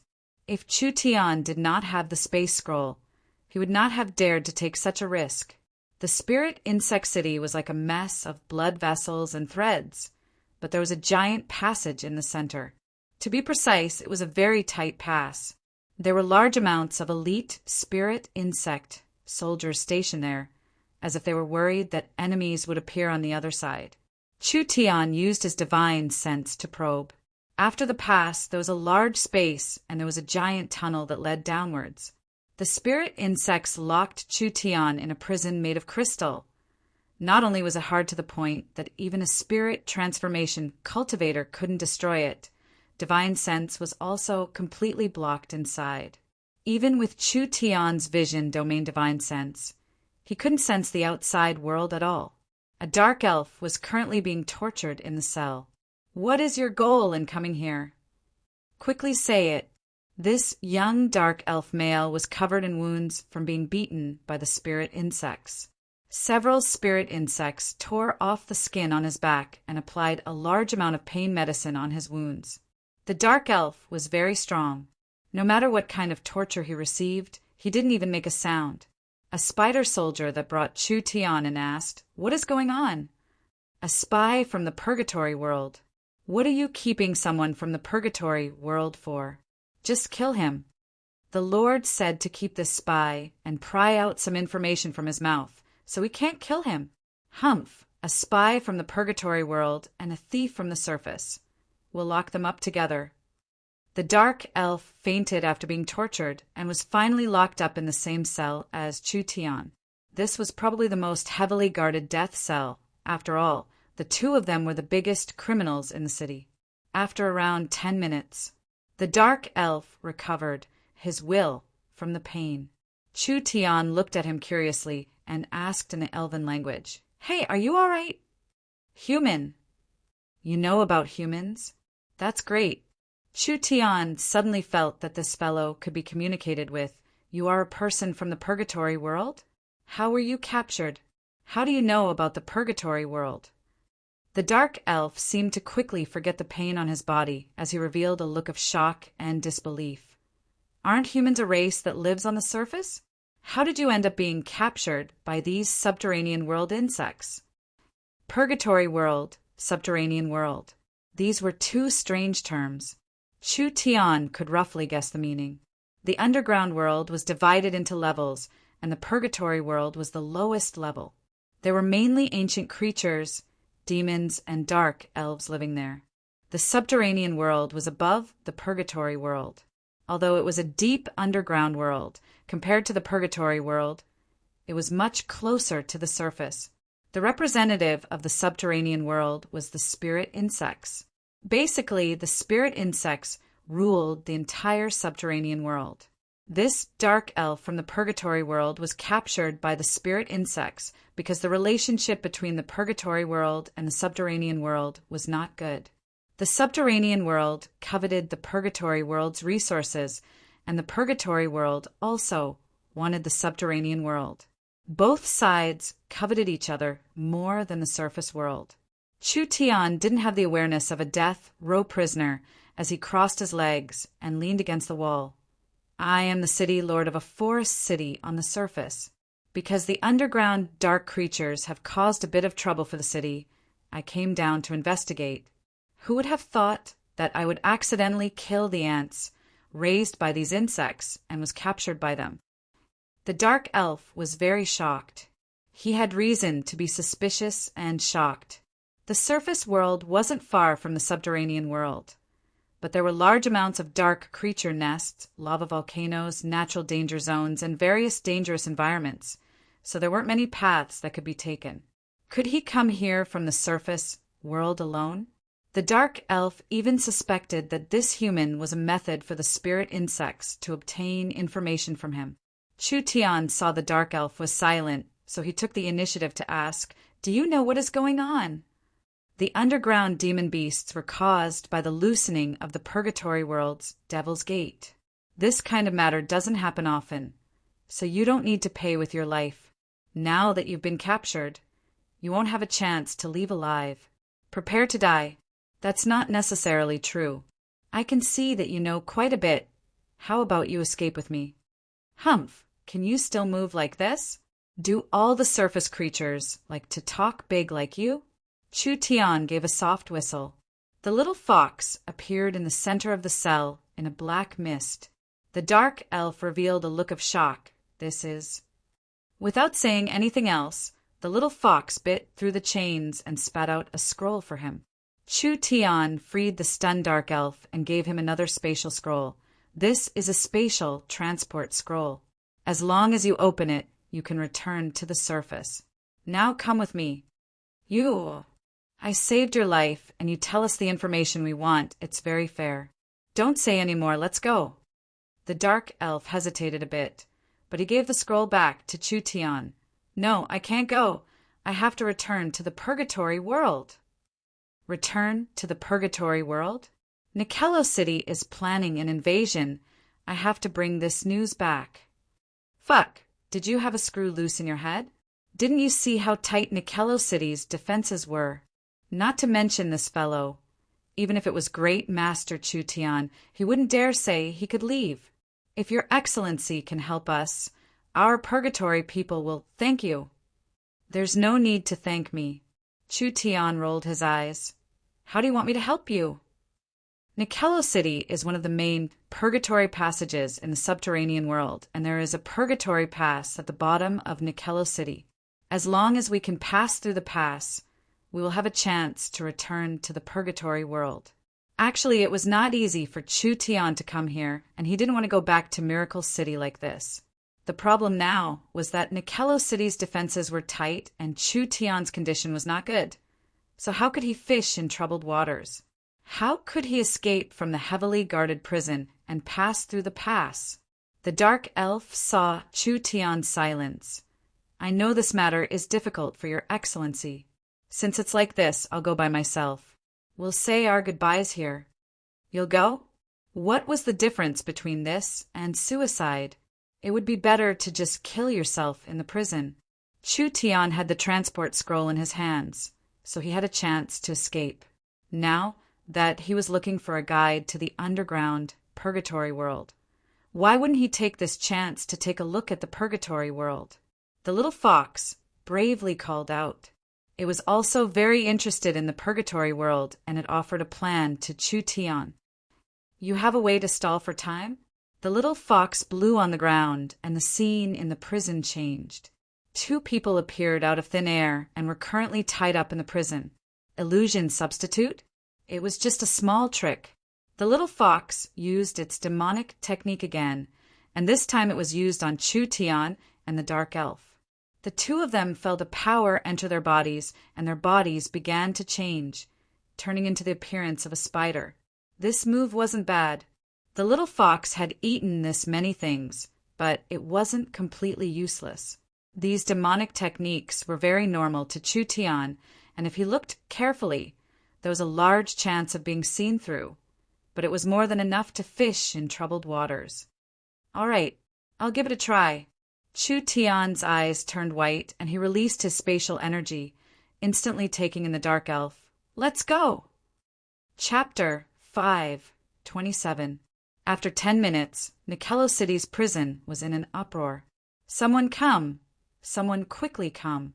The purgatory spy and the surface thief have escaped. This news spread across Nikello City like it had grown wings, and the spirit insect warriors in every area began to search for the fugitive. The surroundings were turned upside down. There wasn't even a single shadow The spirit insects felt this was very strange. One was a dark elf and the other was a surface creature. They would be very eye-catching no matter where they went. Even if they escaped the prison, it was impossible for them to not be recognized. So how could they disappear without a trace? Great Commander, that fellow from the surface, seems to have spatial abilities. Could they have already? Shut up! The spirit insect general with the appearance of a great commander gave a cold snort. Nikello City has many divine sense interference zones, so he can't be outside the city and can't be sent outside. Not to mention that fellow is injured, so they can't be far. Search for me. If you can't find them, then don't come back alive to see me. But this... The spirit insects saw the killing intent coming from the great commander and didn't dare disobey his orders. They could only brace themselves to search. Yes, we will immediately seal the exit and search from the inside to the outside of the city. Wait a minute. The great commander thought of something. The purgatory spy might try to return to the purgatory world, bring more people, and strengthen the defenses of the purgatory world. We can't give them any chance. Before the great commander could finish his words, several beetle spirit insect warriors flew in a panic and fell to the ground with a plop, reporting to the great commander, "The purgatory world's pass has been attacked. Several unknown people have charged in." What? The great commander flew into a rage. There are over 10,000 elites. How could they be attacked by a few people? The insect soldier said in a trembling voice, "They have a rare innate spatial ability user. Our barrier and defenses are useless. When we found them, they had already entered the purgatory world passage." Trash, they're all trash. The great commander immediately roared out, "Quick, quick, chase for me. We can't let them return to the purgatory world." Nikello City gathered 20,000 elites in the shortest amount of time, gathering at the entrance of the purgatory world. With a large rumbling sound, the gate was slowly opened. Several dozen spirit insect generals gave an order. 20,000 elite soldiers rushed in like a tide. Chu Tian thought that the purgatory world passage was a long passage, but it wasn't like this at all. After entering the passage from Nikello City, they didn't walk far before entering an underground space. The terrain was very complex, not inferior to going from the surface to the subterranean world. The worst thing was that both of them were in an extremely weak state. On the other hand, Chu Tian did not suffer any physical injuries. His main injury was to his mental power, but it had also greatly affected his strength. The dark elves had been imprisoned for several days and nights, suffering all kinds of torture. Their bodies were severely damaged, so their combat strength had been greatly reduced. Chu Tian felt dizzy and his ears were ringing. He stopped to catch his breath and said, "How far are we?" The distance between the purgatory world and the subterranean world is several hundred kilometers.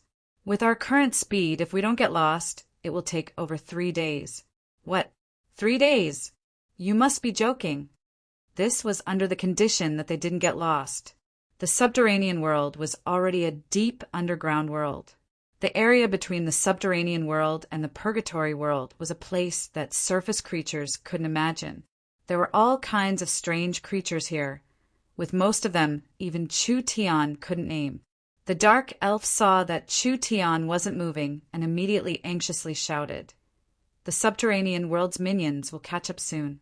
If they catch up, we can forget about going to the purgatory world. Quickly go." "No, we're like headless chickens running around like this. The terrain here is very complex. We'll be blocked sooner or later. There's still hope now, but if we don't move, we'll die without a doubt." "The one who will die is you, not me. Father can leave at any time." "You." Chu Tian was too lazy to discuss this nonsense, so he first looked at the little fox on the side. The little fox understood Chu Tian's meaning and immediately used a demonic technique to summon a thunderbird. Chu Tian jumped onto the thunderbird's back and his hands held onto the thunderbird's feathers. He shouted at the stunned dark elf on the side, "What are you still doing? We should go."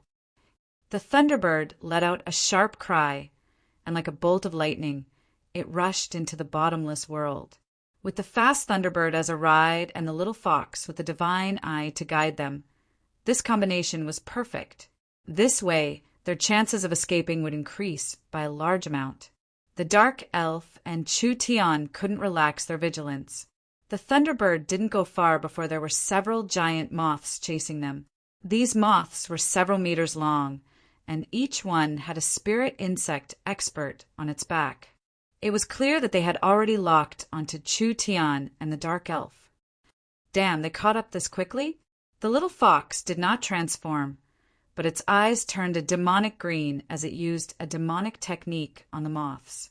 The moths were controlled to bite each other at the same time. One moth spat out a blue-green flame at another moth, instantly burning half of the other moth's body. The other moths also began to fight with each other. During this process, there were quite a few moths coming from all directions. Actually, there were also some large bat mounts.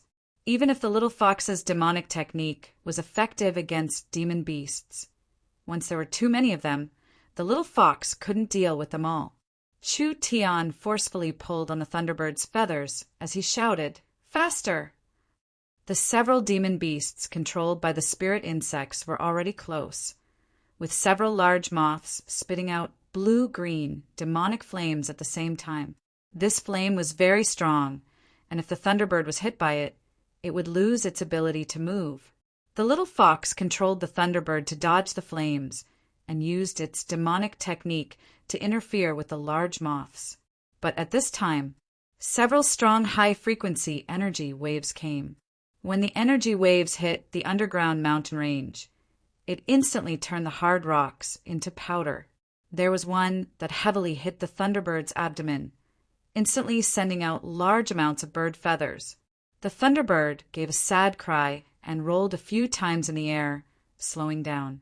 The Thunderbird's mouth was filled with blood, and although it didn't look heavily injured, many of its internal organs had been shattered. Chu Tian had no other choice. He suddenly awakened his source spirit, and his eyes turned green, representing life energy. A green light was poured into the Thunderbird's body, instantly healing most of the Thunderbird's injuries. The Thunderbird let out a sharp cry as it charged forward. The mountain range in front of them suddenly came to an end, and a giant ravine appeared in front of them. The ravine was several tens of thousands of meters long and was filled with lava, making it look very grand. The Thunderbird suddenly fell down like a meteor, instantly charging down the ravine. There were several black bats chasing behind it. The air around the bats began to distort, releasing another strong energy wave attack. The Dark Elf stood up when he saw this, and a black spirit energy aura appeared around him, finally condensing into a giant black bow. It was a dark attributed source spirit, taking the form of a bow. It seemed like it was an expert specialized in long-range attacks. The Dark Elf condensed 3 black arrows. The 3 arrows disappeared as soon as they were shot. The 3 bats gave a sad cry as each arrow hit them. Although these monsters with strong vitality wouldn't die from a single arrow, they were heavily injured and couldn't continue chasing the Thunderbird. The Dark Elf's cultivation wasn't weak. It should be around the 7th true spirit layer. This kind of strength was a first-class expert, whether it was underground or above. Not to mention that the Dark Elf was a rare dark source spirit. His arrows were like a shadow that couldn't be chased after when they were shot out, so they had a very strong deterrent effect. The spirit insect pursuers had just opened up a distance. Chu Tian suddenly discovered a strange phenomenon. The gravity seemed to have disappeared, and he felt like his body could float at any moment. There were many rocks around him that were actually floating in the air. Weightless layer. Chu Tian had studied the continent's planar structure, and the weightless layer was a vacuum formed by energy. There were 2 known weightless layers on the continent. One was several hundred kilometers above the surface, and the other was deep underground. These 2 areas didn't have any gravity, and all matter floated in the air. Therefore Chu Tian saw many incredible scenes. There were countless giant mountains that were all floating in the air. Large amounts of lava and flames flowed into the bottomless abyss on both sides and spread out in front of him like a cloud, just like the sea. Chu Tian looked at the sea of flames that was coming closer. This is... The dark elf loudly shouted, "This is the boundary between the purgatory and subterranean worlds. We have to think of a way to pass through this layer of flames, and we can directly approach the purgatory world." This sounded like an irresponsible joke. How could a person jump into an ocean of lava and underground fire just like that? What was the difference between this and seeking death? The dark elf knew that it was hard for the surface creatures to accept, and he was thinking of how to explain it. Who would have thought that Chu Tian wouldn't ask anything? From Chu Tian's body, a blue and white flame suddenly came out and quickly wrapped around the Thunderbird, as well as the dark elf and the little fox. The Thunderbird turned into a flame bird and like a stone thrown into the sea. It entered the fiery red world of flames. The sea of flames was formed from the flow of energy in the weightless layer. The sea of flames looked very scary, but the energy was not evenly distributed. There were places that could instantly burn a titan or a behemoth to ashes, but there were places that could be blocked by the protective spirit energy of a true spirit realm cultivator. Therefore, as long as one had sufficient strength, or brought along a suitable traversal tool, and found a suitable path, then one could pass through it. The little fox used its divine eye as a guide, guiding the Thunderbird through the flames. The depth of the sea of flames was higher than Chu Tian imagined. After going through half of it, Chu Tian felt it was very strenuous. After going through 2/3, Chu Tian couldn't support it anymore. After going through 4/5, the netherworld flames quickly disappeared, unable to cover the entire Thunderbird. The Thunderbird was roasted by the high temperature and immediately began to twitch in pain. It could only use its own strength to resist the flow of energy. Charge out! Charge out! Pum! The other side was pierced through. A large bird that was basically burnt black fell down like a falling star falling from the sky. Finally, with a loud sound, it crashed into the forest. Chapter 5:28. If the earth fire layer was several hundred meters thick, Chu Tian wouldn't have the strength to keep going. What made Chu Tian very happy was that when his spirit energy was about to run out, he finally passed through the endless sea of flames. Although he avoided being burnt to a crisp like the Thunderbird, he still fell to the ground like a meteor. A large part of the forest was burned away by the impact, creating a large hole like a meteor. Chu Tian fell in the center of the hole, feeling like his body couldn't move at all. The little fox came out of the ground with an ashen face. It looked a bit sorry, but it wasn't anything serious. It immediately ran in front of Chu Tian and pulled the immobile Chu Tian. "Where are the dark elves?" The little fox looked around, but it couldn't find the dark elves. It wasn't known if they were burned when they passed through the earth fire or if they were separated from the ground. Chu Tian turned his head with difficulty and looked around. The purgatory world. This was the purgatory world. Perhaps even the most imaginative people of the surface world wouldn't have thought that there would be this kind of incredible space thousands of miles below the continent. The purgatory world didn't have a sky. Therefore, when the purgatory world residents looked up, they could only see a large, colorful dome. This was a dome made of different rocks and energy materials. There were all kinds of precious crystal ores that reflected off each other, just like the stars in the night sky of the surface world. If one thought that the underground world was pitch black, that was a big mistake. The purgatory world was not pitch black, rather there was a lot of light. It was similar to the dusk of the surface world. Although it was a bit dim, it was enough to see. Some people would be confused. Where did the light come from? It was impossible for the purgatory world to have a sun. Thinking like this was a big mistake. The purgatory world had a sun. The purgatory world didn't just have one, there were hundreds, thousands, or even tens of thousands of suns. When the purgatory world's creatures looked up at the dome, other than seeing the complex and gorgeous rock ceiling, They could also see large pieces of irregular light. Some were round, some were polygonal, some are long, and some are even moving around. Not bad. The earth fire layer. Chu Tian had just passed through this layer of flames to enter the purgatory world. Actually, there were many similar areas in the purgatory world. It was these things that released large amounts of light, heat, and energy into the purgatory world. It could be imagined what the purgatory world dome was like.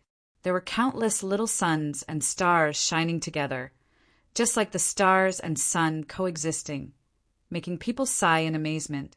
It was different from the sky on the surface, but it had a different kind of wonder. The underground world must be desolate? Of course not. There was light, heat, and energy. After hundreds of millions of years of reproduction, this place had already nurtured an ecosystem that was completely different from the one on the surface, and its complexity was not inferior to the one on the surface. The place where Chu Tian fell was a large forest. Of course, the forests of the purgatory world were different from the forests of the surface world. The plants here were mostly dark, underground plants that couldn't appear on the surface. It was hard to find several identical plants in the purgatory world because the creatures here were constantly changing. Even if it was two identical seeds, when they matured, they could become two completely different things. The entire purgatory world was covered in a layer of hazy mist. The ground was covered in crystal bamboo shoots, and the flowing water was covered in glowing crystal algae. If it wasn't for the fact that they were close to the dark underground world, they would have thought that they were in a fairy tale world. Chu Tian didn't have time to appreciate the foreign atmosphere of the purgatory world. The little fox did a simple search and couldn't find that dark elf. Forget it, who cares? We're already in the purgatory world. We'll think of a way ourselves. However, my situation is not good. I need to go into a deep sleep to recover my mind. Help me protect me during this period of time. The little fox took out the spiritual type sacred herbs Chu Tian found in the Demon Ant Valley. Chu Tian didn't have any alchemy conditions right now, and since he had the netherworld flame, he might as well eat it and use his body as a furnace to refine it. Although it was a waste, was there any other way? After Chu Tian ate the spiritual type sacred herbs, he was immediately enveloped in a strong sleepiness. When a person was awake, their mind was very active, which was not good for spiritual recovery. Sleep was a kind of natural protective mechanism, so Chu Tian needed to go into a deep sleep for a while before he could fully recover from his injuries. The little fox called out a few times, "You can't sleep here." Chu Tian was already in a deep sleep. No matter how the little fox pushed, it was like Chu Tian was dead and it was impossible for him to wake up. When the little fox was feeling depressed, its furry ears suddenly stood up. It seemed like it heard a figure, and it immediately hid in Chu Tian's clothes. There were some figures that appeared in the forest. These people looked very cautious. They were watching from afar. After watching for a quarter of an hour and making sure there was no movement, several figures slowly flapped their wings as they flew over. There's a strange being that fell from the subterranean world. These creatures looked very strange. They were obviously intelligent creatures, but they had butterfly-like wings, and their appearances were similar to elves. They had ears, and their skin colors were different. Some were green, some were blue, some were yellow, and some were white. In addition, they had long tails at their caudal vertebrae, and the end was like an arrowhead. This was a standard demon tail. This meant that these beings belonged to the demon race, or at least they were a subspecies of the demon race, a dark race with a demon bloodline. These were butterfly demons. The butterfly demons were a relatively weak, dark race and couldn't be considered a large race in the purgatory world. They could only live in the cracks of large races, relying on a stronger race to survive. But the purgatory world was not the surface world. A race that could live here couldn't be completely useless. The butterfly demons were weak in direct attacks, but they excelled in confusion, hypnosis, and poison, which were sometimes very troublesome. The butterfly demons surrounded the hole, pointing at the unconscious Chu Tian. "What is this?" A spy sent by the subterranean world? But he doesn't look like the subterranean spirit insects. Rather, he looks like an elf. Could it be that he can't be a spy if he doesn't look like one? Even the dark elves don't live in the purgatory world. There are also elves living in the subterranean world. I think this person is a subterranean spy. We should just suck his flesh dry. No, whether he's a subterranean spy or not, we can't easily deal with him. He is a being that fell from above. I think we can sell him for a good price. You guys tie him up and take him away. The butterfly demons were very timid, but Chu Tian clearly didn't have any strength to resist. The butterfly demons were a poor and weak race, and the one in front of them was a strange and unknown species. If he was a spy, they could exchange information for value. If he wasn't a spy, this kind of rare species that had never appeared before could be sold to the dark gnome merchants for a large amount of money. Several butterfly demon men and women dragged Chu Tian out. 30 miles away, there were strange-looking ancient trees hanging from the cliff. The ancient trees were covered in something like lingji that had already turned to stone. The butterfly demons lived on the trees growing on the cliff. The entire butterfly demon village only had a few thousand people. It was a small power that couldn't be smaller in the purgatory world. The butterfly demons picked up a creature they had never seen before, and it immediately caused a stir in this small village. I think this is definitely a mixed elf. No, how could it be an elf? The smell of his blood is completely different from the elves, so he is a completely different race from the elves. Then what is he? Who knows? He doesn't have the smell of a demon or spirit insect on him. The butterfly demons excitedly discussed. Stop arguing. A young-looking female butterfly demon walked out. She was the smartest one in the village, and her snow-white skin represented the best butterfly demon bloodline. The butterfly demons placed a lot of importance on bloodlines. Therefore, when she spoke, most of the butterfly demons closed their mouths. This isn't the time to discuss this. This fellow is heavily injured, and if he dies without treatment, he won't be worth anything. The butterfly demons finally realized this. That's right, he wouldn't be worth anything if he died. The butterfly demons examined this strange being's body, but they found that the other side's injuries weren't as serious as they imagined, making them feel this was very strange. At this time, an older butterfly demon said, "Perhaps his mind or soul is injured. Let's examine him." Although the butterfly demons weren't strong, they had a trace of spiritual energy. Therefore, they could examine his mental state. They wouldn't know if they didn't examine him, but when they did, the butterfly demons were shocked. His mental wound is very large. There aren't many beings that can endure this kind of bed. It's a miracle that he's alive. It seems like he can't wake up. After the butterfly demons reached this conclusion, they all revealed disappointed expressions. A person that was in a vegetative state, no matter how rare or precious he was, his value would be greatly reduced. What do we do with him now? Whether it's a subterranean spy or not, since he can't wake up, there is no value in this information. The young white butterfly demon said, "Since it's like this, we'll sell him to the gnomes.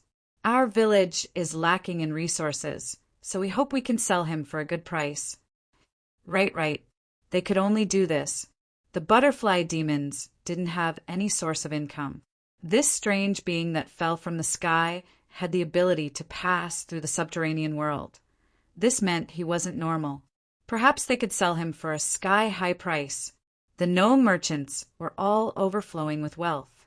Even if they took out a bit, it would be enough for the butterfly demons to spend for a long time. The butterfly demons told the news of an unknown foreign being to a gnome merchant. This matter attracted the attention of the gnome merchants, and they immediately sent several merchant representatives to the Tree Valley village. The dark gnomes were shrewd and sinister. They were famous in the purgatory world. However, no matter how experienced the gnomes were, when they saw the being the butterfly demons wanted to sell, they all opened their eyes wide in disbelief. What was this thing? This being was very strange. It had never appeared in the purgatory world before. The The butterfly demons saw the dark gnomes reveal serious expressions, and their hearts filled with worry.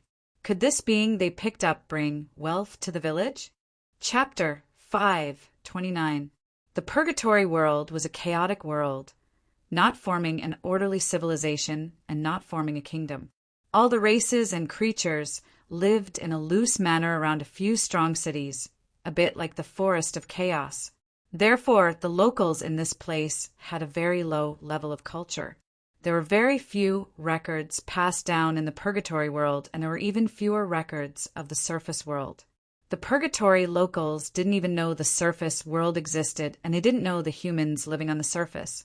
The dark gnome leader was a fierce-looking, one-eyed man. When he saw his subordinate still discussing, he was already a bit impatient. "Take a blade and cut it open to take a look." The dark gnomes were the most famous merchants in the purgatory world and one of the most inventive races in the purgatory world. It was by excavating large amounts of ancient ruins, and even the ruins of the Devil's Gate, that they obtained many incredible ancient techniques and demonic alchemy techniques, allowing this race that wasn't that strong to have a small status in the purgatory world. It was clear that the gnomes were a race with an exploratory spirit. Now that they were facing the unknown, they had to continue with this spirit. What was it that they didn't know? What was so hard about it? Wouldn't they understand once they cut it open? The butterfly demons were naturally unhappy. The young white butterfly demon came out to stop them. "You're randomly cutting it without buying it. What if it becomes worthless? We'll take a sample and send it back to the alchemy room for analysis. Only then will we know what abilities he has and whether he has value or not." The dark gnome revealed an impatient expression. "Otherwise, how can we value it without knowing anything?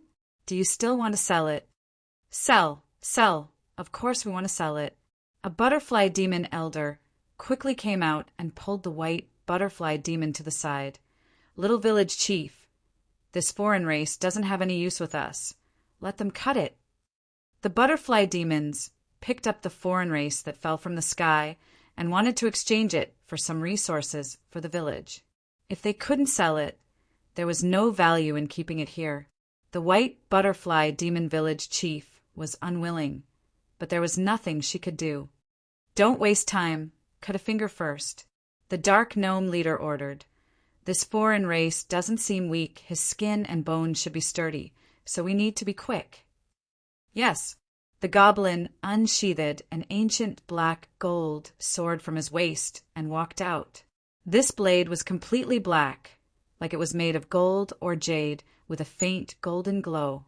It was made from a material called black diamond in the purgatory world. This material was 10 times stronger than normal diamond, and it had a trace of destructive attribute.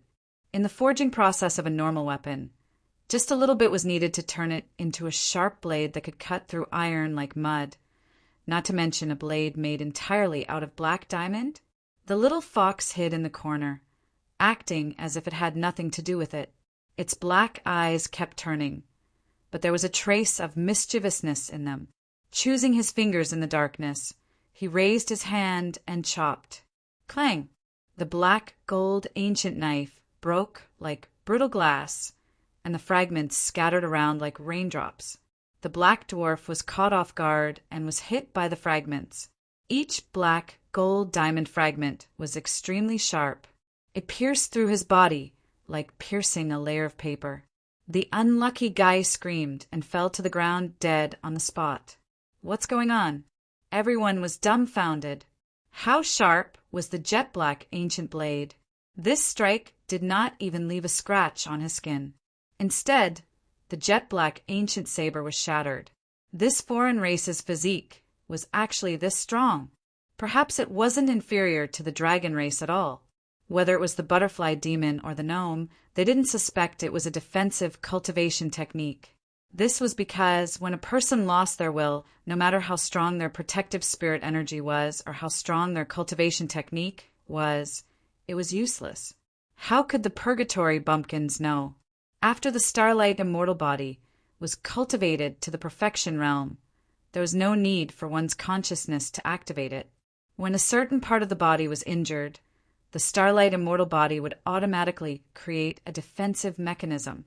When the jet black ancient blade slashed down and the blade touched the skin, it was actually shattered by a layer of starlight. The butterfly demon was pleasantly surprised. They had picked up a treasure. They had picked up a treasure. The foreign race's body was harder than a jet black diamond, so it shouldn't be cheaper than a jet black diamond, right? Even if it was sold at the price of a jet black diamond, it would still be a large amount of wealth. It's actually this strong. The gnome leader pulled out a blade covered in demonic runes. Humph! I don't believe the demon hunting blade can't cut you open. The gnome leader held the blade with both hands as he chanted. The runes on the blade lit up and it released a powerful energy fluctuation. The blade stabbed at the foreign race's arm. The starlight immortal body was activated again. The faint starlight collided with the blade. The dark gnome leader felt like his blade had hit the impenetrable dragon scales, and a large rebound made his wrist feel pain. Not only did he not break Chu Tian's defense, something even more unexpected happened. Flames appeared on Chu Tian's body, a deathly flame, a flame that could annihilate all living beings. This is bad. The dark gnome leader quickly moved aside, but the gnomes around him were not as lucky. The netherworld flame touched a bit of the flame, but it was like oil touching a spark. It was instantly engulfed by the flames, finally not leaving a single residue behind. This foreign race's body could spit fire? Who had ever seen a flame that could burn a gnome to ashes with a single spark? This flame was definitely not a normal flame. Just the power of this flame was enough to make it infinitely valuable. The foreign race was in a situation where they were unaware, but they could passively defend and even passively counterattack. This was rarely seen in any living being. For this kind of living being to have such a strong ability, it could be compared to a giant dragon. 1,000 dark crystals. The dark gnome leader shouted out a price. I want this living being. 1,000 dark crystals was a large sum to the butterfly demon village. Each butterfly demon revealed a look of wild joy. Wait a minute. That white butterfly demon village chief came out. This foreign race is this strong. I'm afraid a trivial 1,000 dark crystals is too little. The butterfly demons don't have the qualifications to bargain with me. 1,000 dark crystals is already a very generous price. No, we can't accept this price. You dare reject me? There's only 800 now. The dark gnome coldly looked at the white butterfly demon and said, You better think carefully before you speak, before I get angry. 200 dark crystals were gone with a single sentence. This loss was just too large. The white butterfly demon firmly said, We won't sell this foreign race. You can leave. The other butterfly demons revealed anxious expressions. How could this be? Was the village chief crazy? So many of my subordinates have died, and you're not selling. The dark gnome leader was clearly angry from shame. Are you playing with us? Gnomes aren't good to provoke. Humph. 1,800 dark crystals to send beggars away? Although our butterfly demons aren't a strong race, we aren't that easy to trick, the white butterfly demon retorted. The butterfly demons will compensate you for your losses, but we won't sell this foreign race. Please leave. The dark gnome leader was about to explode. The white butterfly demon gave a snort and several butterfly demons surrounded him. The purgatory world locals grew up in chaos and slaughter. Even the weak butterfly demons were not cowards. Good, very good, just wait and see. The dark gnome was angry, but he was still in the butterfly demon village, and there were butterfly demons all around. If he lost all face, it would be too much of a loss. It was better to leave this place first and gather troops as soon as possible. They would break through the butterfly demon village in one fell swoop and steal that precious and mysterious foreign race. The butterfly demon elder saw the gnome leave and said in a worried voice, The gnome's influence isn't small. Now that I've offended them, the gnomes won't let this go. I'm afraid this won't be good for us. Elder can be assured. The white butterfly demon's face was filled with joy and excitement. We must have picked up a large treasure this time. We need to bring it to Darkness City before the gnomes return. As long as we successfully auction it off in Darkness City, our entire village will become rich. Is this creature really that precious? Although I don't know what it is, looking at its invulnerable body and all kinds of special abilities, this race is comparable to dragons and great demons. If a living dragon was auctioned off, how much do you think it would be worth? Could it be that it isn't enough to make our little village rich? That's right. As long as we can exchange for enough dark crystals, our entire village can move to Darkness City. Would we need to fear the revenge of these dark gnomes? The butterfly demons put down the worries in their hearts. This was a once-in-100 years chance. How could they give it up so easily? They had to hold it in their hands. The white butterfly demons began to prepare as quickly as possible. With a population of several thousand, they mobilized an entire 1,000 soldiers to form an escort team. The dark gnomes could return at any time, so they had to leave as soon as possible. The white butterfly demons were about to set off after organizing the team. The butterfly demons had the ability to fly, so they decided to transport them through the air. This way, the chances of them meeting trouble would be lowered to the lowest. When the team was about to leave the tree valley, this is bad. A group of green demons has appeared in the east. There was a large group of ugly creatures gathering here. These creatures were around 2 meters tall and had green skin. They were very strong, like strengthened goblins, but they had long demon tails. Their weapons were wolf-tooth clubs or warhammers. Green demons, a kind of low-grade demon. Although their demon bloodline wasn't strong, there were many of them. They were born with divine strength and their skin was thick, so they were a cruel, dark race. The white butterfly demon quickly came out to respond. You've crossed the boundary. This is the butterfly demon's territory. Hey, don't be so angry. I heard that the butterfly demon village picked up a treasure. The large green demon leader revealed a greedy expression. Since the treasure fell in the forest, it belongs to every race in the forest. What qualifications do you butterfly demons have to take it for yourselves? Why don't you take it out and we can all share it? The butterfly demons were seething with anger, but before the butterfly demons could respond. That's right. A black line appeared on a hill not far away, and several hundred tall figures appeared. These creatures looked like minotaurs, but they were even uglier. There were demon horns on their heads, horned demons. Not only the butterfly demons, even the green demons' faces sunk. The green demon leader roared in a low voice, "What are you doing here?" "Ha ha ha," the horned demon confidently said. "What do you think?" Not long after the green demons and horned demons arrived, another large black figure appeared in the sky. A group of creatures with flesh wings and sharp beaks appeared. It was the winged demon race. One could guess what had happened even if they used their feet. The dark gnomes didn't have enough time, so they incited the nearby existences to fight for more time? Damn! The Purgatory World natives were very sensitive to territory. Their territory being invaded was a large provocation and humiliation. The butterfly demons were angry. All right, since we're going to make a move, let's see who lives to the end. A large battle was about to begin. The Purgatory World was like this. Any reason could be the fuse for a war. This kind of matter happened every day, and it was even more chaotic than the Forest of Chaos. Chapter 530. Chu Tian took several spiritual attributed sacred herbs and fell into a deep sleep, only leaving a trace of his will to circulate.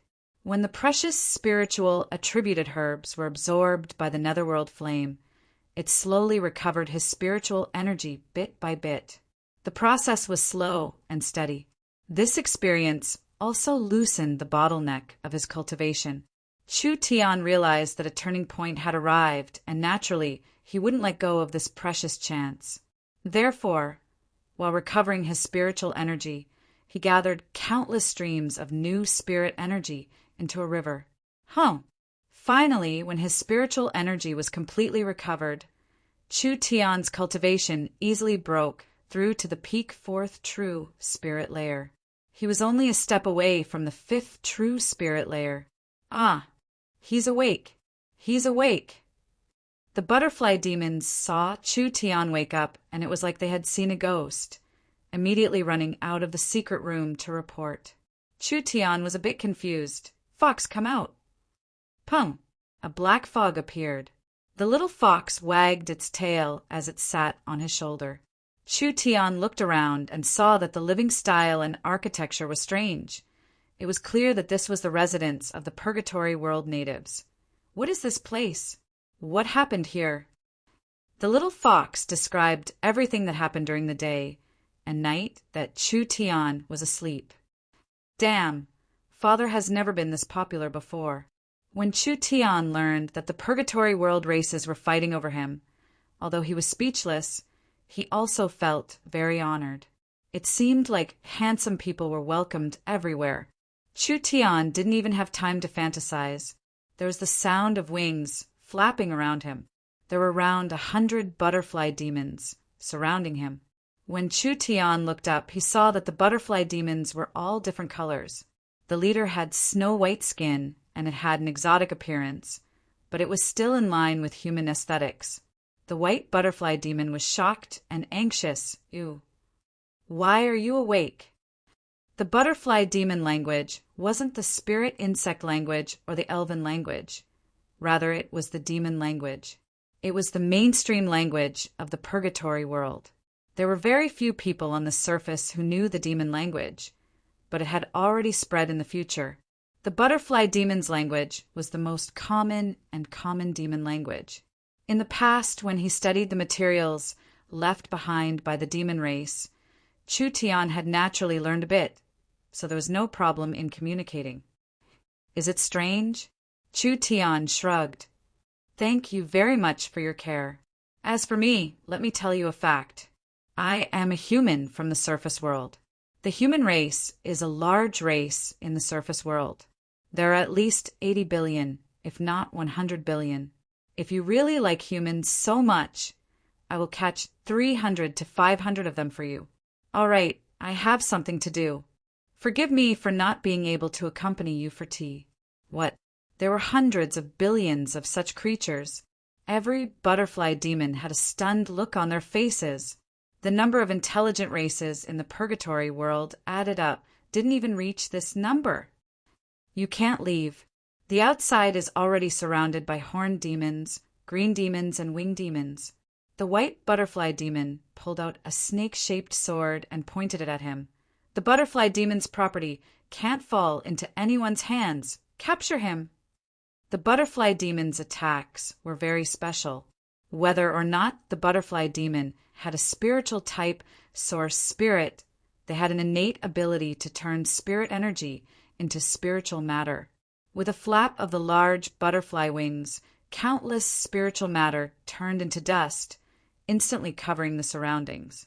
The dust had a strong hypnotic and confusing spiritual energy, so it was very useful against normal living beings. With this many butterfly demons attacking together, perhaps even a true spirit expert would become weak. This kind of little trick has no use against me. This mysterious foreign race did not use any defensive measures and was directly exposed to the butterfly demon's attacks, but he was not affected at all. Chu Tian calmly looked at the white butterfly demon. Spiritual energy severed. The white butterfly demon's body trembled. She could clearly feel the connection between her consciousness and spirit energy being severed. Although her cultivation was still there, she couldn't use it at all. Chu Tian casually stepped forward and appeared behind the white butterfly demon. He grabbed the white butterfly demon's neck and released netherworld flames from his fingertips. Do you think you can catch me with just you? Innate spatial energy. The butterfly demon's face turned pale with fright.